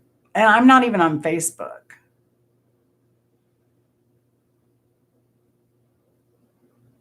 I may get on TikTok again. I don't know though. But see, I'm on Instagram. I don't even take the time on Instagram. Like, when was my last Instagram post? Oh, how cute.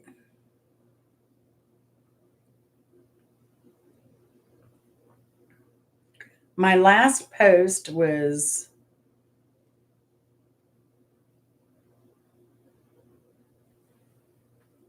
Clowny says no one is hiring.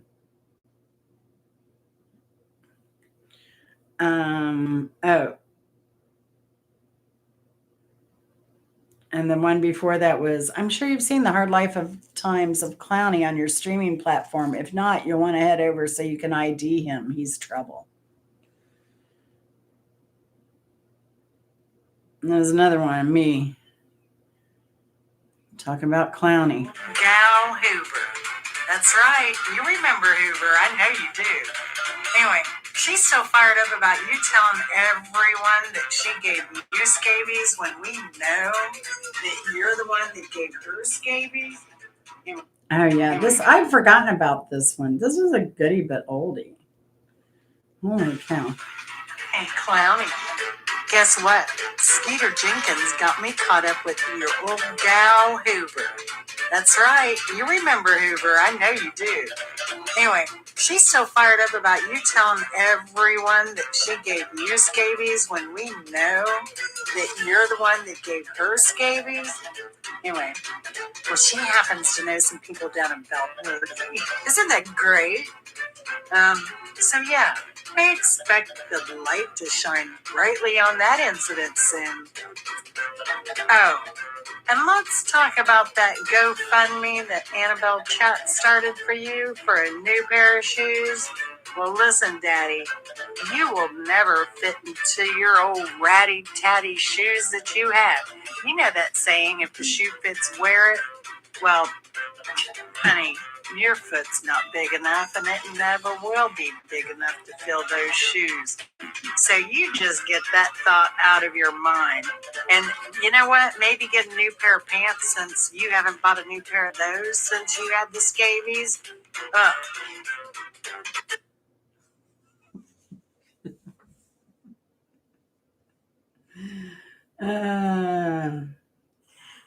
everybody, it's Annabelle. How are you? I'm fine. You'll notice today I'm wearing my beautiful yellow, not orange, yellow, and I have Brookie down here. Want to say hi, Brookie? Brookie wants to say hi, everybody. Say hi. Isn't she adorable? I just love her so much. She's my pride and joy next to my husband and children. Yeah, I say that for legal reasons. But it's true. For legal reasons. I'm going to put her down now because I have something important to talk to you about. I do. Hang on. So, reason I'm here, I'm on a PSA mission. And a PSA is public service announcement. And I watched both the Clowney movies. His first movie on Tubi and his second movie on the Amazon Prime place. And I liked them. But you know what? I was alarmed. Clowney has found himself in some trouble. He's like down on his luck. And my heart is breaking for him because he's my best friend. Yeah. Can you believe her? Here, let me give you some. She's such a traitor.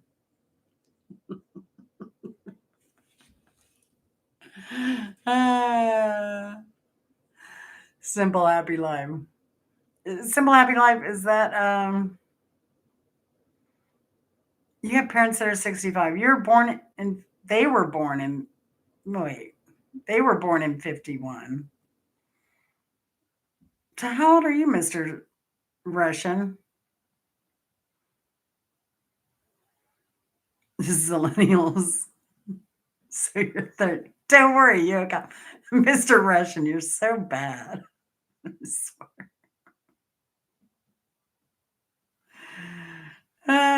Feel good cooking more. I love that. Me either on Facebook because I want to run in my family. Oh gosh. Teaching your generation to learn. Let me tell you something, buddy. Let me tell you, my generation, when I was a kid, young man,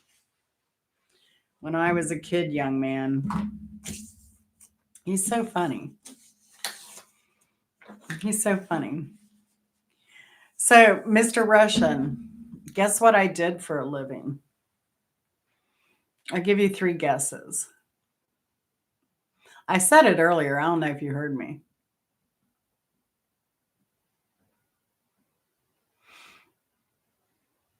I will tell you that my husband is an IT technician for the state of Georgia. And my best friend is a cybersecurity expert.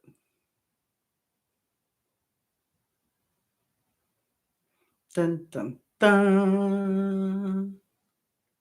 But we used to work, we didn't, that's her second career now. When I first met her, she used to sell me stuff.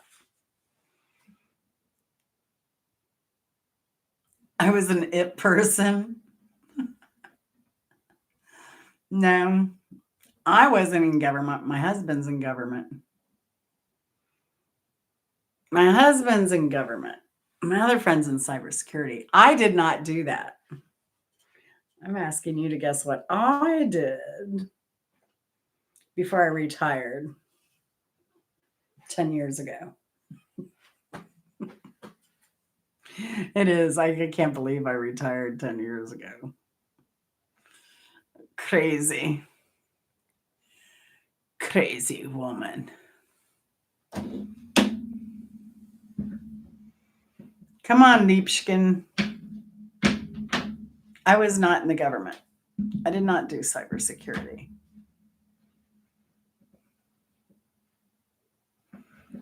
Oh, when I was a kid, I had a terrible childhood, really. You don't want to hear it.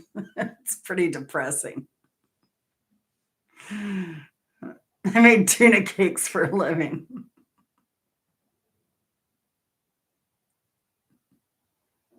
You're right, because my husband got hired for a job he never took in college.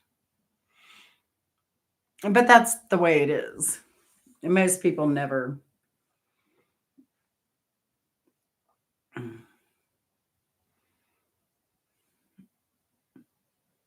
get a real job in the real world, any government person. It's smart. Like, hell, if I had gotten a government job too, like, have that pension, because government will always have pension. Corporations won't, but governments do.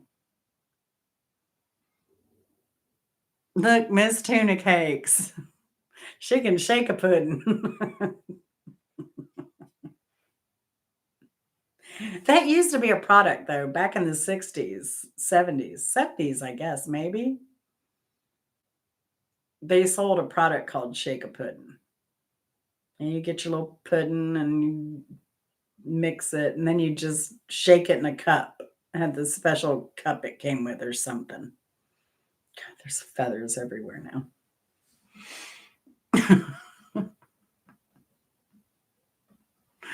Look, Miss Tuna Cakes. I'm not going to download Discord. I haven't even researched it yet. Good night, Ms. Hopkins. Come join our community, Ms. Hopkins. You'd love it. Oh, subscribe to Ms. Hopkins, Mr. Russian. She would love it. If you don't mind. Oh, I guess I need to put channels, huh? I did not do that today. I don't have any mods to do it. That's what's thrown me off, is I don't have mods that are dropping links. Copy link address. Paste. There's Miss Hoppy Hopkins. Hoppy Hopkins. Aw. You can sub there. Hey, Chris. How's it going? How are you and Debbie doing? What you been up to? Yeah, because Mr. Russian here is trying to talk me into downloading Discord. Hey, Shelly, what are you doing, girl? What are you doing up so late? Oh my gosh, it's almost 12:30.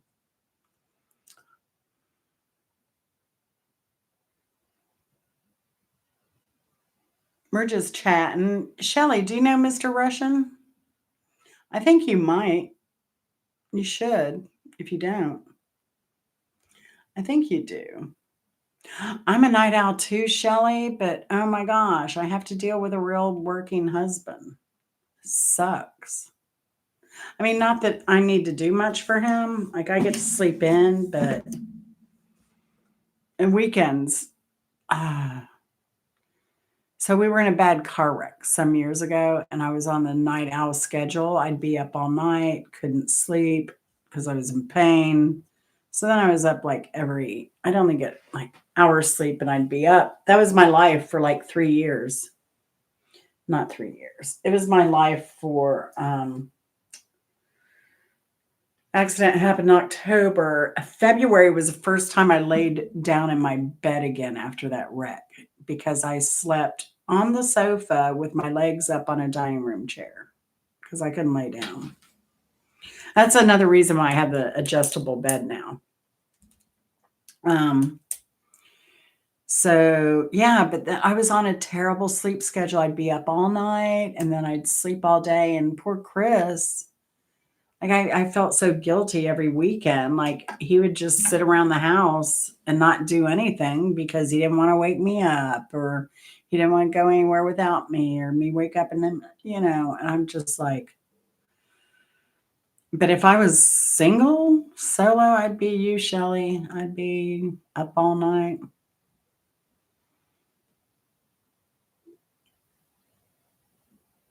Yeah. So Mr. Russian he's supposed to be guessing what I did as for a living before I retired.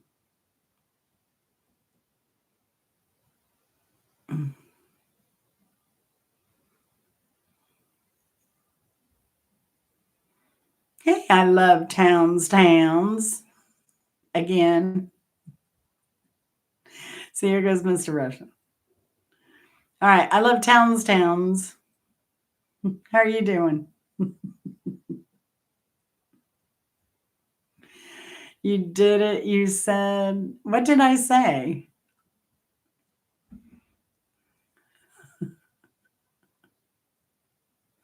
What did I say I did? I'll give you a hint.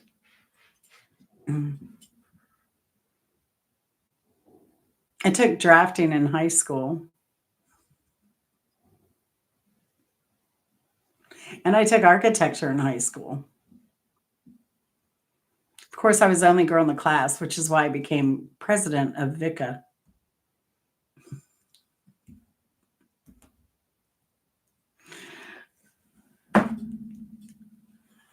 VICA was I forget what they call it now. VICA in the U.S. It was a high school club for people in shop, woodwork, architecture, the trades.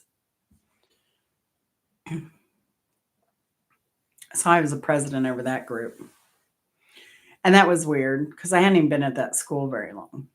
And I didn't grow up there.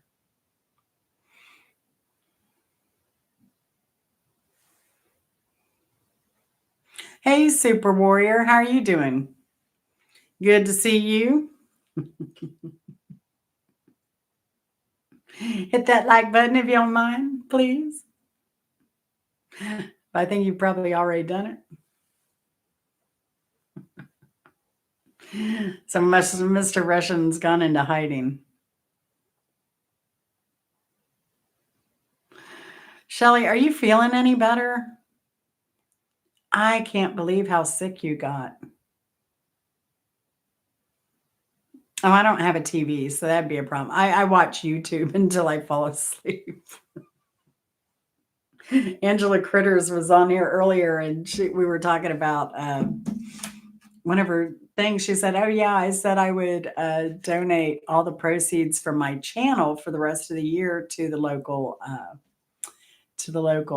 pantry." And I thought I had seen another video she had made, so I thought it was in another video she had announced it, but it was in one I watched, but one I fell asleep to. I was busted.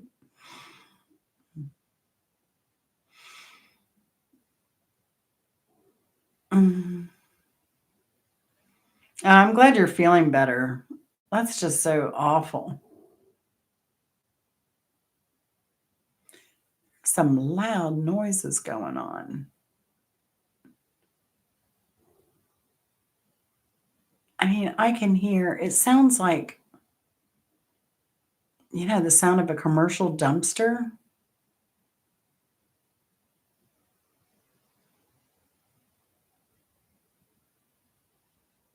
It sounds like a commercial dumpster getting emptied.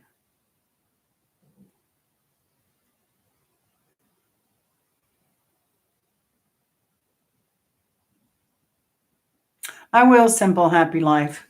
That's Texas Ranger, right? Well, no, what is he? Okie Ranger. I forget. Please refresh me on his name. Because I remember too, when I went to try and find him, he's Texas Raider.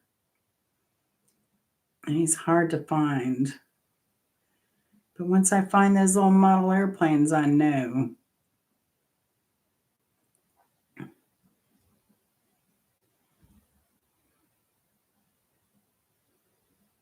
Hold on, y'all. Let me find this before I forget, because I will forget. Let's see. Models.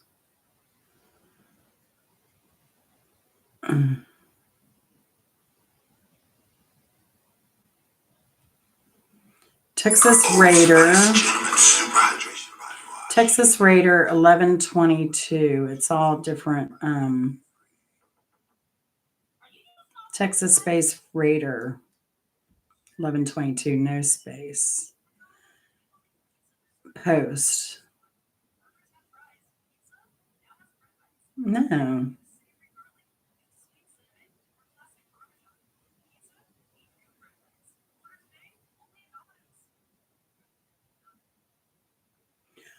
I don't know who she's talking about. Simple Happy Life. I'm going to have to.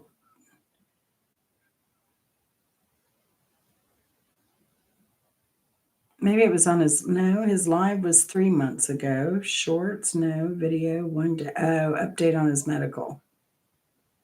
And we just lost another YouTuber friend of ours. She died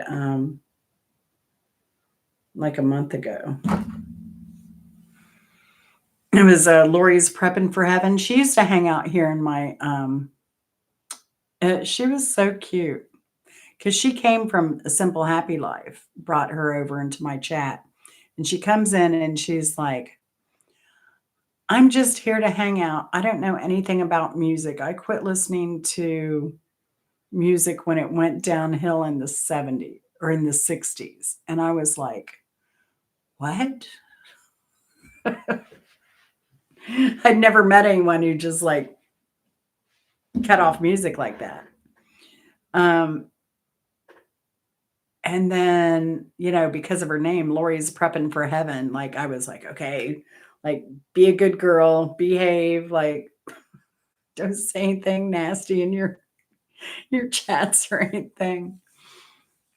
And so that was good. Then she said, well, I think I'm going live. She went live and I go over there. And the first thing I heard out of her mouth was, Troy, you're making my mind go south. And I was like, okay, Lori's cool. And she was so much fun. We had also, Lulu, she and I had a lot in common. We're both high school dropouts that kind of struggled to find our way and then, had careers and everything like that. So, yeah. So I'm not happy to hear that somebody else is sick. I'm tired of all these people getting sick in our community. Like, I love everybody so much. And it's so hard. I lost my best friend was Bimbo Barbarella. She lived in Florida and we were best friends for several years until she passed away last year. And we were supposed to do a show and she called me. She said, I can't do, we were supposed to review Kansas, all the music Kansas has ever done. And we pick our top 10. And it was me, Mrs. Hopkins, Bimbo, and Mark Kropka. And my husband, Chris, would participate in those. It's the only things he's ever participated in. And, we lost her. She had survived like 6 cancers. I mean, my goodness. And she was doing fine, And then she started dropping weight pretty fast. But she kind of just, chalked it up to being more active and doing stuff. I mean, she never wanted anyone to feel sorry for her. So, but I kind of went back and looked, and I think, we knew she had liver issues and she'd quit drinking. But I think because of all the chemo and all the stuff, it got to her liver after that much treatment. I mean, it got so she had so many cancers. They finally said, look, we can't give you any more chemo ever. Like you've just had too much, or radiation, one of them. I think it was the radiation. So, but we always had a dang good time. We'd always do the stupidest stuff, the funniest stuff. And she was really quick-witted, really funny. Yes, Rajesh is yeah, stop. Yes, Rajesh is live. Going to be in the bush watching you talk to Raj for a bit. Yeah, go on, go on, go on. Go on, go on, go on. All right. Yeah. All right. So I'll tell you what I was before I retired. I was an engineer. I was a telecommunications engineer. So everything I did was like a lot of computer stuff.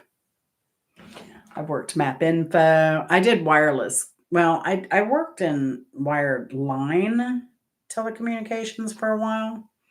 But then I was lucky because when I was on AOL, I met this guy and he's like, hey, I think you'd be a good fit for our company. Because I was talking about what I did. Basically, what I did is I took old engineering drawings from landline poles, cables. They keep records of everything for tax purposes. So I was doing that, and I was doing that on Integraph. It's a I'd say it's a more advanced system than CAD is for drawing engineering records. And so I did that. So I would transfer that, and then you'd have to correct engineering problems. And I traveled for that sometimes. And I did telecom for holy cow. When back then it was GTE, AT&T. I did British Telecom was a project I worked on. Alltel, Bell South. Out in Mississippi. I'll get to that. Anyway, like I said. So when then this guy contacted me and said, I think you'd be a good fit. So I went and interviewed. I said, oh, what is your company name? And what do they do? He's like, I can't tell you because of those NDAs. So I go for the interview. The guy's asking me what I know about database management and database this, Microsoft Access, blah, blah, blah. I know nothing. I knew nothing for a little while. He'd make sure I'd learn it. But anyway, he'd hired me, and I was like, what? That was the worst interview I've ever done in my entire life. Can't believe these fools hired me. They fired me, and I went and doing CAD drawings of cell towers. Or cell tower property. If there wasn't a tower there, then I would draw the property. Because Bell South was the first here, and I was working on this is a Bell South project. But I'd have to draw like the access road. I'd have to draw where the power and telecom was coming in, where the tower was, where the boxes were, all the equipment. That's where I started. But then I ended up doing, design engineer, stuff like that. And then the industry was new, so there was a lot of room for growth. And since I had, wireless phones are wireless, right? But at the cell tower site, there are wired connections. Unless you have a microwave, then it's microwave to wherever the endpoint is, and then it goes wireline on copper after that. So you're never 100% wireless, really. But anyway, so that's what I did. I was a wireless engineer before all this stuff, before I retired. And I just kind of lucked into it. There's a book on like a lot of success being based on luck. And there's something to that, in my opinion. Well, there was skill too, because I knew drafting, so I knew drawing. I also took electronics in college. I took a certification course in electronics. So I knew how to read resistors and knew what a capacitor and IC was, and I could solder and design circuit boards and stuff like that. But yeah. But I had and my father, that was all because of my father. I mean, I was his only child. I had a half brother, but I was his only child. So as his only child, I was going to be his son slash daughter. Like he didn't treat me any different. All right. Bye, Mr. Russian. We'll see you later. Tata. Thanks for hanging out. I appreciate it. And thanks for all the likes. Love you. I'll be over in a minute, maybe. I'll finish my story time here. So anyway, but I had some skill.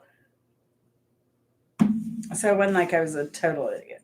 And I had worked since I was working at 13 in an office.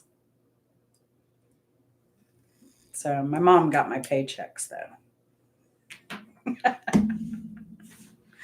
Ah, Lord. But yeah, I've had an interesting life to say the least. Interesting. But like the name Easy Street, my life has never always been easy at all. It was really hard as a child. And not just my teen years, as a child. Like in today's households, I would have been adopted. So I should have been placed in a home. Definitely. Most definitely. But yeah. But I don't know. Then I say, well, I wouldn't be the person I am today if I hadn't gone through those struggles. So it built empathy in me. So I'm definitely glad for that. I'm definitely an empath. Probably to a fault sometimes. So, yeah. But that was a crazy, crazy ride in the wireless world and being a female in tech. Wasn't happy. It wasn't pretty. It was crazy tough. Third youngest of 12. Well, then you pretty much just raised yourself, didn't you? Wow. Wow, wow, wow. Oh, feel good cooking. Lulu. You want to know something about Mrs. Hopkins? And I was just so like freaking in awe of it when I heard about it. Her her um her mother's cousin is Cesar Chavez. Isn't that crazy? I was just in awe. I was like, wow, that's so friggin' impressive. And her mom's the cutest little thing.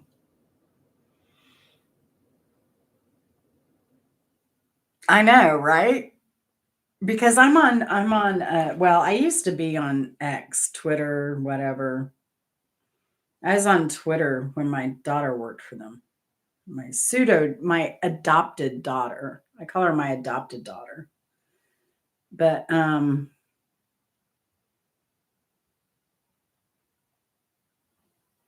it's so funny though because part of my feed is where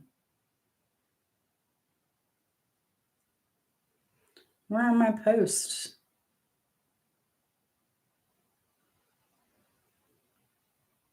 See, it was crazy to me because I follow United Farm Workers on X. And so I was always reposting. I'm always reposting stuff on X for United Farm Workers. And then, Thanksgiving, I'll always be I'll always tell people to remember to thank migrant workers for the meal they have on their table. So Needless to say, I've ruffled some feathers in my neighborhood, but that's okay. That's okay. But yeah. Now I did I've always had a huge admiration for farm workers because I also worked in a farm. So I did detasseling corn. So yeah, we so detasseling corn is where the corn has a tassel on the top, not on the cob, that's the silk, but that tassel at the top of the plant. I worked a job where you had to go down through all that corn, cutting your face, and it's the middle of summer, so you have to be like clothed totally up, head to toe, as much as possible. And then you have to go through there and grab those tassels and pull them out of every single corn stalk all day long. This is what you do over your head. I felt like that orangutan on Every Which Way But Loose after a while.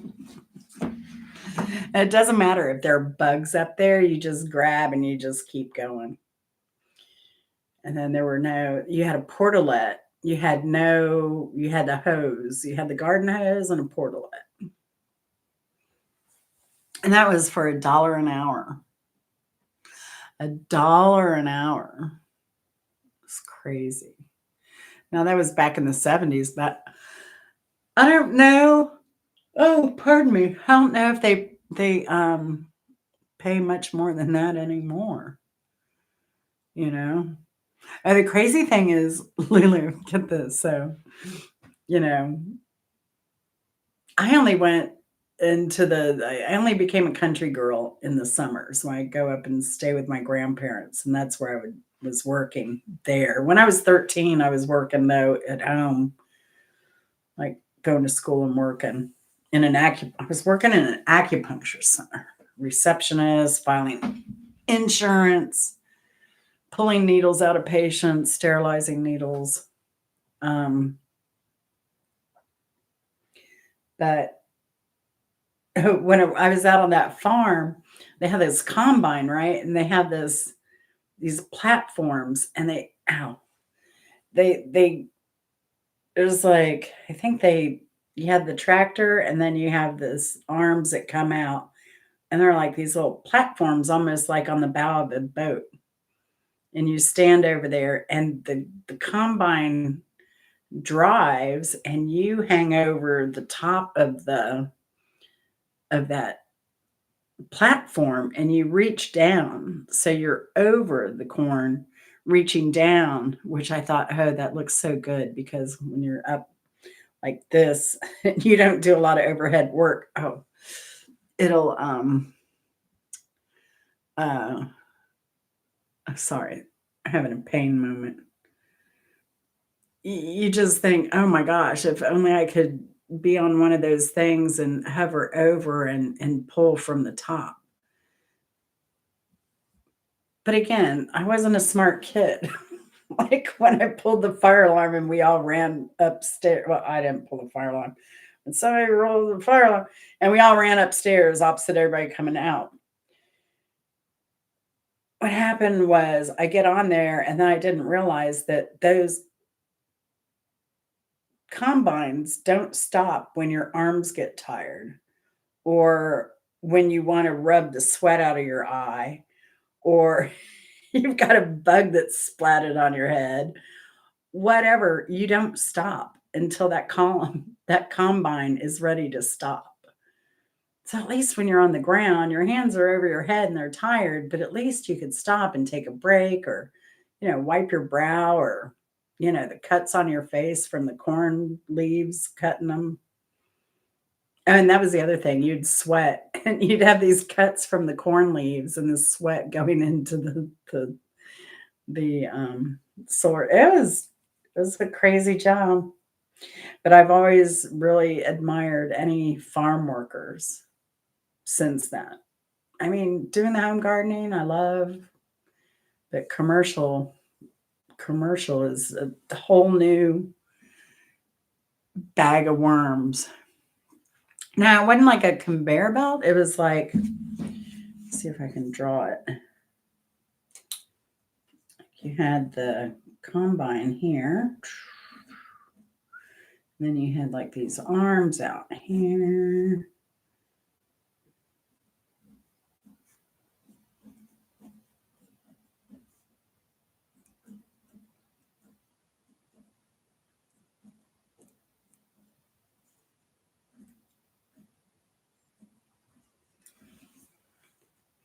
So it's like that. The thing in the middle is like the tractor, and then you would stand on these. You'd have that bar at your waist, so that you could bend over that bar and reach down, and that bar would keep you from falling off the tractor and getting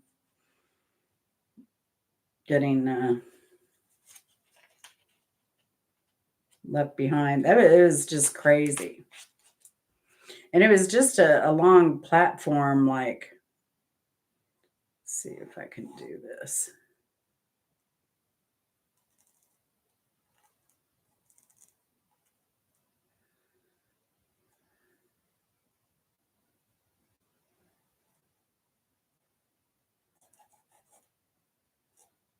I can't draw it right.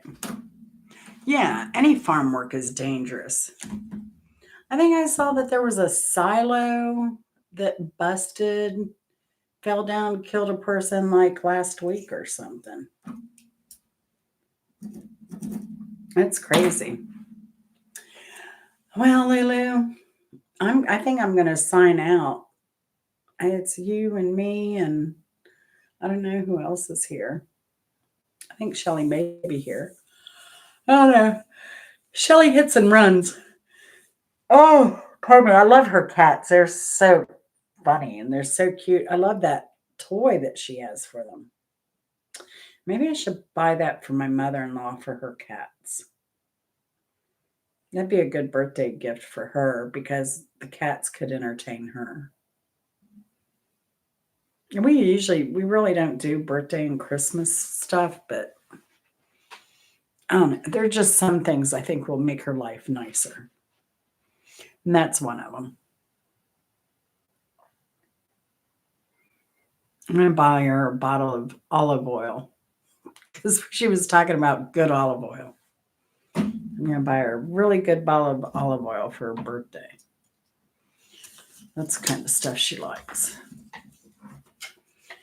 But yeah, I got to get that ordered placed too. I forgot to place it before I went live.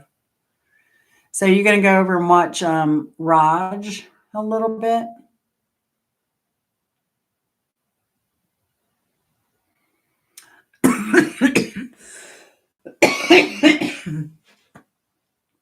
I think I'll be able to sleep, and I got to get up.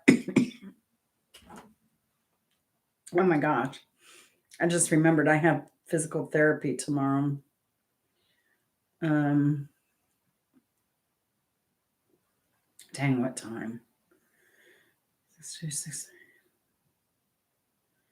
2:30, thank goodness. I have time for a cup of coffee before I run out the door. Oh, jeez. Jeez Louise. All right. Yeah.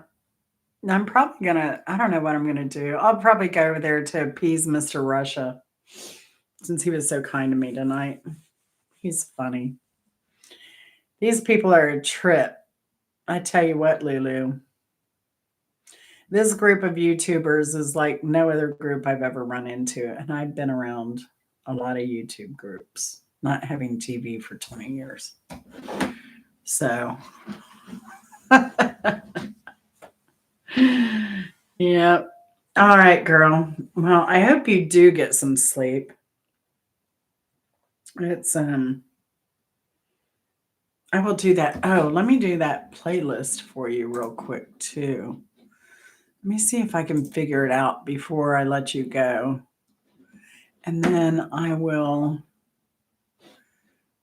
do your channel. I see Chrissy Smettles Salem is on live right now. Manage videos.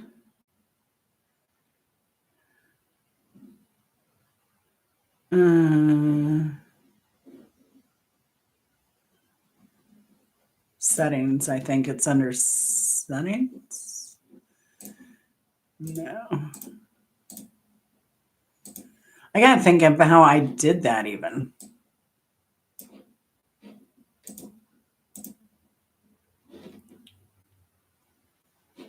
Advanced settings.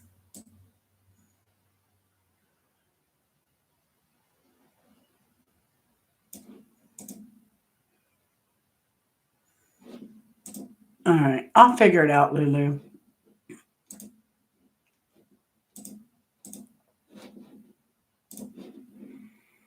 It's in one of these.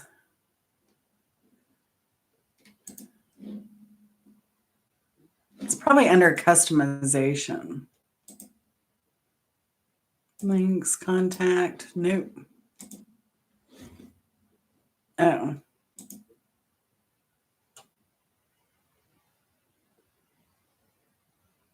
Hmm.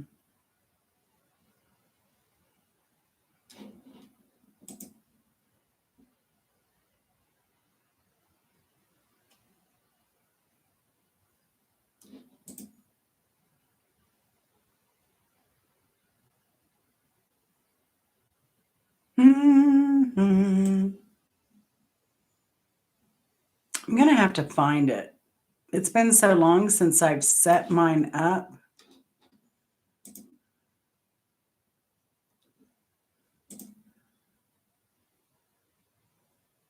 Okay. It's a lot. But I found it. Customization home tab. All right, Lulu. I'm going to go before I forget how to get there.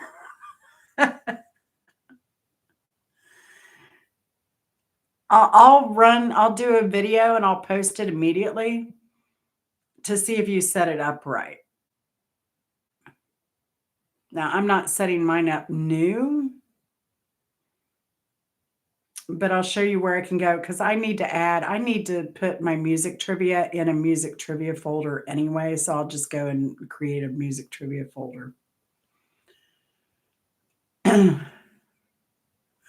I don't have a problem with mine playing. And if I go to,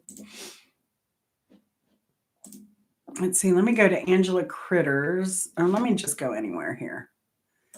Let me see if I can play somebody's playlist here.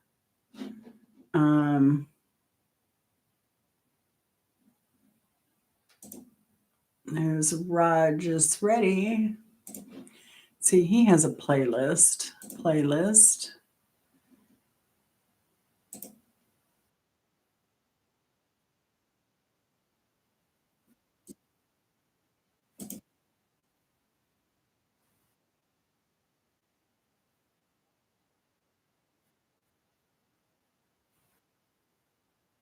It's playing automatically. So it must be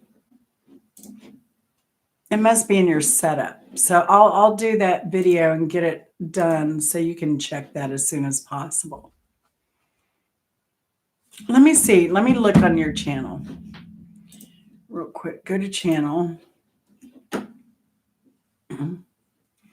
Playlists. Oh, above water. Okay.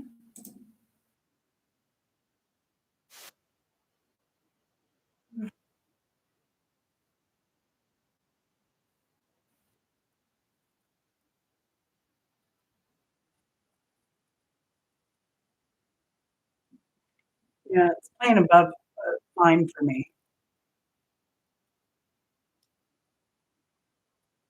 Now, it may have been a short YouTube glitch. So you're doing good. I didn't see. Let me look at something else on your thing real quick. It's hard when things don't work the way they should or you feel, and then you get frustrated.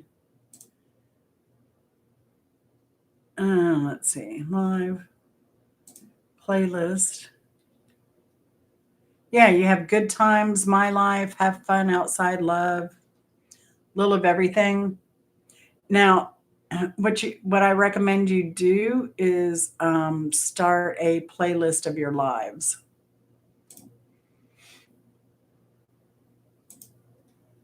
And you can also do a playlist of all. Yes, it's playing automatically. It's fine. You may want to do a playlist of all. That way, if anybody wants to give you some watch hours, then they can just click on that one and it just runs and runs and runs. Like Angela Critters, if she has a playlist of main dishes, I think it's like, I don't know, 125 videos. I just let it run, yesterday and it did fine. And then she has some that are like named watch hour, like one watch hour or several watch hours. Oh, no problem, Lulu. I remember how I was when I first got on like any software. So it's crazy. This just takes time. I remember I used to be so paranoid about working on a computer. And when I was doing the one engineering job, I got hired on another engineering job.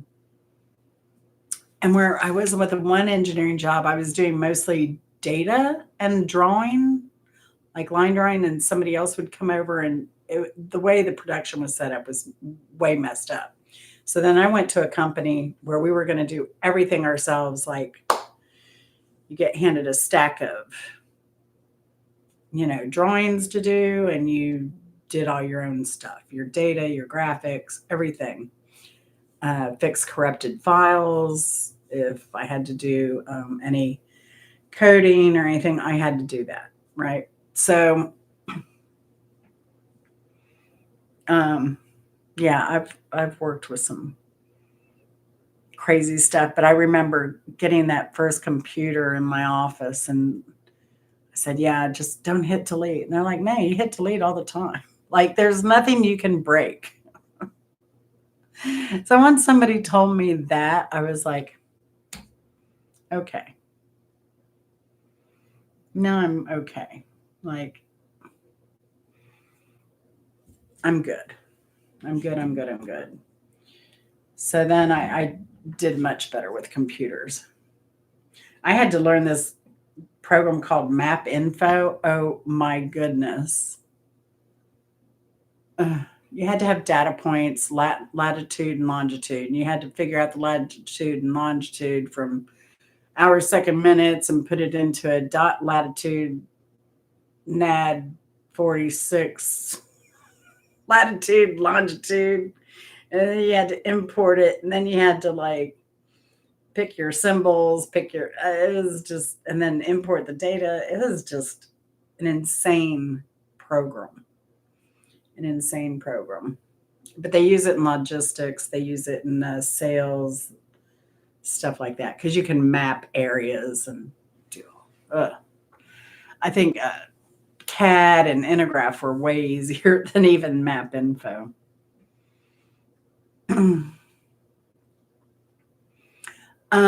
So you can do, once you make your playlist, then you can go in and you should be able to grab go into edit. Let me double check. Your channel, manage videos, and then you can do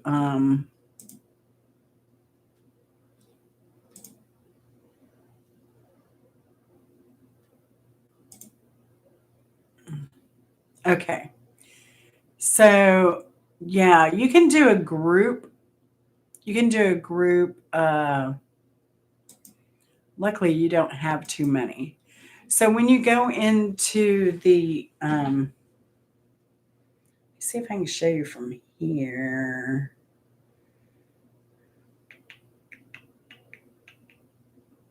No, I can't do it from here. But when you're on your computer and you can see all of your videos and if you look, and you have all these check boxes you can do, but if you look at the very top of the page, there will be above the line, there will be a checkbox, and that'll check all of them. So just check all your videos, and then you can put them into your playlist. It gives you the option to do that, which is what I need to do for music videos. But I don't know. I'm thinking about doing splitting my channel up. I don't know though. That's a lot of work. So, but isn't it funny, like how family vlogs, though, you can do multiple content. You could do gardening one day, you could do cooking one day, you could do driving, sports, whatever. And your videos will get pumped out and you'll get views and all that stuff. But somehow, I don't know, like for us old folks who try to do a variety channel, as I call it, it's like you're really struggling. And then they'll say, well, it's because you don't have a niche, break up your channels. And, it's like you shouldn't have to have a niche when you can get these mommy vloggers with their kids,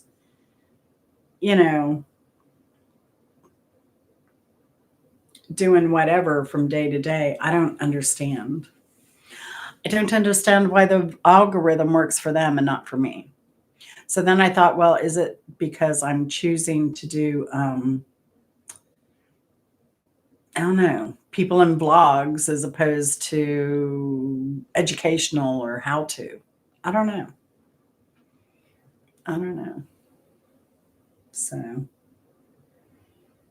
and I think cooking, I'm just irritated, like, too, with YouTube, because I think they should have a category. I don't know, feel good cooking anymore. It shouldn't be that way though, right? Um,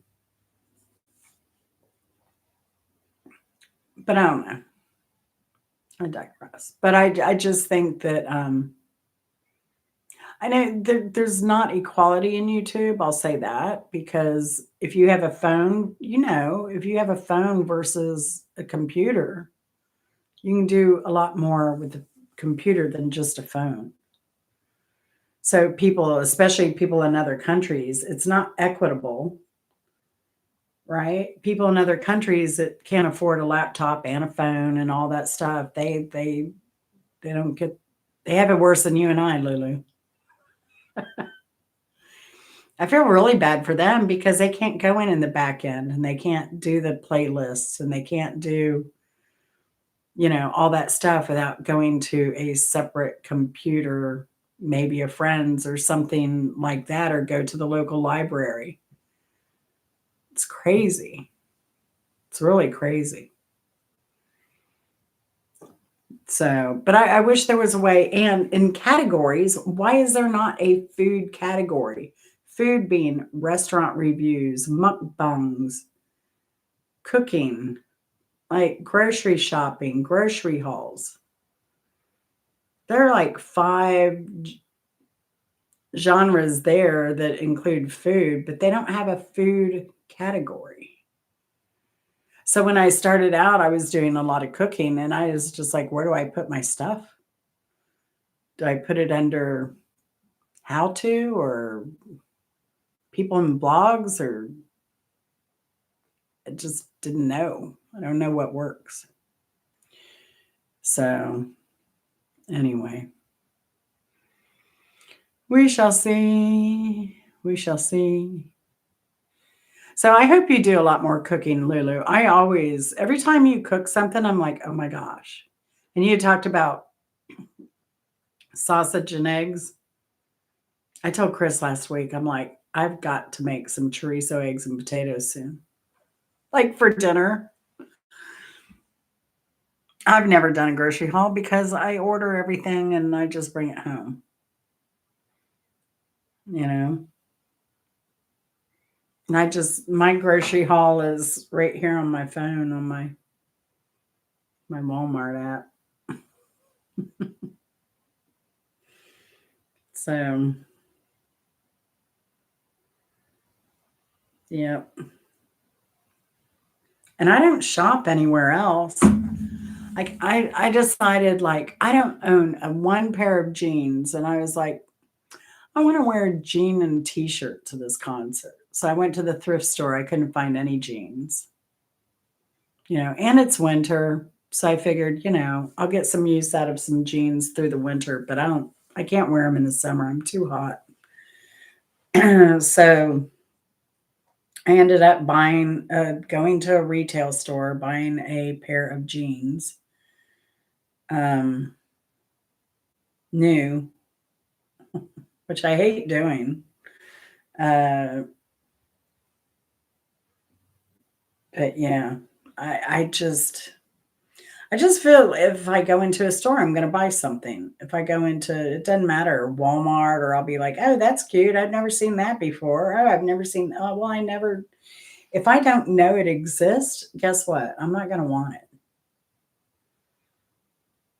That's how I am. That's how I figure.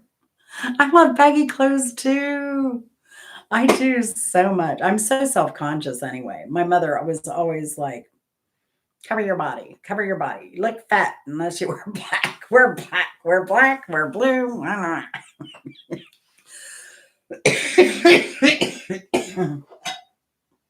So, yeah. And if I can, I love thrift store clothes. But yeah. And I've been looking for just a blazer, like a black blazer that's fitted, not straight. I want a little fitting. Now everything's double-breasted. I can't do double-breasted. Right? That's how I feel, because then I see stuff like there's a guy I follow on YouTube because he's a friend of Honnor's, and his name's Snack Master, and he's in Florida. I'll probably hook up with him and meet him at some point if I get out into the West Coast. But he does these snacks and Wawa drinks and stuff like that. And, I'm like, oh, I didn't know there was another brand of gummy bears or whatever. Like, but I saw those gummy bears he had, and he gave them a high rating. I'm like, oh my gosh. Because I've never liked gummy bears. And I was thinking, if they are that good, and they must be something really special. And they are. And now I buy them.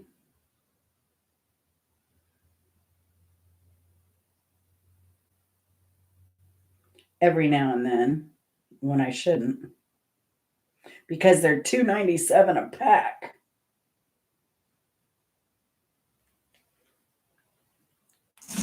Where's my little thing here? See these? Albanese zero sugar gummy bears. Oh my gosh. They are so dang good. Can you believe it? I've gone all my life, and when kids went ooh and on over Haribo gummy bears, I was like, what? And now those things are so darn good because the flavor of the grapefruit, you taste the grapefruit. You taste whatever it's supposed to be, you taste it. Where gummy bears are just flat. But even the zero sugar gummy bears, like 9 pieces have 60 calories and 20 carbs. Because they use real fruit juice. So, but yeah. They're kind of addictive, but it's just something I don't need to buy.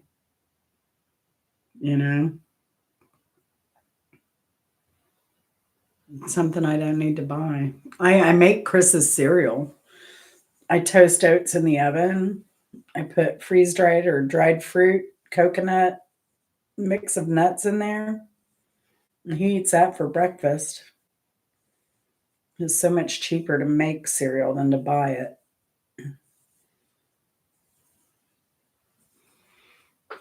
How many come in a bag? I don't know.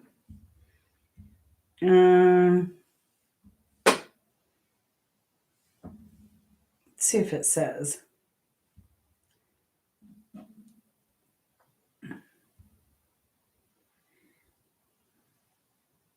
Mm,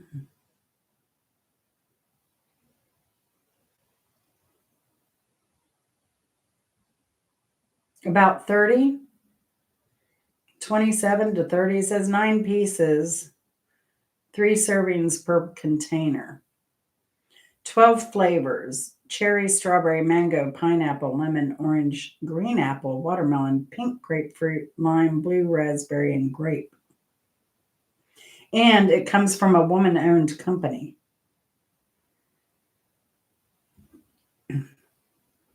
Out of, where are they out of?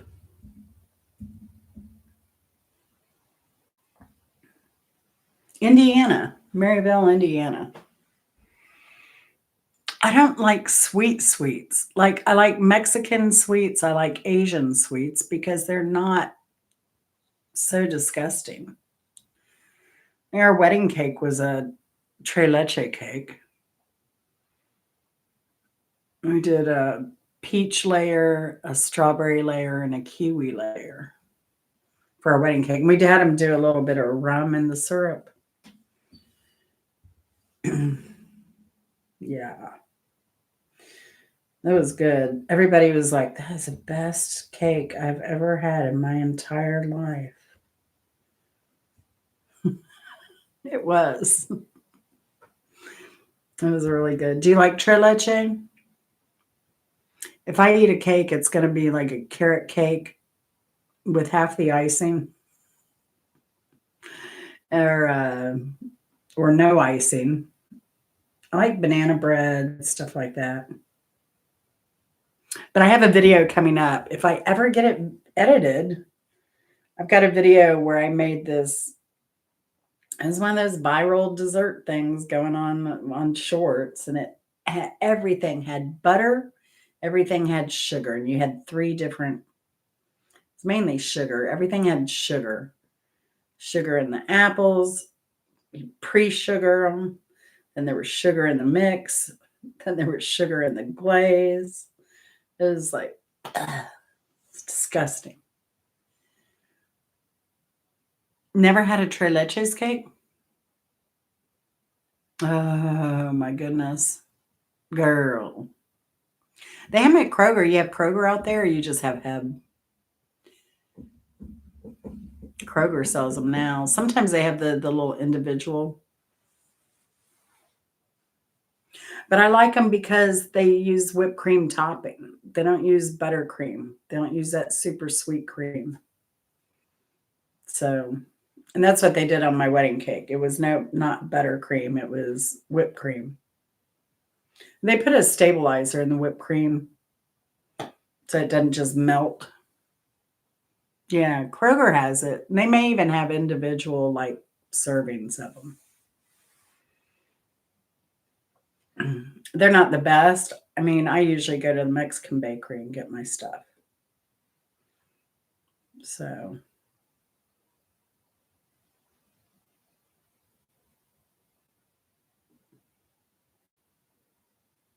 yeah. Well, looks like you have the playlist done, so I'm done for the night. I'm going to call it a night. Mr. Russian is so funny. He definitely keeps the chat going. I know he's probably still watching too. Well, it says there's only one left, but he's funny. He definitely gets the chat numbers up. Yeah, we have Kroger, we have Publix, and we have, Aldi's and Lidl. That's about it. We have some Winn-Dixie's in Georgia, but they're starting to close those down. They're about to go away altogether and leave just I think mainly the Florida stores. So we'll see. I heard you talking about the queso flame. It so they flame the cheese on top. So they probably do a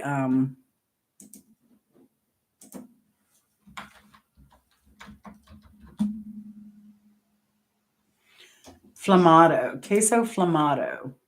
Is that what it is? No, that's a queso flambe.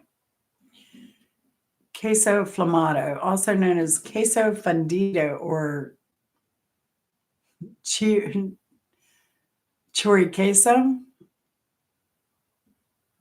So it's chorizo and cheese served flambe compared to cheese fondue. I've never seen it in any restaurants around here.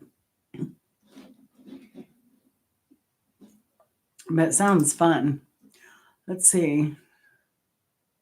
Yeah, so they use a high alcohol liquor.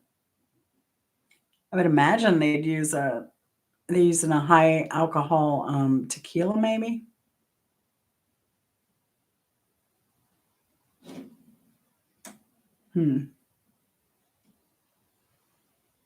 Oaxaca cheese and Chihuahua. Whole milk. Liquors, rum, brandy, and tequila. Of the two most common types of tortilla in Mexico and Texas, corn or wheat may be used. Puerto Vallarta flour tortillas are usually served only with certain dishes, including queso flamado. Corn tortillas otherwise being the norm.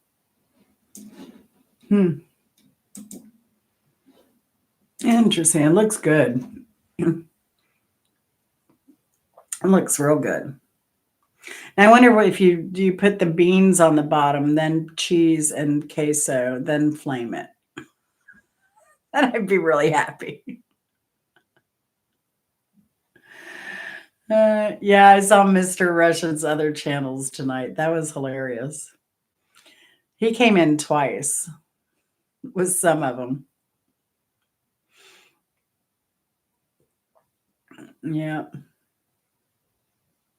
I mentioned that I would be willing to make beef Wellington for Thanksgiving. If I could make it ahead of time, because then I could film it for the channel. Because I don't do the whole beef Wellington. I do individual beef Wellingtons. And if I could make them ahead, freeze them, and then all we have to do like Thanksgiving Day is, they'll be thawed and then stick them in the oven. So I don't know. So, oh yeah. Yeah. I made it one Christmas for us and everybody loved it. But that's been a while. It's been at least 5 years, maybe. It was before my mother-in-law's partner passed away. And he was always the good cook. So for him to be able to sit down and not cook all day was a great gift for him. So I was able to give him that before he passed away. Yeah. But yeah, I don't know. I love cooking. I love experimenting. What I don't like is when I see a YouTube video and I try it and it's crap. And they pull it off as like that's what happened with those little chocolate truffles I did. I saw a YouTube video and this girl's like, oh, you can make a sugar-free keto brownies with a can of pumpkin and a box of the keto mix. No, it was nothing like a brownie. My brownies, I like the gooey inside, but the outside, it has to have that crisp, that crunch, those edges. It has to have that crusty top, I like the mixture. And this was all goop. So I had to save it by doing the chocolate truffles. But I'm glad I could save and not waste the food, but nothing irritates me more than wasting food. I have a video that I did, and I was a YouTuber's video, and I was making the recipe, and all of a sudden, in the middle of me making it, filming it for YouTube, I realized he said one measurement and he wrote down another measurement. And it was like one of these 2 ingredients, great keto, sugar-free recipe. It was terrible. And I asked him to clarify it. He never did. He never responded to what was correct. I mean, I didn't expect him to that moment. But yeah. That's also why I won't even put, that's why I hesitate to even put measurements in my description. And another thing, Lulu, right? A lot of, let me ask you how you feel about this. Because when I first started cooking, like I know Angela Critters, she'll put the recipe. A lot of people say the recipe's in the description. The problem I have with that, because I do it, right? If I'm looking for something specific and I'm ready to go, like I've got my stuff together, I just need the recipe, and I'll go on YouTube and I'll find it. I'm not watching that video. I'm going to go right to the recipe, right? If it's a common sense recipe, I'm going to go right to the recipe and I'm going to get those, and I'm not going to watch the video. So for my cooking videos, I feel my choice was to not put the recipe in the description to get people to watch the entire video. Right. So I don't know. That's my thought. I think it's better to not put the description in. So, and then if you misspoke and they see it's a cup, but you put in like 2 tablespoons, I don't know. I don't know, but I'm tired and I've got physical. Oh, it's 2 o'clock. Lulu, you keep me up partying, woman. I blame it on you. I would have been on time, but my friend Lulu kept me up all night. Yeah, I mean, I can understand like oven times or, you know, I don't know. Oven times can vary. I can understand that.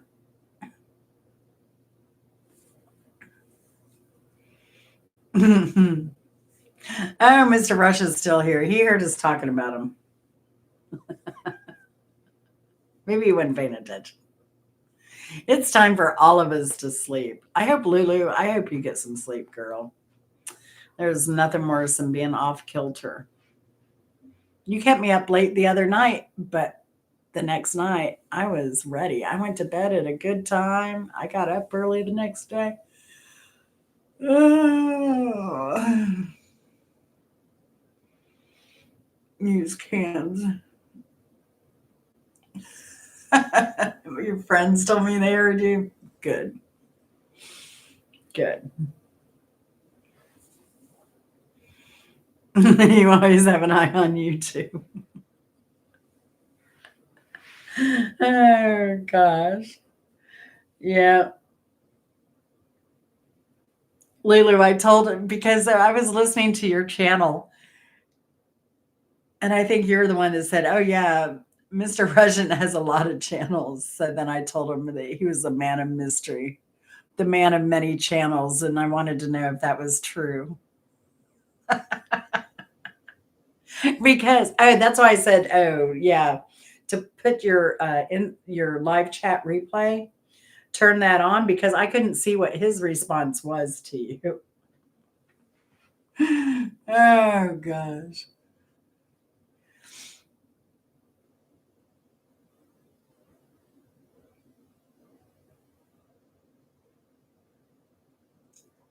All right. Well, I appreciate it. I love Town's Town. Yeah, I'm not ever like I will never ever say anything to hurt anybody. If I think something would hurt somebody, I would never say it.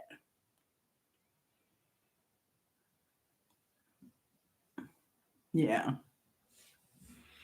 Yeah. No, we're good. We're good. But yeah. Oh, all right, y'all. Go to bed. Can't believe y'all are keeping me up so late. I'm actually up to like, oh, that's right. Mr. Russian's friends came by for a visit. So I'm up to 1611 subscribers. You'll get there, Lulu. I remember like 500. I was at 500 forever. I felt like I would never hit 600. I was dying. I think it was awful. And I want to say too, y'all, you Lulu and Mr. Russian, this community that's different than my normal communities that I've been in. This community right here has really inspired me and kept my hopes up. You know, because I came in full force first of the year. I'm like, I'm going to do lives every day. I'm going to kick it. I don't have time. I don't have time to do lives every day or, you know, I've been having shoulder problems. So there are days I don't want to put on a bra and do anything. And I'm not going to cook braless. So I'm just being truthful with you. So, but the positivity and the vibes and everything coming out of this community is so wonderful. You know, I don't know if you feel that way, Lulu, or not, but just the way this community feels is special. Yeah, I'd love to join you. I really do, because I am a night owl by heart. Oh, yeah. Oh, yeah. Well, after the surgery, I'm just going through physical therapy now. I just had surgery the 10th of October. So I'm not even a month out. Wow. I was thinking today, I'm like, oh my gosh, it's been so long. Why am I not improving so quickly? And then I'm just, oh, it's only been a month. What are you, crazy woman? But I want to be lifting and doing everything again. It's so hard not being 100%. And that's the other thing. Like I keep having to have surgeries. I've had 2 surgeries in 2 months. And oh, wow. Yeah, yeah, yeah. The eye and nose. That's a really sensitive spot there. I've only had, see, this is my skin cancer right here. I got a big old chunk out of my head there. And then I've got, it's hard to see in real life. If I'm at a certain angle, you can see that I have like big right there. You can see it a little bit. I got a chunk out of my head. That's a pretty good scar. But I've always worn my hair parted this way. It isn't vanity. I wouldn't care. And then I had cancer. I think I have it again, though. I think it's coming back. I think it's coming back. But I'll see. I have an appointment coming up. And then I had some chest cancer and stuff like that. No, I've not noticed your hair falling out. That's probably stress.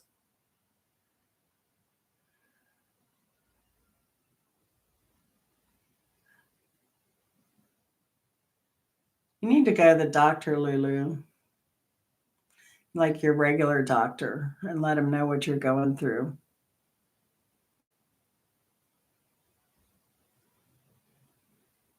Mm, I'm sorry. That's tough. Mm. Chest cancer from the sun. From the sun. I've been blistered a bunch of times. I grew up in Florida. So I was always outside. I was always in the sun. We didn't use sunscreen back then. Old school. It was skin cancer, but it was on my chest. But I had a pre-cancer that was inside the tissue. But that was a different incident. Yeah, this was skin cancer. It was squamous cell cancer. One of the most aggressive. Well, there's melanoma too, but yeah. Oh, that's nothing. That's nothing. I have videos where I was doing the chemo cream. They treat it with chemo cream. So, but this I had to have a chunk taken out of my head with Mohs surgery, which is what your mom probably had done, was Mohs, MOHS. And that's what they did there.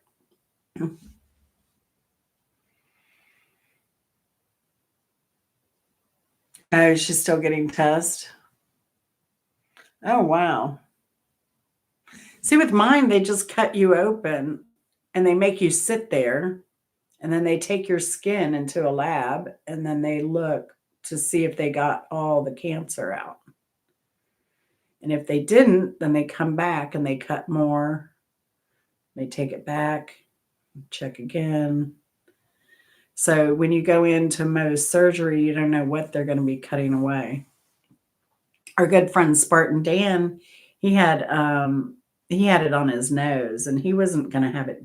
He wasn't going to have it removed. And I'm like, Dan, go get it removed, because not getting it removed is not good.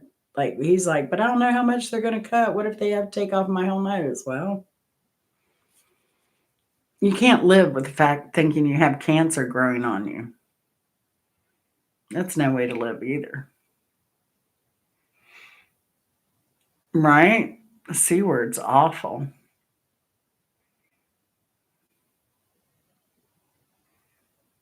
Mm-hmm. Oh, so they're just doing the initial biopsy of it?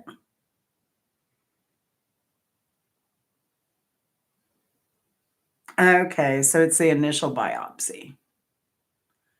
Yeah, I've had one of those done on my back.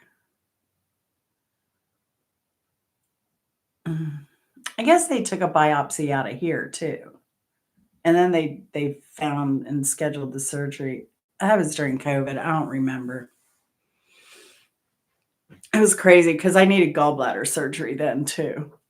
So that was another one. I needed 2 surgeries then, just like I did 2 surgeries back to back here.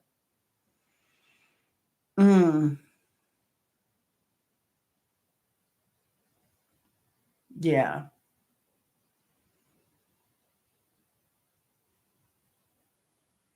Yeah, my husband has a genetic propensity. And this is crazy. So we did our genetic stuff and ran it through a medical thing called Prometheus way back when. And it was a free program, and it would look at all your genetic makeup and it would spit back a medical history for you. In fact, mine's right here. This is all my DNA right here and all my medical stuff that could be weird. And this is funny. It says,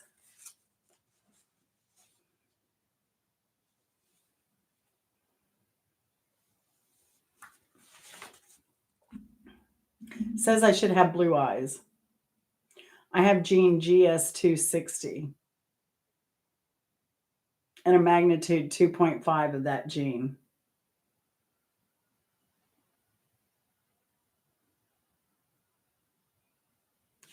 I do not have blue eyes. I don't have blue eyes. I have hazel. Mine are hazel. Sometimes they're more brown, depending on what I wear. I used car salesman for real, for real. But I did take this, and it comes up with all these kind of crazy things. Like, I'm more likely to be able to smell asparagus in my urine after I eat it. I'm supposed to have curlier hair. Possible risk for allergic asthma. Yes, I have that. Lower HDL cholesterol in women and late onset type 2 diabetes. That came to fruition. I have a low HDL cholesterol, which is crazy. And I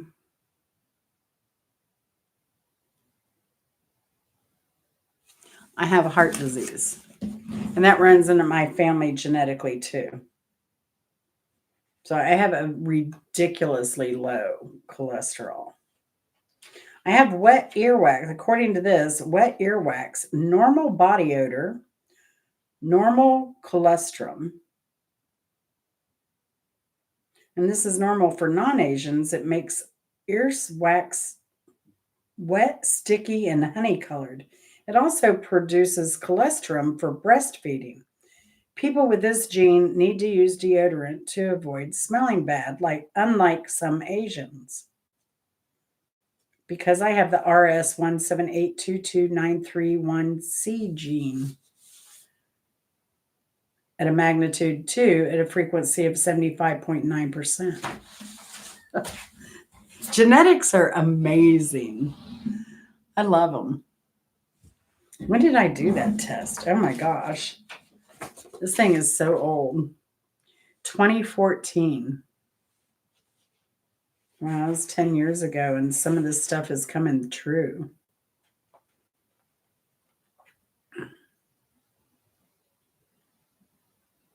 Wow.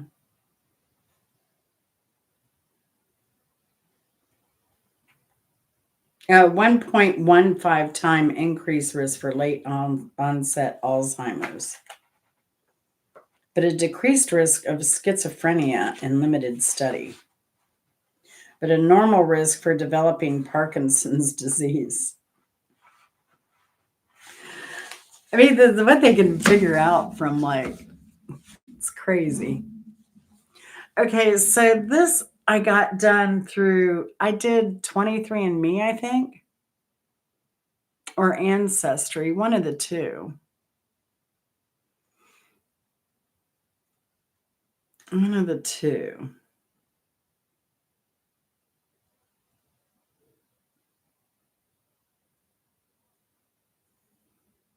And 2 to 6 times increase for cluster headaches. I don't get cluster headaches. That I don't get, thank goodness. Very slightly higher risk for breast cancer and a 1.12 increased risk for breast cancer off of those two genes. The RS1338742 and 889312. Yeah, because I'm an AC and an AG on the other. It's crazy, but DNA stuff is just crazy, crazy, crazy. I love it. Increased risk of bladder cancer. It's this is the thing my husband said, and I agree with him. Multiple, including 1.7 times for gastric cancer, also lung cancer. Puke, bad. But he said if you are a hypochondriac, you should not get this test. And I said, this is free. I think Ancestry now has a pay option. So if you've had your DNA done through Ancestry, you can now pay to get some kind of medical report. I don't know if it will be I doubt it'll be like this. Oh, yeah. 3 times higher risk age related macular degeneration. Yeah, I've got that. Higher risk for nicotine dependence. Had that. But I had a lower risk for cocaine dependence. Had that.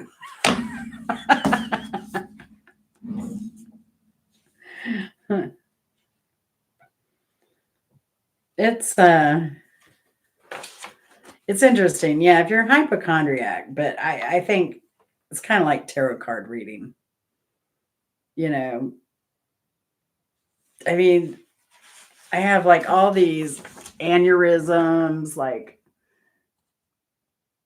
2.3 increased risk for osteoarthritis, slightly higher odds of developing primary hypothyroidism, 1.18 increased risk for an aneurysm.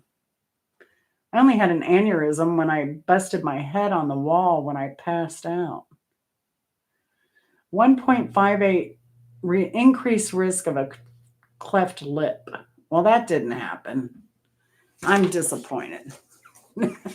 No, not at all, but it's just so weird. But see, that's the thing. So when you read it's 1.68 times increased risk for a cleft lip, and I don't have it, well then, like, it shows that a lot of this won't come, but normal but slightly higher risk of basal cell carcinoma, normal risk of this kind for skin cancer. But like some of these I have.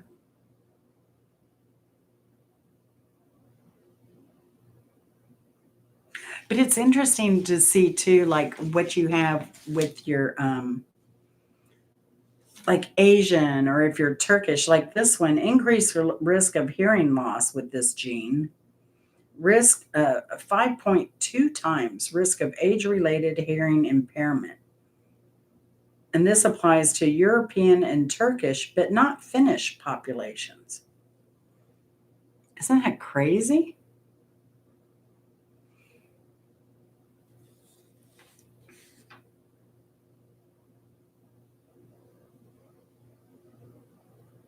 It's so weird. So maybe, hopefully, some of that Finnish blood will. Okay, so it was a 23andMe thing, but the Prometheus these was something. It was a separate database. Now, like Chris said, he'd like to run this through the databases now, because now, this was 10 years ago. Could you imagine what they know about the human genome now that they didn't know then? And just compare and see how much this would change with all the information we have now. I mean, it's weird, like tuberculosis susceptibility.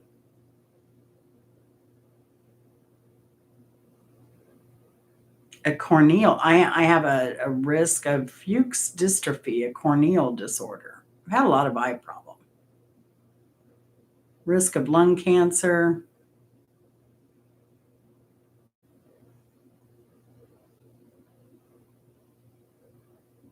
I mean, so anything like that's a low number, I'm not going to put a lot of stock in it. And hell, at this point, I've lived a good life. So whatever is going to come after me. I can't get any family on Ancestry to respond back. That's my problem. And nobody wants to share any of their ancestry research or information. So, yeah. But Ancestry helped me in that my mother had said that my grandmother died of pancreatic cancer, which is not true. Her mother died of liver cancer. So now she may have ended up going from the liver and the whatever pancreas, but she died of liver cancer was the main cause of death. And I wouldn't have known that had we not had ancestry.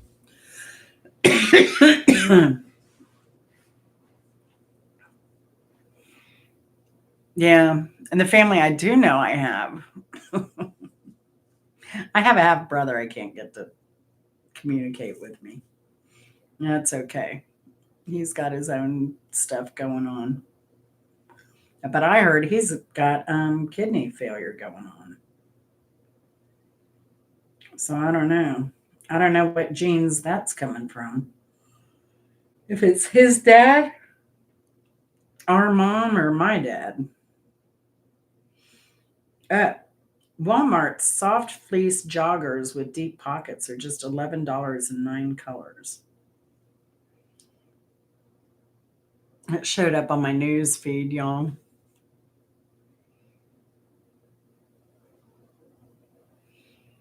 But I don't even know. If I go out to California, I don't even know if I'll see my brother. I'll probably just see his son. So, who doesn't talk to him either. So, I don't know. Family is weird. My family was always just who would put up with me long enough. Oh, jeez. That's about how I felt as a kid. I was like, damn. Oh, gosh. It's funny. Right? I mean, my childhood, it was bad. My mom had mental health. I don't know, has, I don't know. I don't know the status of my mother. I don't know if she's alive. I don't know if she's dead. But she had severe mental health issues, which my dad left. And that was like, well, that's great. You left, but you should have taken your kids with you. Like, you should have taken your daughter with you at least.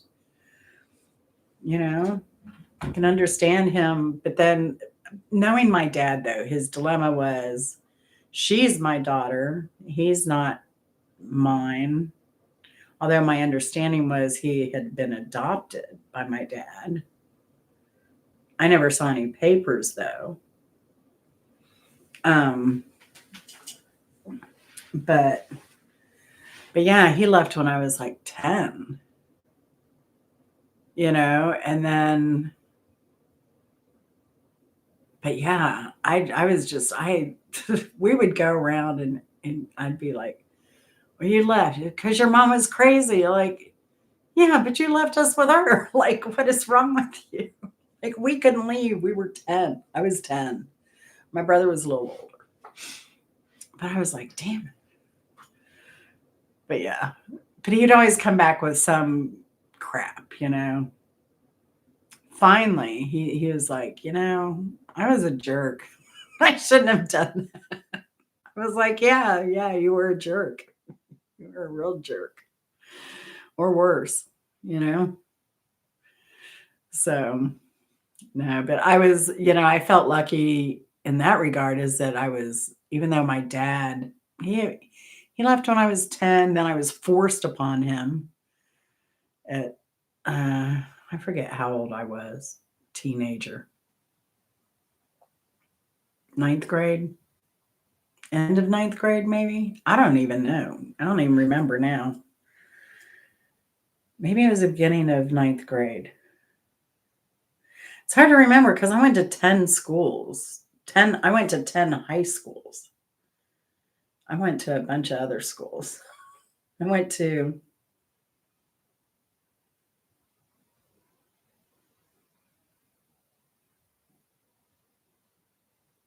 five elementary schools. We weren't in military. So, but yeah. So yeah, then being able to reconcile with my dad as an adult, it took that long because I was forced on him and it was okay. He didn't want me there. I mean, that was kind of evident. They didn't make room for me. I slept on the sofa. Like I think I kept all my clothes in a box. It was kind of like my life because I was always being shuffled here, there, everywhere. So I felt like I always lived in a box, you know. But that made me adapt well to moving and probably adapt well to, I don't know, I was a shy kid in school. I'm more outspoken now. Yeah, but then again, Lulu, like, would I be who I am if I hadn't gone through all that stuff, right? Like, I will say that my husband was he had a pretty decent life. Um, they had one family tragedy that affected everyone deeply. Um, well, his grandmother committed suicide. But that was like, other than that, like his mom had divorced. I mean, his mom and dad were together until after we were married, then they divorced, which was weird. And so he had a decent life, but then he met me and he learned empathy. He didn't know, like, there are really people out there that struggle and have a hard life and don't have it made and have like rocky starts, you know? And then I had to, when I say I dropped out of school, I didn't drop out. My mother told me I had to drop out because she couldn't afford me. So then when she said that, I was like, well, I'm not staying here. I've been paying, I was working and paying rent and food and stuff for, you know,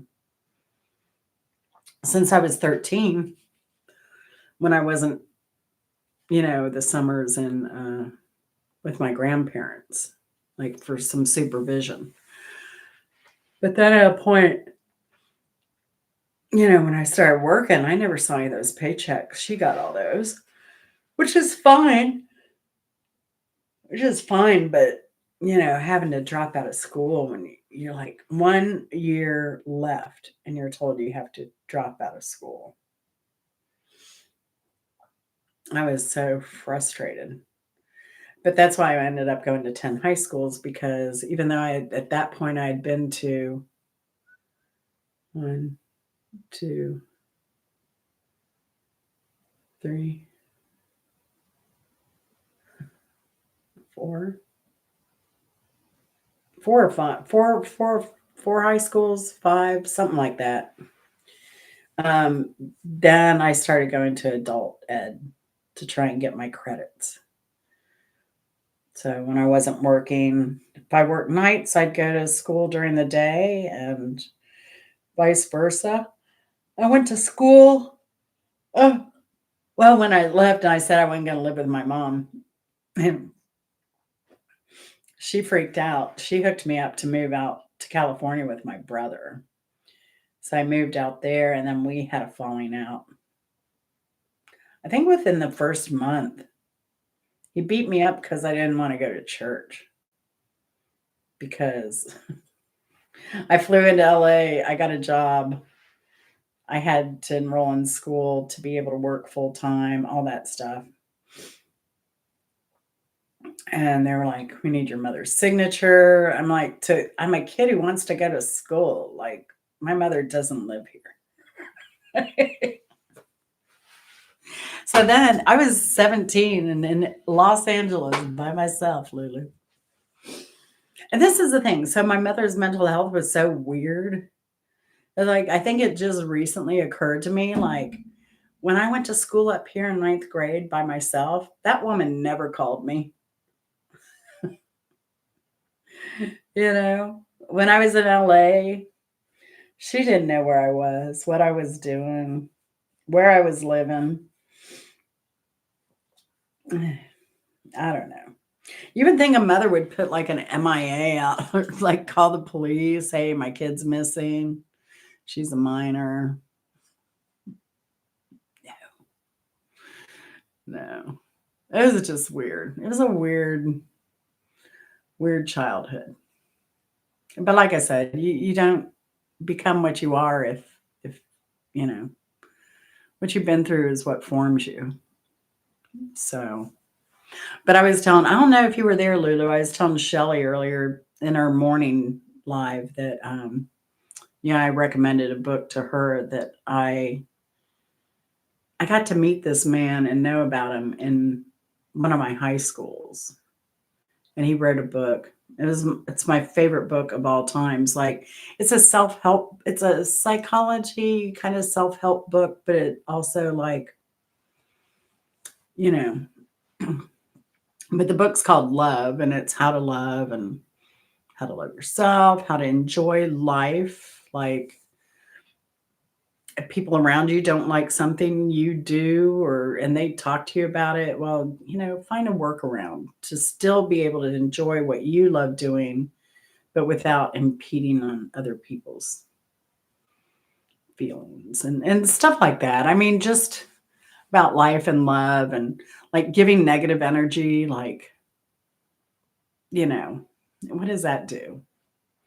It just hate and anger and all that it just eats away at the person, right? And even though I'd read it, I had not had an experience to kind of equate that to and really work on that don't hate anybody because just tearing up your own person, your own spirit. But yeah, we had an experience where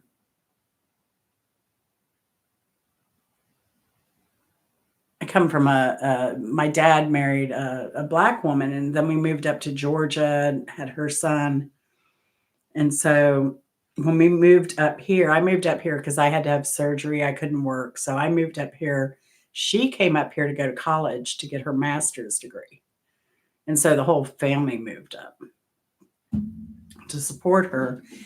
And then when we moved to town, the Klan came to march. And then some coworkers saw me out in public. And the next thing you know, my work environment changed dramatically. And so I had a lot of anger. Like I had fear and anger in my heart because, the Klan came to march. Now my coworkers were treating me differently because I'm in a biracial family. And, what the heck? So I was pissed off at the Klan. I was pissed off at my coworkers. I was, I mean, when you move to a town and the Klan comes to march in that town, it's terrifying. Make a big production of it too. Now, the worst of it for me, though, even going through all that, the worst of it for me was what my little brother went through because, he was at that time I was already an adult, but my little brother, he was in first grade. And he was pretty much under my keep because his mom was in school.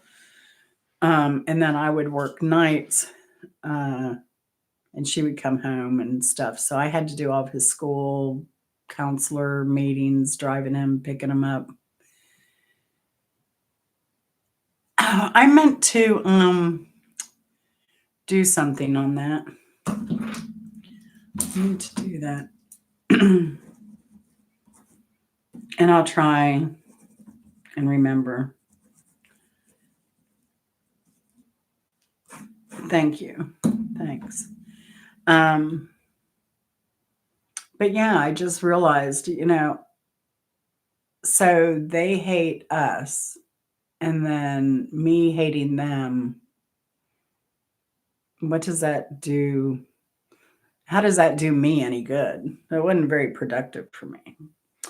So I just had to learn to get over that fear and hatred, And I only hated because they scared the bejesus out of me.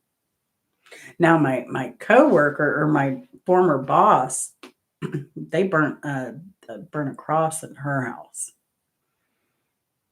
It was some years later though. after I had already moved out of that town and into Atlanta. But yeah, that was terrifying. That was scary. But yeah, I didn't know what was going to happen to our family. I'd be out with my brother and they'd be calling him names. They'd be calling me names. They didn't care that he was a kid. You know, it was pretty disgusting. But it's funny, I go back there now and almost everybody's biracial. So I say, we were just the trendsetters there. It's pretty funny, actually. So crazy, crazy times. I've been through some crazy stuff in my life. I should probably write a book. Oh, Lulu, I'll tell you something. There's a guy on here that wrote a song about my experience coming face to face with a serial killer. I have stories. I just, it's so funny, you know. I feel like you and I are in a room talking. So I know people are probably going to watch us afterwards, but I don't feel uncomfortable with it. But I tend to be a little bit more reserved and not talk too much about myself. I mean, I don't know. I think you get it. But it's I don't know. I did a Q&A. So those are fun, Lulu. You do a question and answer. You ask your people in the post to ask you questions about yourself. And you don't have to answer all of them, obviously. You know, and I kind of like doing it that way because it wasn't a live ask me questions. It was ask me questions and then I wrote them down and then I just explained I wasn't comfortable discussing that or answering that or just not discuss it at all. So I did do one Q&A. So I think on the other hand, Lulu, the other thing is though, it makes you relatable, right? Because I know the problem with part of my name, Easy Street with Jen, right? People think I've always just had a great life, right? They don't know I've suffered, been homeless, been hungry, been beat up by family members, by men's, by my mom as an adult, like craziness. But now I think you do like go look at mine. I think it's fine if you do one and you just ask people to ask you questions in the post, like in your community post, and you make your list. And you can add in some like you think people might want to know. And then I cried in mine. When I did my Q&A, I cried. And looking back, it was over. I was like, why did I get so emotional?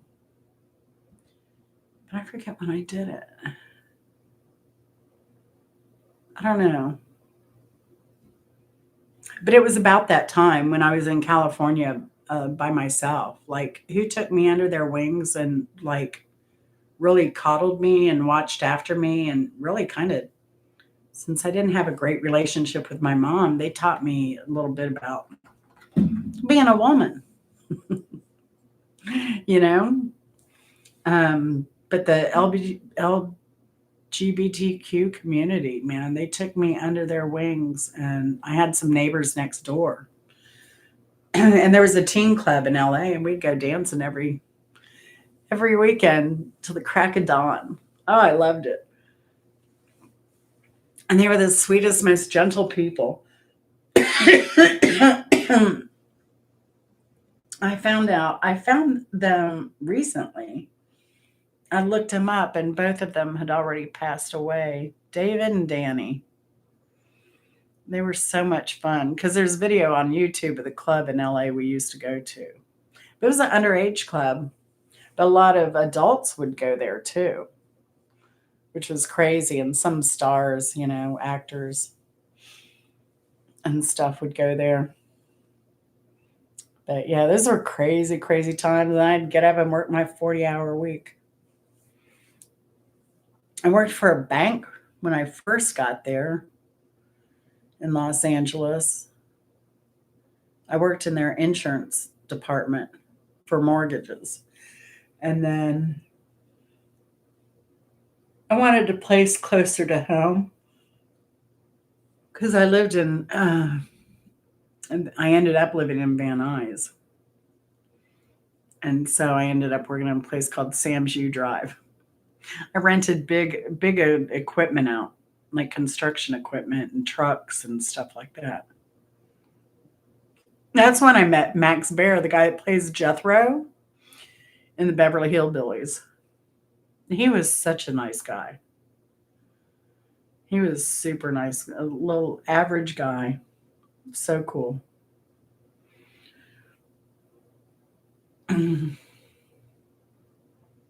Yeah, it's funny, but I'm going to go at some point. I keep saying I'm going to do it and I haven't.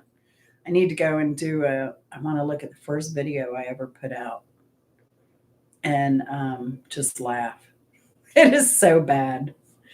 I cringe. I've watched a couple, like 2 minutes of it and I just cringe. Ugh. I didn't go back and watch it for like 3 years after I did it. I don't know if he's still alive. I think he did pass away. His dad was a boxer. He was like a heavyweight boxer. Max Baer Jr.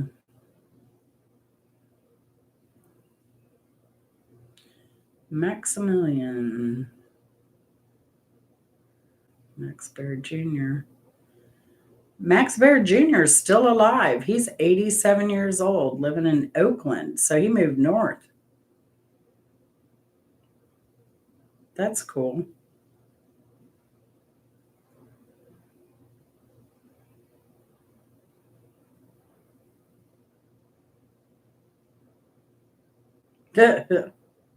In 2008, Max Baer had a live-in girlfriend of 30 years old who was a Playboy model. Oh, he had a house in Tahoe, too. Tahoe is so pretty.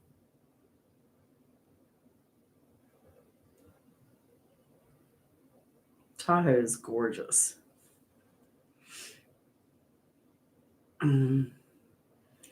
Jethro. All right, Lulu, you ready to go live? You ready to go live? Because I'm ready to go to sleep. Tell me a bedtime story, Grandma.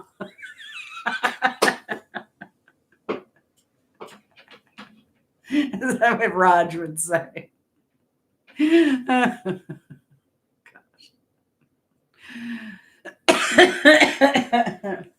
All right, I'm going to go. I got to behave. Oh, goodness. I'm so hungry. Why am I so hungry?